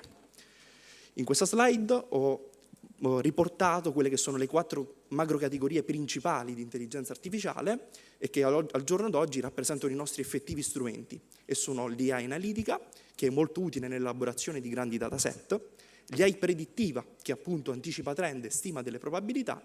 Abbiamo l'IA prescrittiva, che come dice il nome stesso prescrive, quindi suggerisce strategie ottimali in funzione degli obiettivi dell'investitore, e poi abbiamo l'AI autonoma, che appunto automatizza i processi rendendoli più veloci. Successivamente sono passato all'analisi dei bias cognitivi più importanti. In questa slide osserviamo quelli che a mio avviso sono i bias cognitivi che più comunemente possiamo riscontrare nella quotidianità, e sono ad esempio l'overconfidence, quindi l'eccessiva fiducia nelle proprie capacità davanti ad un problema, l'ancoraggio, il quale ci dice essenzialmente che le nostre decisioni sono influenzate da valori di riferimento fissati a priori. Poi abbiamo il bias della disponibilità, il quale ci dice che nelle decisioni siamo molto spesso soggetti ad una sovrastima di eventi che ci sono accaduti recentemente nella nostra vita. E poi abbiamo l'herding behavior, il comportamento imitativo che, diciamo nella peggiore delle sue accezioni, può portare alla formazione di bolle speculative. Successivamente ho analizzato il modello ABI, un modello recentissimo del 2024, che utilizza un algoritmo di machine learning per riconoscere dei bias e schemi cognitivi distorti all'interno delle nostre decisioni, aiutando quindi a correggerli. Sono passato poi all'analisi, diciamo, nella pubblica amministrazione, che fa proprio delle decisioni, ovviamente il suo fulcro, la sua azione principale, per il bene della collettività. E come ci suggerisce proprio il censimento del Public Sector Tech Watch, nell'Unione Europea siamo in realtà già abbastanza avanti riguardo l'adozione di intelligenza artificiale nella pubblica amministrazione. Sono infatti ben 1900 le iniziative basate su questa tecnologia.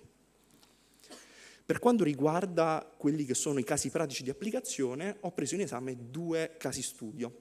L'evasometro, che è un progetto del tutto italiano ed emanato dall'Agenzia delle Entrate, e che nasce appunto dall'esigenza di razionalizzare ed efficientare la selezione dei contribuenti da sottoporre a verifica. Difatti, da quando è entrato in uso, si è osservata una riduzione dei cosiddetti falsi positivi, ovvero di tutti quegli accertamenti fiscali che in realtà dimostravano che ci si trovava di fronte ad un buon contribuente e non ad un evasore. Poi ho analizzato il caso delle smart cities, in particolare Barcellona ed Amsterdam, e che utilizzano appunto algoritmi di intelligenza artificiale per fare della pianificazione urbana e gestione di risorse a livello municipale. La ringraziamo. Grazie. Allora, Kalmama Toff Nurbeck, he will discuss his dissertation with Professor Di Lallo.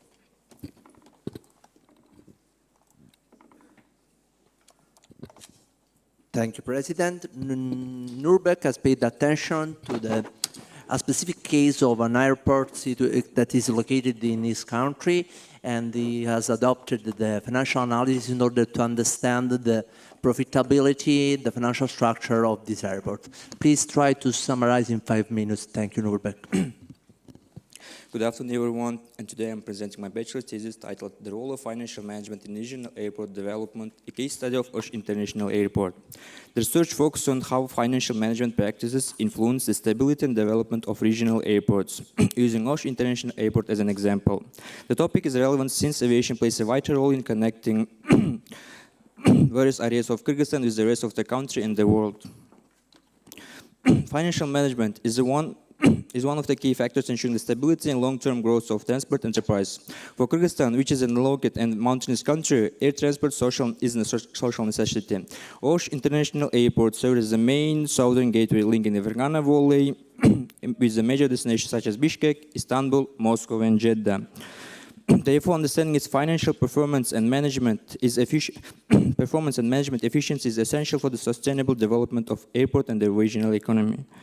The main goal of my research was to analyze the financial performance of Osh International Airport from 2015 to 2020 and to propose strategies for its development. The study also employed financial ratio analysis focusing on key indicators such as profitability, liquidity, and efficiency. Data were collected from airport reports, the National Statistical Committee, and international aviation organizations, including ICAO and IATA. The combination of qualitative and quantitative methods provide a clear picture of the airport's strengths, weaknesses, and long-term financial sustainability.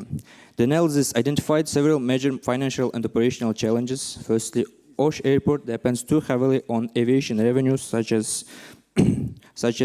landing and passenger fees, which makes up to nearly 75% of its total income. Non-aviation sources as retail spaces, parking, cargo services, and advertising remain underdeveloped. The cost structure is dominated by fixed labor and utility costs, leaving little flexibility during periods of reduced traffic, even if some modernization has taken place. The infrastructure is still outdated and limits commercial expansion. Finally, liquidity and profitability indicators remain lower than international benchmarks, which reduce the airport's attractiveness to investors and limits its financial resilience. To better understand the Osh International Airport's position, I compared it with the nearby airports: Manas International Airport, which is in Kyrgyzstan, Andijan International Airport in Uzbekistan, Dushanbe International Airport in Tajikistan. Manas International Airport, located in the capital city of the Kyrgyzstan and handling over 5 million passengers in a year, with a diversified revenue structure, including aviation and non-aviation income sources than Osh Airport. However, handles about 2 million passengers per year and primarily serves roads to Russia and Turkey. Compared with Andijan Airport, which also serves the Fergana Valley, Osh shows higher traffic and operational capacity, as Andijan remains small and still under modernization. Meanwhile, Dushanbe International Airport, which is in Tajikistan, operates on a similar scale to Osh, around 2.3 million people, but benefits from being located in the capital city with more stable international roads. This comparison highlights that Osh International Airport plays a strategic regional role, but still needs diversification and modernization to remain competitive in the region. In this figure, we see the financial indicators of Osh Airport from 2015 to 2020, and here also dynamics of passenger traffic at Osh Airport. This analysis shows financial statements from 2015 to 2020 shows that the airport's revenue increased from 1.1 billion Kyrgyz soms in 2015 and to 1.6 billion Kyrgyz soms in 2019. However, due to the COVID-19 pandemic, revenues dropped to 800 million Kyrgyz soms in 2020, while expenses remained at high at 950 million Kyrgyz soms, which leading to a net loss about 150 million Kyrgyz soms. This demonstrates that the airport's financial model is highly dependent on passenger traffic, making it vulnerable to global crises and external shocks. Therefore, it's crucial to diversify revenue sources and optimize cost management to ensure long-term financial stability. Based on the analysis, several key recommendations were developed. The first priority is to diversify income through non-aviation activities, such as expanding retail and service areas in the terminal, developing a cargo terminal, and improving parking and advertising services. Thank you for your presentation. Okay. Viene ora a discutere Angelo Lucantonio col professor Loris Di Nallo. Grazie ancora Presidente. In questo caso l'attenzione passa sull'onerosità del debito per le imprese. Angelo ha cercato di ricostruire, in particolare nel periodo della crisi, se lo spread, quindi comunque l'impatto sullo Stato, o meglio, la dinamica dello Stato avesse un impatto sull'onerosità del debito per le imprese. Cerca di sintetizzare anche tu e andare specialmente sulle conclusioni. Grazie. Buonasera a tutti, la mia tesi si intitola Come lo spread ha influenzato il costo del debito per le imprese italiane durante la crisi del debito sovrano europeo. Ho scelto questo tema perché rappresenta uno degli eventi per la storia economica italiana più significativi, momento in cui la sfiducia dei mercati verso i titoli di Stato italiani si è trasmessa rapidamente al sistema bancario e di conseguenza alle imprese. In questa breve presentazione andrò a illustrare il contesto teorico utilizzato e quali sono stati gli obiettivi del mio lavoro, dunque l'analisi empirica effettuata, dati e metodologie utilizzate e i risultati principali ottenuti. Infine, conclusioni e riflessioni finali. Innanzitutto, lo spread BTP-Bund rappresenta la differenza tra i titoli di Stato italiani e i titoli di Stato tedeschi. Dunque lo spread è un vero e proprio indicatore di rischio di paese. Difatti, se lo spread aumenta, gli investitori percepiranno il paese come più rischioso e di conseguenza si aspetteranno un rendimento atteso più elevato. Durante la crisi del debito sovrano europeo, tra il 2010 e il 2012, lo spread ha avuto un picco di oltre 400 punti base, portando a una forte sfiducia nei confronti dei conti pubblici. La crisi si è trasmessa rapidamente dall'economia reale al sistema bancario, in quanto le banche esposte al debito pubblico sono andate ad aumentare i tassi sui prestiti alle imprese. Quindi l'obiettivo è stato di analizzare in che misura lo spread ha influenzato il costo del debito per le imprese italiane. Ho innanzitutto iniziato effettuando un'analisi grafica delle variabili, principalmente 3 variabili: lo spread BTP Bund, i tassi di default delle imprese e i tassi sui prestiti alle imprese italiane. Dunque, come si può vedere dal grafico costruito, nello stesso periodo in cui lo spread è salito oltre 400 punti base, allo stesso modo anche i tassi sui prestiti alle imprese hanno superato il 6%, e per andare a studiare meglio la relazione tra queste 3 variabili ho effettuato anche un'analisi empirica tramite correlazione statistica, andandomi a calcolare il coefficiente di correlazione di Pearson tra le variabili considerate.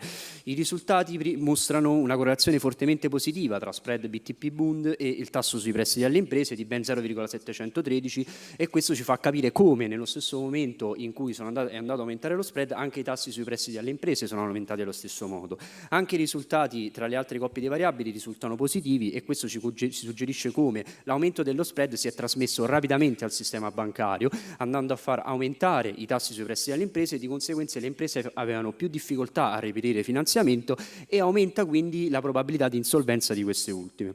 Dunque i risultati ci suggeriscono come lo spread sia un vero e proprio canale di trasmissione di rischio tra Stato, banche e imprese.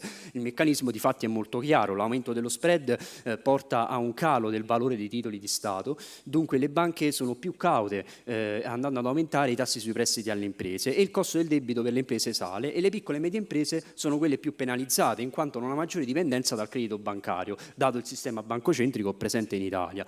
Dal 2013 c'è stato un miglioramento tramite le politiche della Banca Centrale Europea, come long term refinancial operation o il quantitative easing, ma comunque i livelli pre-crisi non sono stati recuperati. Infine possiamo dire che lo spread ha inciso direttamente sul costo del debito aziendale, evidenziando 3 macrofattori: la connessione tra finanza pubblica e costo del debito aziendale, la fragilità del modello bancocentrico e la necessità di politiche europee coordinate. Dunque per il futuro è importante andare a diversificare le fonti di finanziamento, quindi utilizzando mini bond o mercati dei capitali, per avere una maggiore stabilità finanziaria. Bene, grazie Luca Antonio. Grazie a tutti per l'attenzione. Stefano Mollicone col professor Loris Di Nallo. Grazie. Stefano ha cominciato la sua analisi vedendo un po' gli strumenti di finanziamento, gli strumenti finanziari sostenibili, poi si è concentrato in particolare sui green bond e su un fenomeno, ossia quello del greenium, che avrà modo di spiegare in maniera più dettagliata all'interno della sua presentazione. Prego. Buonasera a tutti, la mia tesi affronta il tema dei green bond, ovvero uno strumento finanziario che è al centro del concetto della finanza sostenibile, e è uno dei canali principali attraverso cui avviene la transizione ecologica. Questo perché la sostenibilità è divenuta ormai un concetto fondamentale, una priorità globale, e è in grado di influenzare scelte politiche, finanziarie ed economiche, e proprio per questo i green bond sposano perfettamente questo progetto, in quanto si tratta di obbligazioni i cui proventi sono destinati all'utilizzo esclusivo per attività sostenibili, come per esempio la mobilità sostenibile o le energie rinnovabili o altri progetti di questo genere. Il mio elaborato si pone 3 obiettivi principali: quello di analizzare i green bond sotto il punto di vista normativo e del contesto evolutivo, quello di analizzare gli aspetti operativi e finanziari, focalizzandomi principalmente sugli attori coinvolti e sulle implicazioni che essi hanno, e infine di fornire un'analisi empirica del concetto del greenium nel panorama nazionale. Allora, i green bond nascono nel 2007 con la prima emissione della Banca Europea per gli investimenti, e hanno avuto una crescita più che esponenziale fino al giorno d'oggi, grazie a alcune normative come i Green Bond Principles, che forniscono gli standard necessari, o anche la Climate Bond Initiative, che invece si occupa di certificare il processo di emissione. In ambito europeo invece abbiamo la tassonomia dell'Unione Europea, che si occupa di definire i criteri per classificare attività come green, e più ultimamente con la loro istituzione nel 2024 abbiamo l'European Union Green Bond Standard, che invece mira a mantenere credibilità e trasparenza all'interno del mercato. Tutte queste normative mirano a ridurre quanto più possibile il rischio di greenwashing, ovvero la pratica di presentare come green progetti che in realtà non lo sono solamente in parte. Per quanto riguarda gli aspetti operativi e finanziari, ho proceduto inizialmente con una comparazione tra green bond e obbligazioni tradizionali, dove ne è risultato che la principale differenza sta nel processo di emissione, che nei green bond è molto più articolato in quanto richiede la selezione dei progetti, la tracciabilità dei proventi e infine la rendicontazione periodica. Gli attori coinvolti nel processo sono le banche collocatrici, le imprese emittenti, agenzie di rating e di certificazione che riconoscono che i green bond non sono solamente uno strumento di finanziamento, ma apportano anche e soprattutto benefici di tipo reputazionale e di allineamento a criteri ambientali.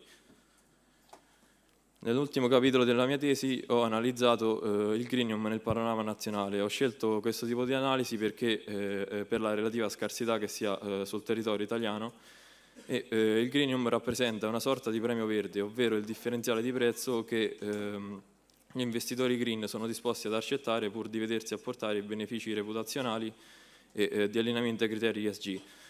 In particolare ho utilizzato un campione contenente i 3 principali emittenti italiani, ovvero lo Stato italiano, Enel e Ferrovie dello Stato, e per ognuno dei 3 emittenti ho scelto un'obbligazione tradizionale e un'obbligazione green con caratteristiche omogenee in termini di rating, settore di emissione e scadenza. Dall'analisi si evince che il greenium esiste anche nel mercato italiano e anche se in maniera contenuta e varia dai 2 ai 15 punti base. Questo è in linea con i principali studi internazionali come quello di Flammer del 2021 e possiamo dire che perciò alle imprese costa meno il finanziamento per i green bond.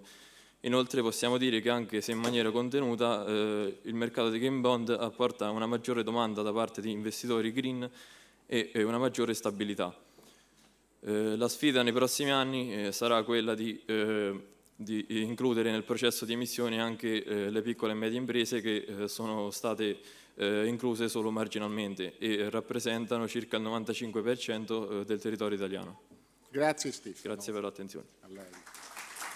Nardolillo Nicandro, sempre col professor Loris Di Nallo. Cambiamo argomento, ora la tesi si concentra su uno strumento in particolare, ossia il processo di quotazione e quali sono gli effetti che possono esserci sull'impresa. Il candidato ha cercato di analizzare ciò anche con un paio di casi studi. Prego. Grazie, un saluto alla Commissione, al relatore e agli intervenuti. Il lavoro di tesi aveva l'obiettivo di studiare e descrivere quelli che sono gli effetti che un'operazione di quotazione porta ad una PMI che sceglie questa operazione per contrastare il fenomeno di sottocapitalizzazione e come volano per la crescita nazionale ed internazionale. Quindi si è prima studiato e definito cos'è una PMI e come queste contribuiscano al sistema paese, si è poi studiato il principale mercato di sbocco dei titoli da loro emessi e il processo di quotazione. Successivamente 2 fenomeni molto studiati in letteratura per le società quotate, poi una descrizione degli effetti derivanti dall'operazione e infine l'utilizzo del capitale raccolto con la quotazione. Le PMI, acronimo di piccole e medie imprese, Eurostat ci dice che rappresentano il 99% del tessuto imprenditoriale nazionale ed europeo. Per tale ragione, fin dal secolo precedente, l'esecutivo europeo si è trovato di fronte alla necessità di dover definire puntualmente le varie categorie di imprese rientranti nella più grande categoria di PMI. Quindi identifichiamo la microimpresa come quella che occupa da 0 a 9 unità effettive, un fatturato annuo, totale di bilancio annuo inferiore a 2 milioni di euro, una piccola impresa che occupa da 10 a 49 unità effettive con un fatturato annuo, un totale di bilancio annuo inferiore a 10 milioni e la media impresa che occupa fino a 249 dipendenti con un fatturato annuo inferiore a 50 milioni di euro e un totale di bilancio annuo inferiore a 43 milioni. Esse, per tale capillarità, contribuiscono per il 63% al valore aggiunto nazionale e per il 76% all'occupazione nazionale. Il Principale mercato di sbocco delle PMI italiane è lo Euronext Growth Milan, facente parte del gruppo paneuropeo Euronext, che si basa sull'ispirazione dell'AIM UK come un sistema multilaterale di negoziazione, ovvero un sistema gestito da una società che ha l'obiettivo di allineare quelli che sono gli interessi multipli di acquisto e di vendita dei soggetti agenti nel mercato tramite strumenti finanziari non complessi, quindi azioni e obbligazioni che delineano chiaramente i titolari degli stessi titoli, in virtù di una semplificazione di processo e di regole di quotazione che permette l'accesso al capitale anche a imprese di dimensioni ridotte. Una figura chiave del mercato è lo Euronext Growth Advisor, una guida istituzionale che viene coinvolta sin dal primo momento in cui la società decide di quotarsi fino anche alla fase post-IPO. Un ruolo importante è rivestito anche dagli investitori istituzionali, i quali rappresentano una forma di garanzia per le società che hanno ridotte dimensioni.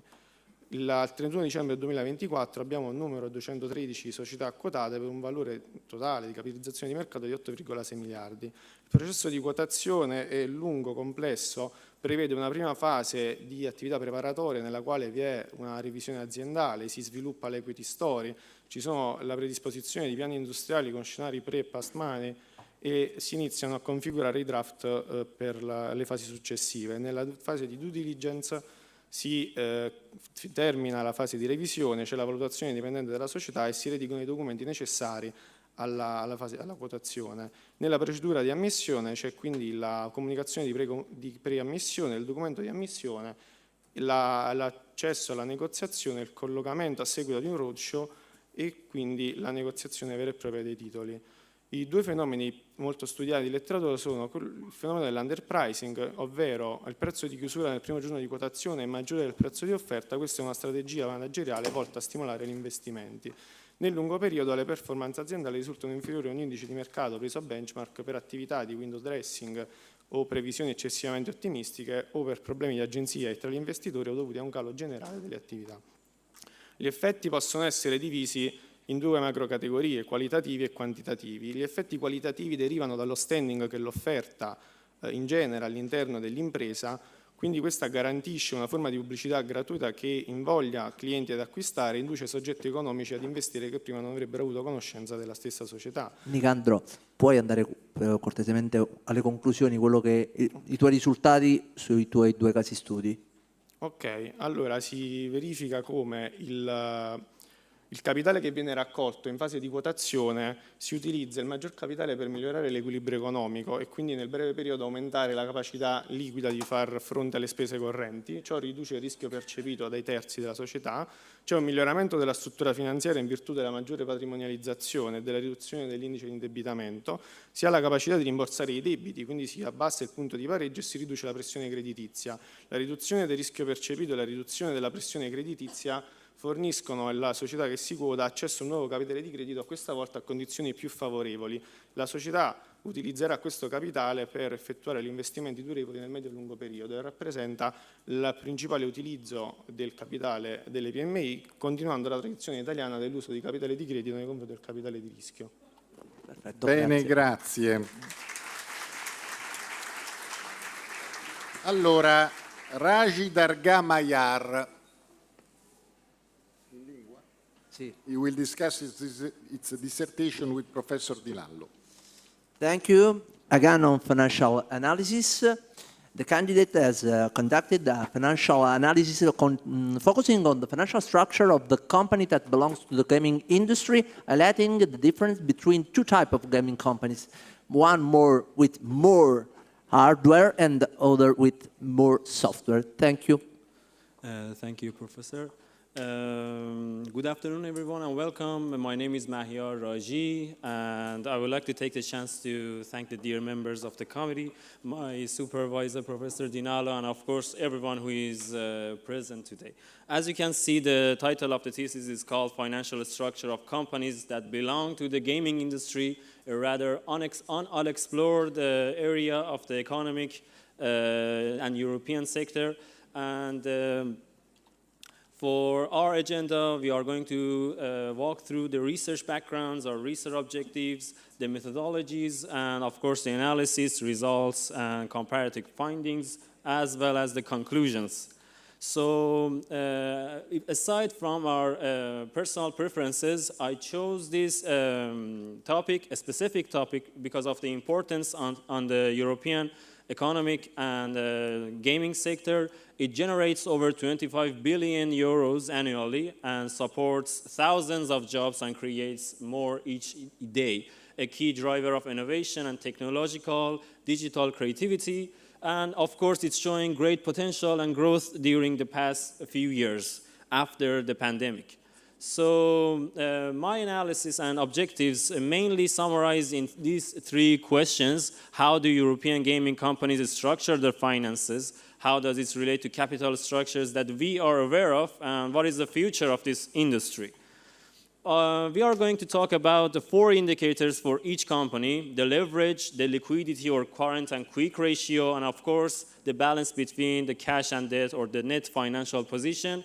We are going to align each company with capital structure theories, the pecking order, trade-off, Modigliani-Miller, and of course, the agency cost theory. So the sample is consisted of 8 European publicly traded companies because we need the data rather than their private competitors. The time period is known for the peak of this industry in Europe, 2020 to 2024. The data is each company's annual reports and financial statements, and we try to approach this data by comparing the 4 indicators and try to align them with the known capital structure theories. So the first 4 companies are known for being heavy inventory. They have physical sales. Ubisoft, Embracer, CD Projekt, and Digital Bros that is in Italy. The first 2 companies have an alignment with the trade-off theory, which have negative net financial position. The third company have a positive but a different pecking order alignment. And Digital Bros is showing fluctuations during the 5 years.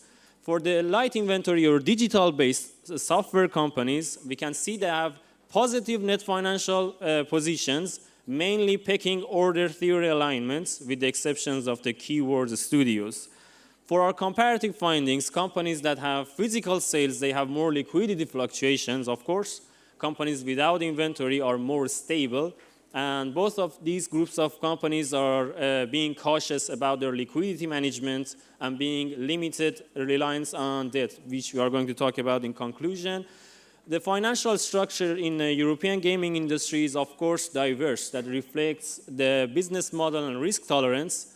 The physical sale company or the heavy inventory, they rely more on debt, but the digital companies, they are more cautious and more stable.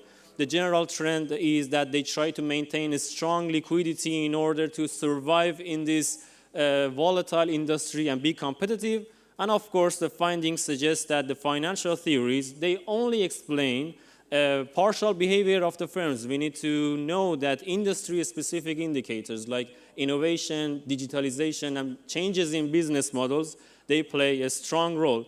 And beyond the numbers, we know that this industry has been transformed from something called a hobby into a major economic powerhouse in Europe.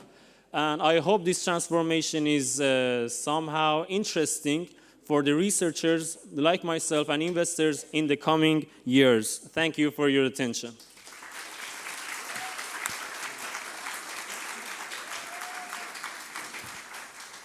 The next one is Afework Fitsum Gebru. He will discuss its dissertation with Professor Alberto Mattia Serafin. Thank you, Mr. President. Mr. Afework developed a thesis on challenges in property transfer under Ethiopian civil law, focusing on a specific aspects of real rights in his home jurisdiction. So thank you, the floor is yours. Good afternoon, everyone. My name is Fitsum Gebru Afework.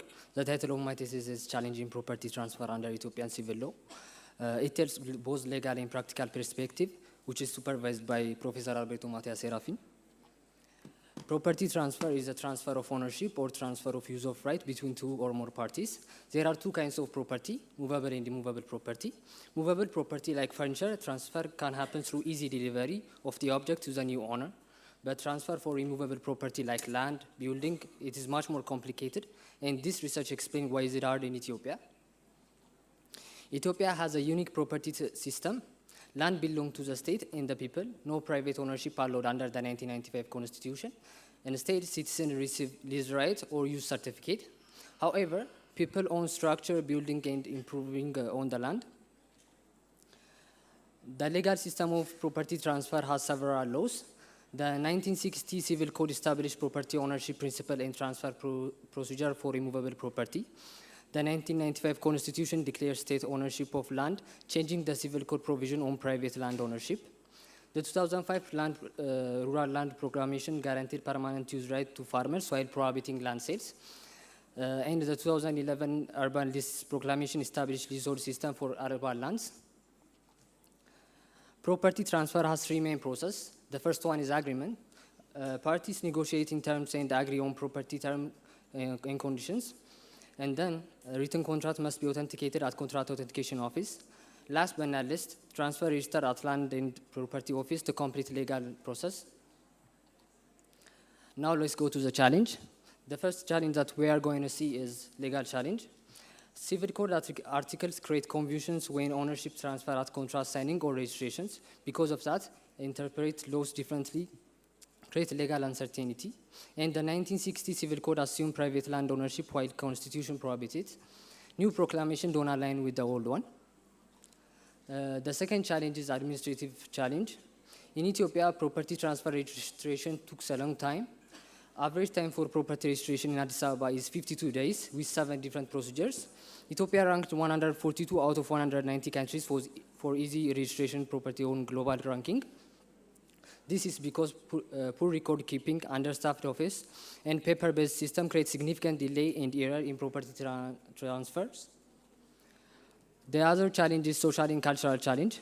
Both customary laws and religious laws conflict with the civil code.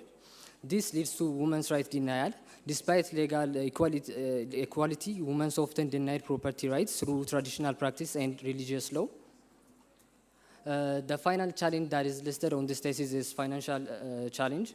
Transfer fees, registration fees, authentication and valuation costs reach 5 to 6% of the valuation cost in urban areas. This is too much for most of the population in Ethiopia. Consequence of those challenges. Informal transfer, due to high cost and complexity, drive people to avoid official registration. The second is legal insecurity. Unregistered transfer create a way to fraud and disagreement. The other impact is economic impact.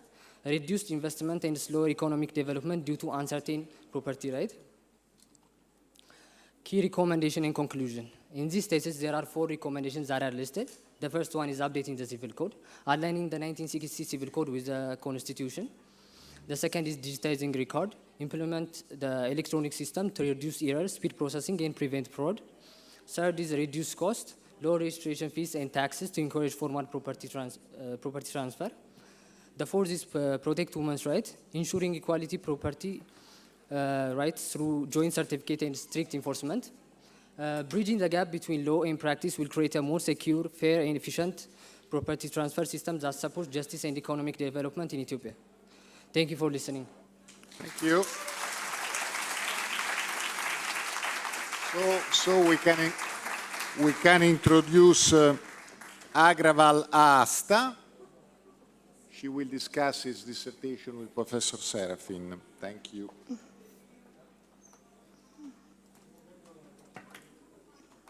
Thank you, Mr. President, again. Here we have a thesis on legal aspects of food safety and consumer protection for the purpose of ensuring quality and transparency and how civil law can help in pursuing these objectives. So the floor is yours. Thank you. Good afternoon, everybody. Myself, Astha, student of Economics and Business. First of all, I would like to thank everybody here, and especially Professor Alberto, for assisting me throughout my thesis. So my topic is legal aspects of food safety and consumer protection, ensuring quality and transparency. My thesis investigates a fundamental question in our daily lives. How do legal frameworks ensure the food we eat is safe, and how does this impact consumer trust? Today, I will explore the critical link between food safety law and consumer confidence. the core problem. Food safety is more than just a hygiene. It's a complex between legal challenge. My research argues that a food safety failure is not merely a production error. It's a breakdown in the legal and the government system designed to protect consumers. When unsafe food reaches our tables, it often indicates a failure in the regulations and oversight. The legal pillars of food safety.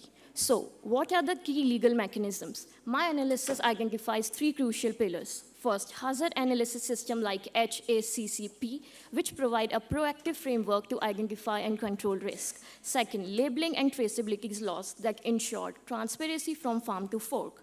And third, government enforcement through agencies that set and monitor standards. Together, these form the backbone of food safety regulations. The trust factor.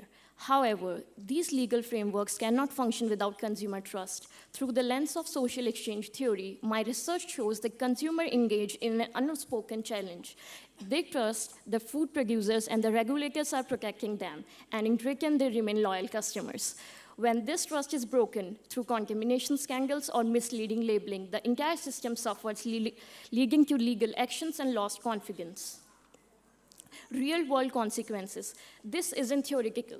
The maple leaf food listeria outbreak in Canada resulted in $27 million settlement and devastating reputational damage. Similarly, global incidents have shown that the financial and the legal consequences of safety failures are severe.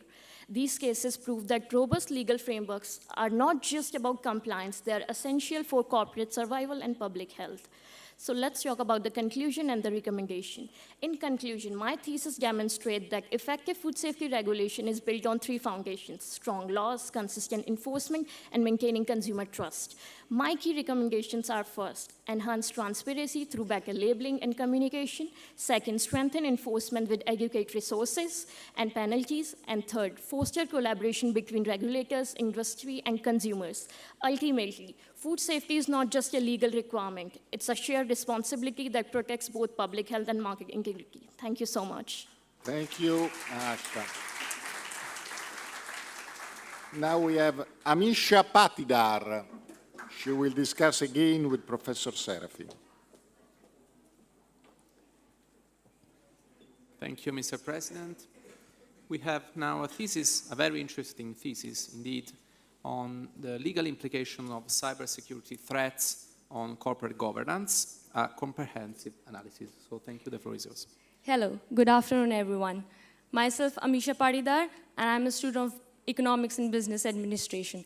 First of all, I would like to thank all the professors present here and Professor Alberto for helping me out with my thesis. The topic of my thesis is legal implication of cybersecurity threats on corporate governance, a comprehensive analysis. Let's move on forward with the introduction. This work explores a critical question for modern business: what happens when cybersecurity failures become a boardroom responsibility? Today, I'll walk you through the key legal implications and the essential shift in corporate governance required to address them. The core problem. We'll all know companies run on data, but here's the crucial shift in perspective. A data breach is no longer just a technical IT failure. My research shows it's now a direct failure of corporate oversight. When a company's digital assets are compromised, it often means the board failed in its fundamental duty to manage risk. What are the legal consequences? So, what are the real-world consequences? They are severe and multi-layered. Yes, there are massive regulatory fines under laws like GDPR. But more importantly, directors can now face personal liabilities for breach of their fiduciary duty. Courts are actively scrutinizing whether boards ask the right question about cyber risk. As we saw in the Equifax case, negligence here leads to massive settlements and direct legal attacks on the board judgment. The solution, it's not a firewall, it's governance. This means cybersecurity must be integrated into the core of corporate leadership. My analysis identifies 4 pillars.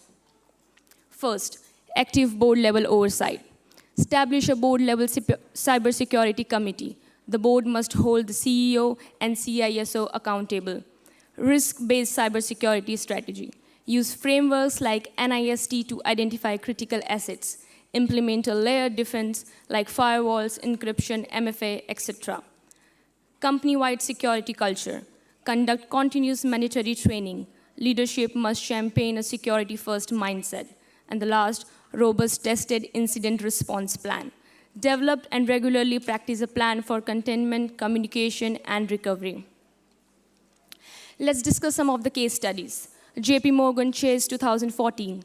A breach through an unpaged server and inadequate encryption exposed the data of 83 million accounts. The response wasn't just a patch, it was a $500 million investment and a governance overhaul, making security a board-level mandate. Sony Pictures 2014. Attackers exploited outdated system and poor password policies, leading to a devastating leak. Sony's fix involved complete restructuring of cybersecurity oversight and intensive company-wide training. In both cases, the real failure was a lack of oversight, and the real fix was better governance, not just better technology. In conclusion of my thesis, it demonstrates that cybersecurity is just not an IT issue, but a core governance imperative. The key takeaway is this: corporative resilience requires a fundamental shift from treating it as purely a technical problem to governing it as a strategic risk. Leadership must actively own and govern cyber risk. This is the only way to protect the company, its shareholders, and the directors themselves from the severe financial and legal consequences we have discussed. Thank you so much. Thank you. Thank you. Darika Uzekova, again discussing her dissertation with Professor Serafin. Thank you, Mr. President. Here we have a thesis on traditional aspect of private and also constitutional law, that is personal and fundamental rights, but contextualized in the current age of deepfakes and artificial intelligence. Thank you. Okay. Good day, dear professors and colleagues. My name is Usekova Darika, and today I'm going to present my thesis titled The Personal Rights in the Age of Deepfakes and Artificial Intelligence.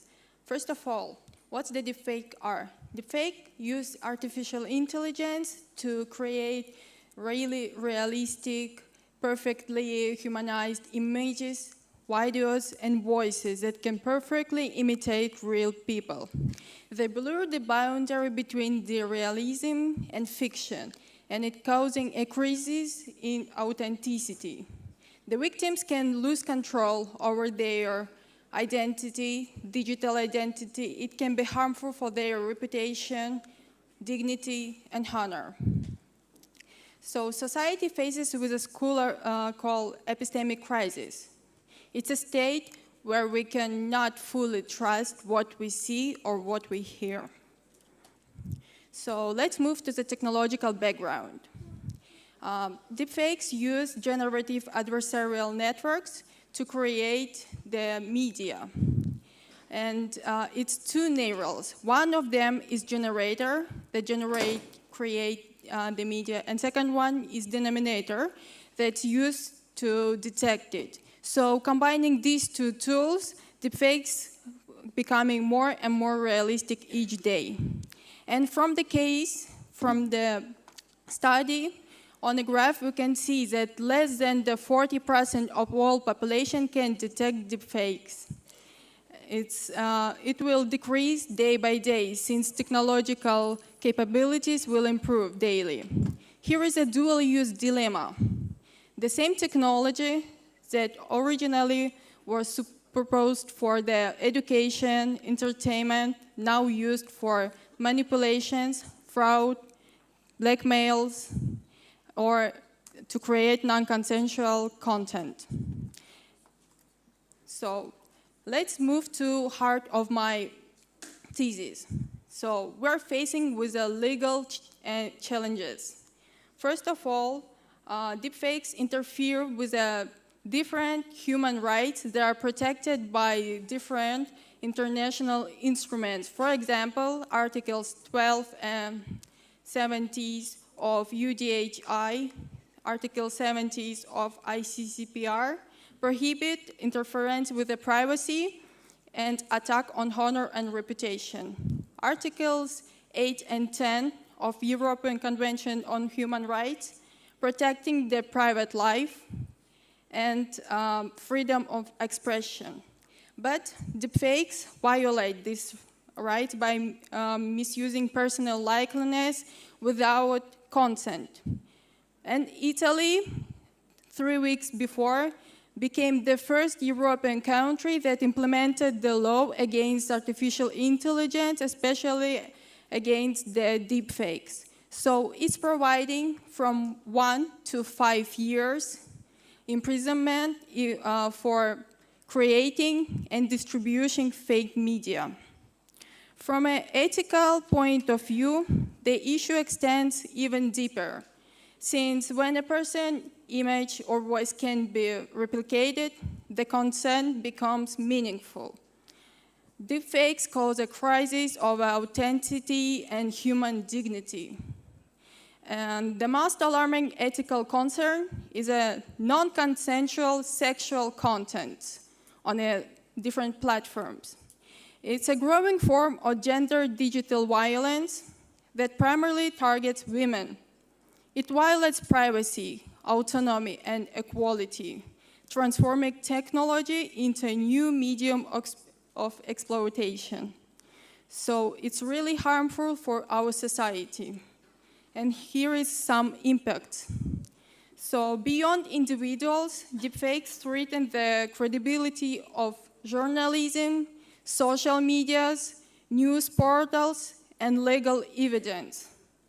When authentic video can be created, fabricated, questioned, trust in public will collapse. For example, the powerful example is a video with President Zelensky in 2022 that was appeared and surrounded during the war in Ukraine. And it's demonstrated how artificial intelligence generated video to manipulate people's opinion. The credibility of journalism and legal evidence is collapsing and creating a crisis of truth. From the graph, we can see that more than 50% of the population in the main are really afraid to not detect the deep fake. They're afraid of being led to believe something that isn't true, convincing others said something they didn't, or damaging reputation and other problems. Okay. So here is some case of studies. Okay. Can you skip to the conclusions? Okay. So, in conclusion, deepfakes redefine truth, identity, and trust. They violate privacy, autonomy, and dignity. There is no single solution. We shouldn't stop the technology. We should humanize it. We should ensure that artificial intelligence will serve humanity, not manipulate it. Thank you for attention. Grazie. Veniamo allora ai candidati per la laurea specialistica. Desirée Mammone, che discute con me una tesi sulla composizione negoziata della crisi. Desirée, allora brevemente lo strumento, il ruolo dell'esperto, le sue considerazioni.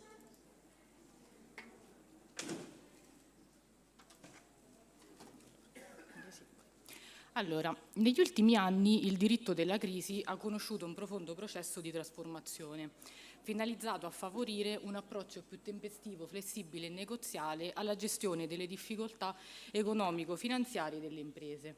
In questo contesto si inserisce la composizione negoziata della crisi introdotta con il decreto legge numero 118 del 2021 e successivamente confluita nel codice della crisi e dell'insolvenza d'impresa. L'obiettivo di questa tesi è analizzare in modo approfondito la disciplina della composizione negoziata, partendo inizialmente con un piccolo approfondimento sulla vecchia legge fallimentare, le sue innovazioni rispetto agli strumenti tradizionali di gestione della crisi, le sue prospettive di evoluzione e il ruolo chiave della figura dell'esperto indipendente. Prima dell'introduzione del codice della crisi, il nostro ordinamento era guidato dalla legge fallimentare, introdotta con il Regio Decreto numero 267 del 1942, caratterizzata da una logica economico-giuridica tipica dello Stato autoritario dell'epoca, con un fine prevalentemente liquidatorio al fine della massima soddisfazione dei creditori. La legge fallimentare fonda la propria colonna portante sulla procedura del fallimento, che presentava una finalità prevalentemente liquidatoria, con il fine ultimo di liquidare l'intero patrimonio del debitore e di ripartirlo tra i creditori secondo il principio della par condicio creditorum. Il fallimento presentava una funzione di tipo punitivo nei confronti del debitore. Vi era infatti una stretta correlazione tra l'insolvenza e la colpevolezza dello stesso, in quanto veniva ritenuto incapace e non idoneo, per questo motivo assoggettato a limitazioni di tipo personale. Il codice della crisi nasce dall'esigenza di razionalizzare la materia concorsuale con l'emanazione. Io vorrei che si focalizzasse un attimo sull'esperto, la funzione dell'esperto.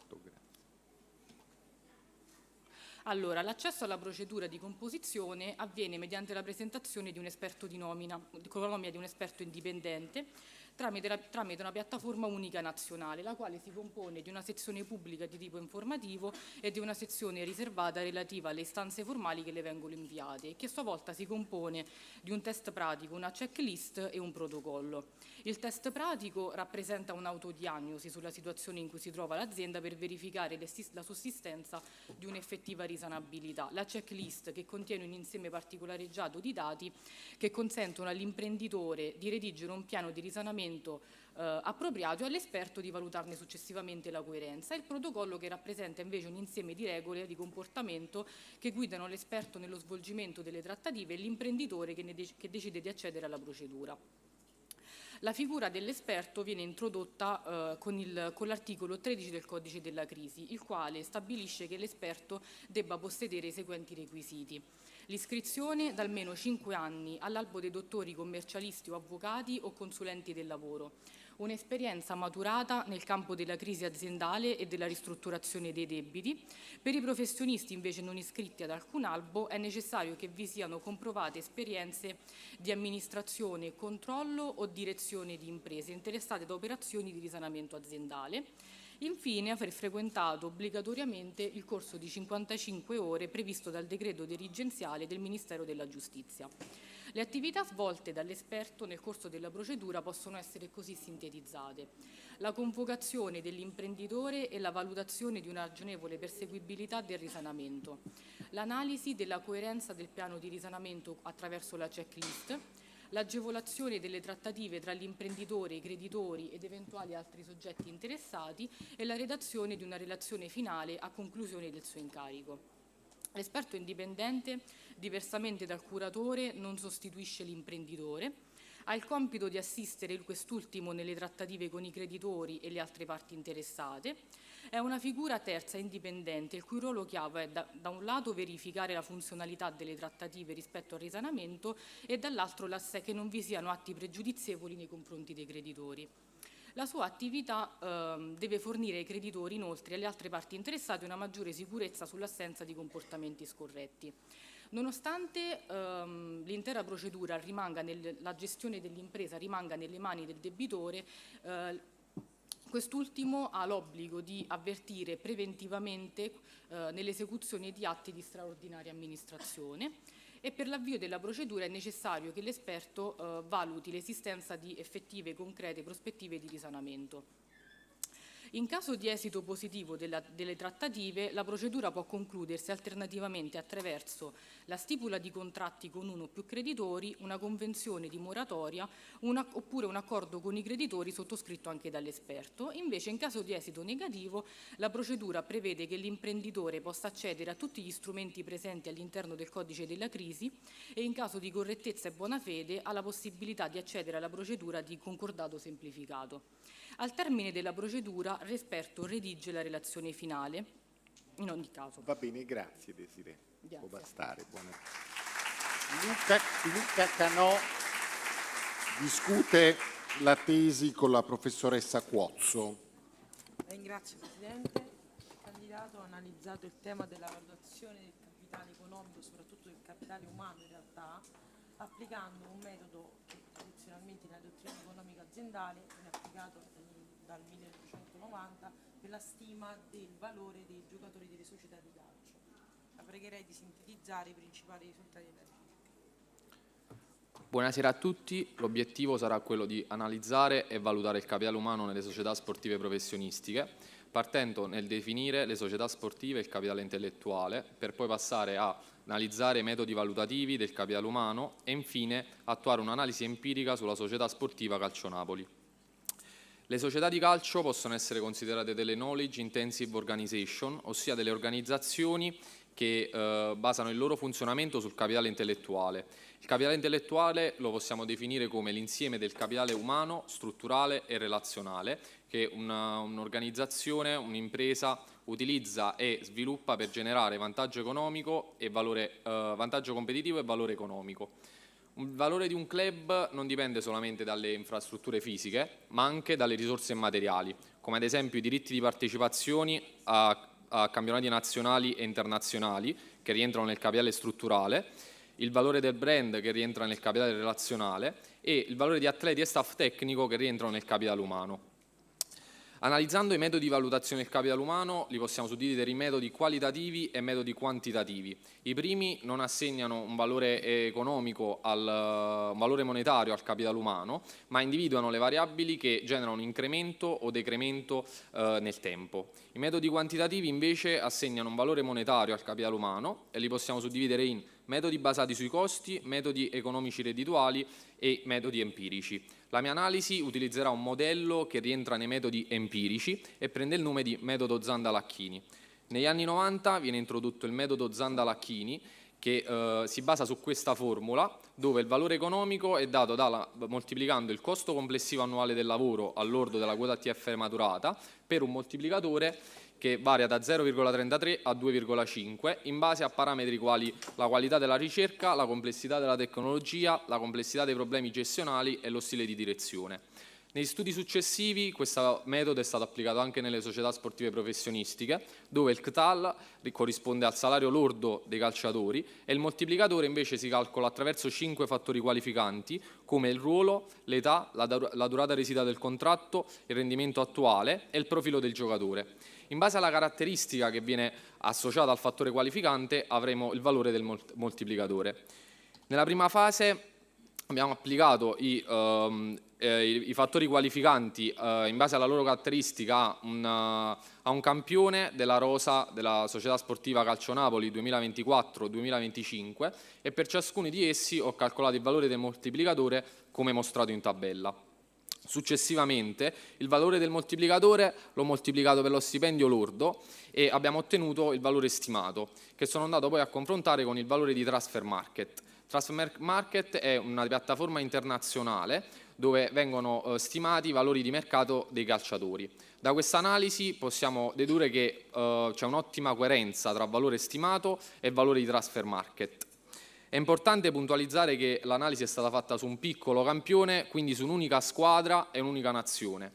In conclusione, dunque, possiamo dire che la ricerca ha dimostrato che strumenti come il metodo Zanda-Lacchini possono supportare in maniera significativa le scelte strategiche, fornendo una base oggettiva su cui innestare valutazioni di mercato e decisioni manageriali.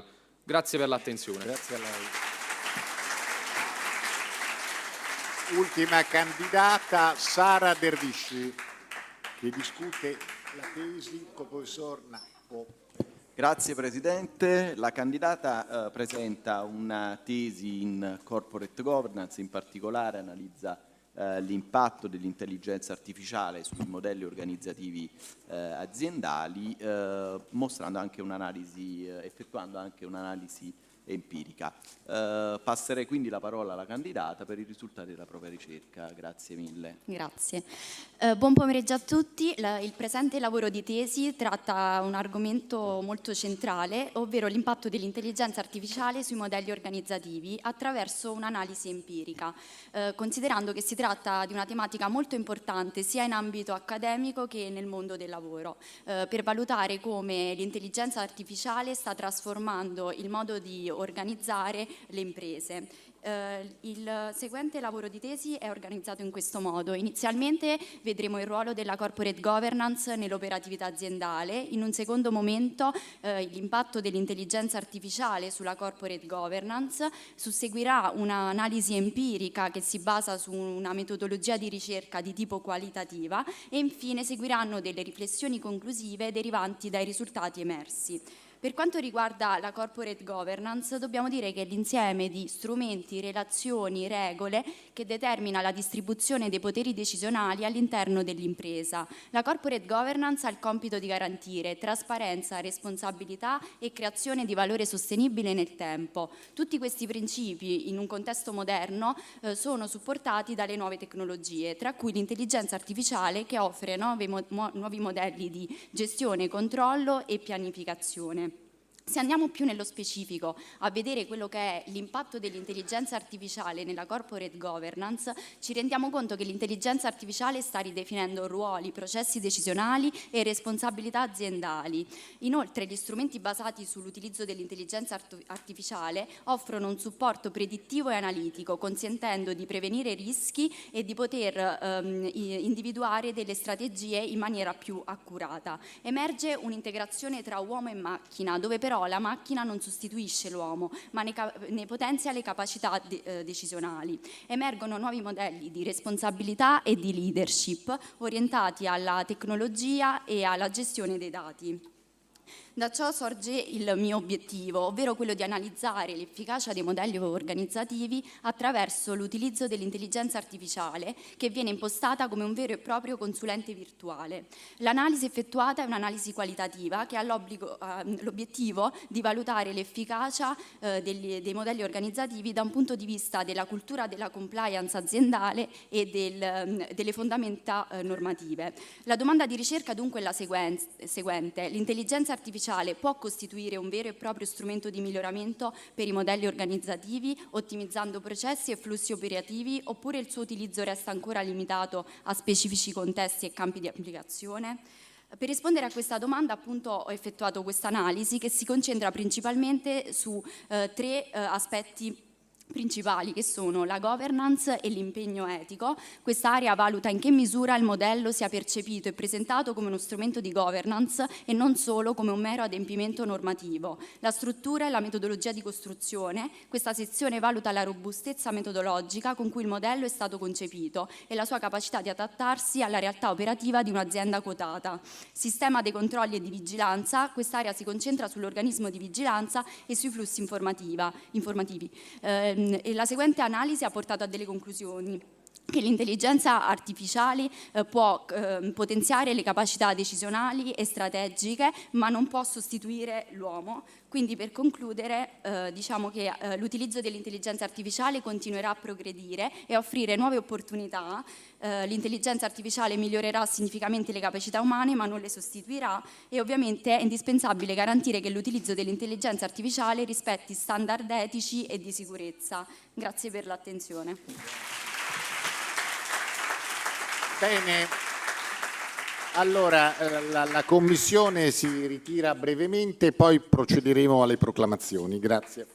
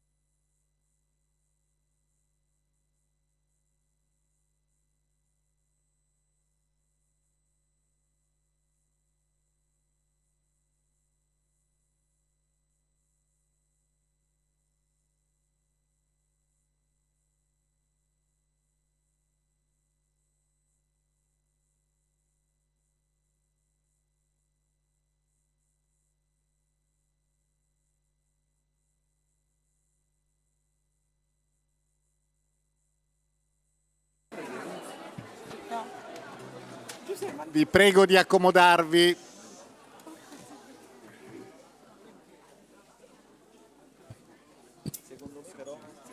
Ma io mi alzo in piedi.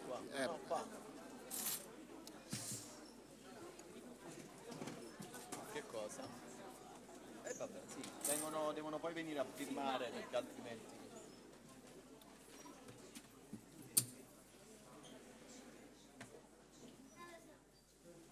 Allora, nell'ordine, Salzillo Biagio, per l'autorità conferitami dal magnifico rettore la proclamo dottore in economia aziendale con la votazione di 84 su 110. Può firmare qui, prego. Ciano Alessia, per l'autorità conferitami dal magnifico rettore la proclamo dottoressa in economia aziendale con la votazione di 110 su 110 e lode. Complimenti.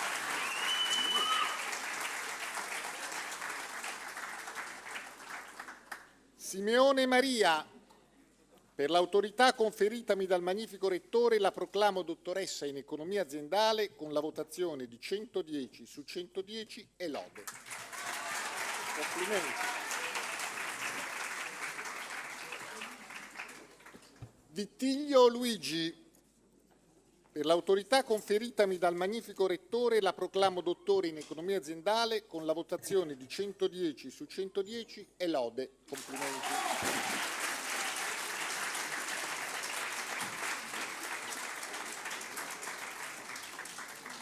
Kalmamatov Nurbek. Do you understand in Italian? No. Okay. So I can appoint you doctor in economics and business with the voting of 110 on 110. 110 su 110.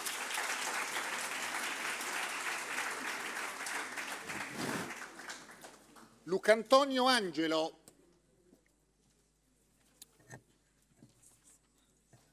Per l'autorità conferitami dal magnifico rettore la proclamo dottore in economia e commercio con la votazione di 109 su 110.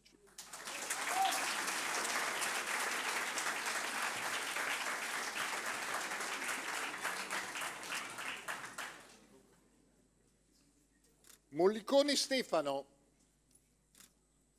Per l'autorità conferitami dal rettore la proclamo dottore in economia aziendale con la votazione di 109 su 110. Nardolillo Nicandro, per l'autorità conferitami dal magnifico rettore la proclamo dottore in economia e commercio con la votazione di 110 su 110.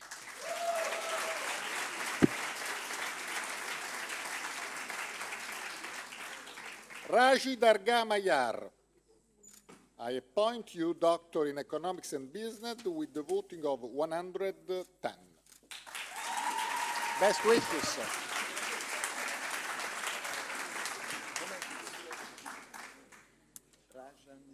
Raji Darga. Afework Fitsum Gebru. I appoint you doctor in economic and business with the voting of 94.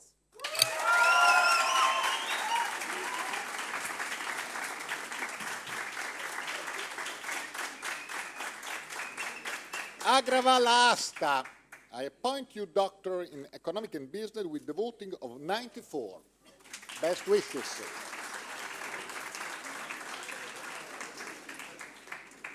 Patidara Misha. I appoint you doctors in economics and business with the voting of 90. Best wishes.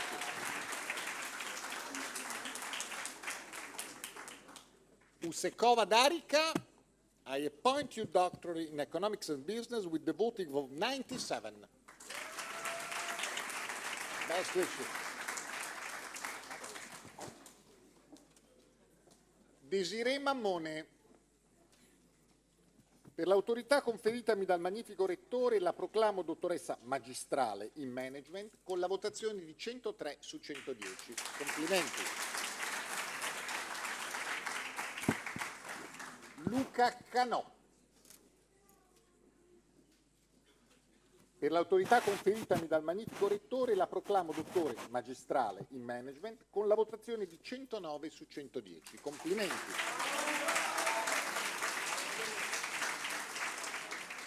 Sara Dervisci, per l'autorità conferitami dal magnifico Rettore la proclamo dottoressa magistrale in management con la votazione di 110 su 110 e lode. Complimenti.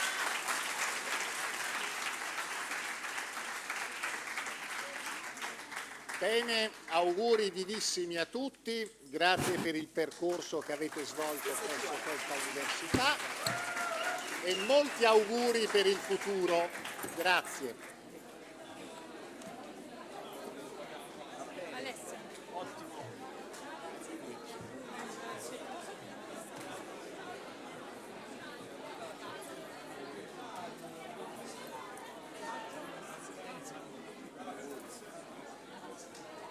Arrivederci.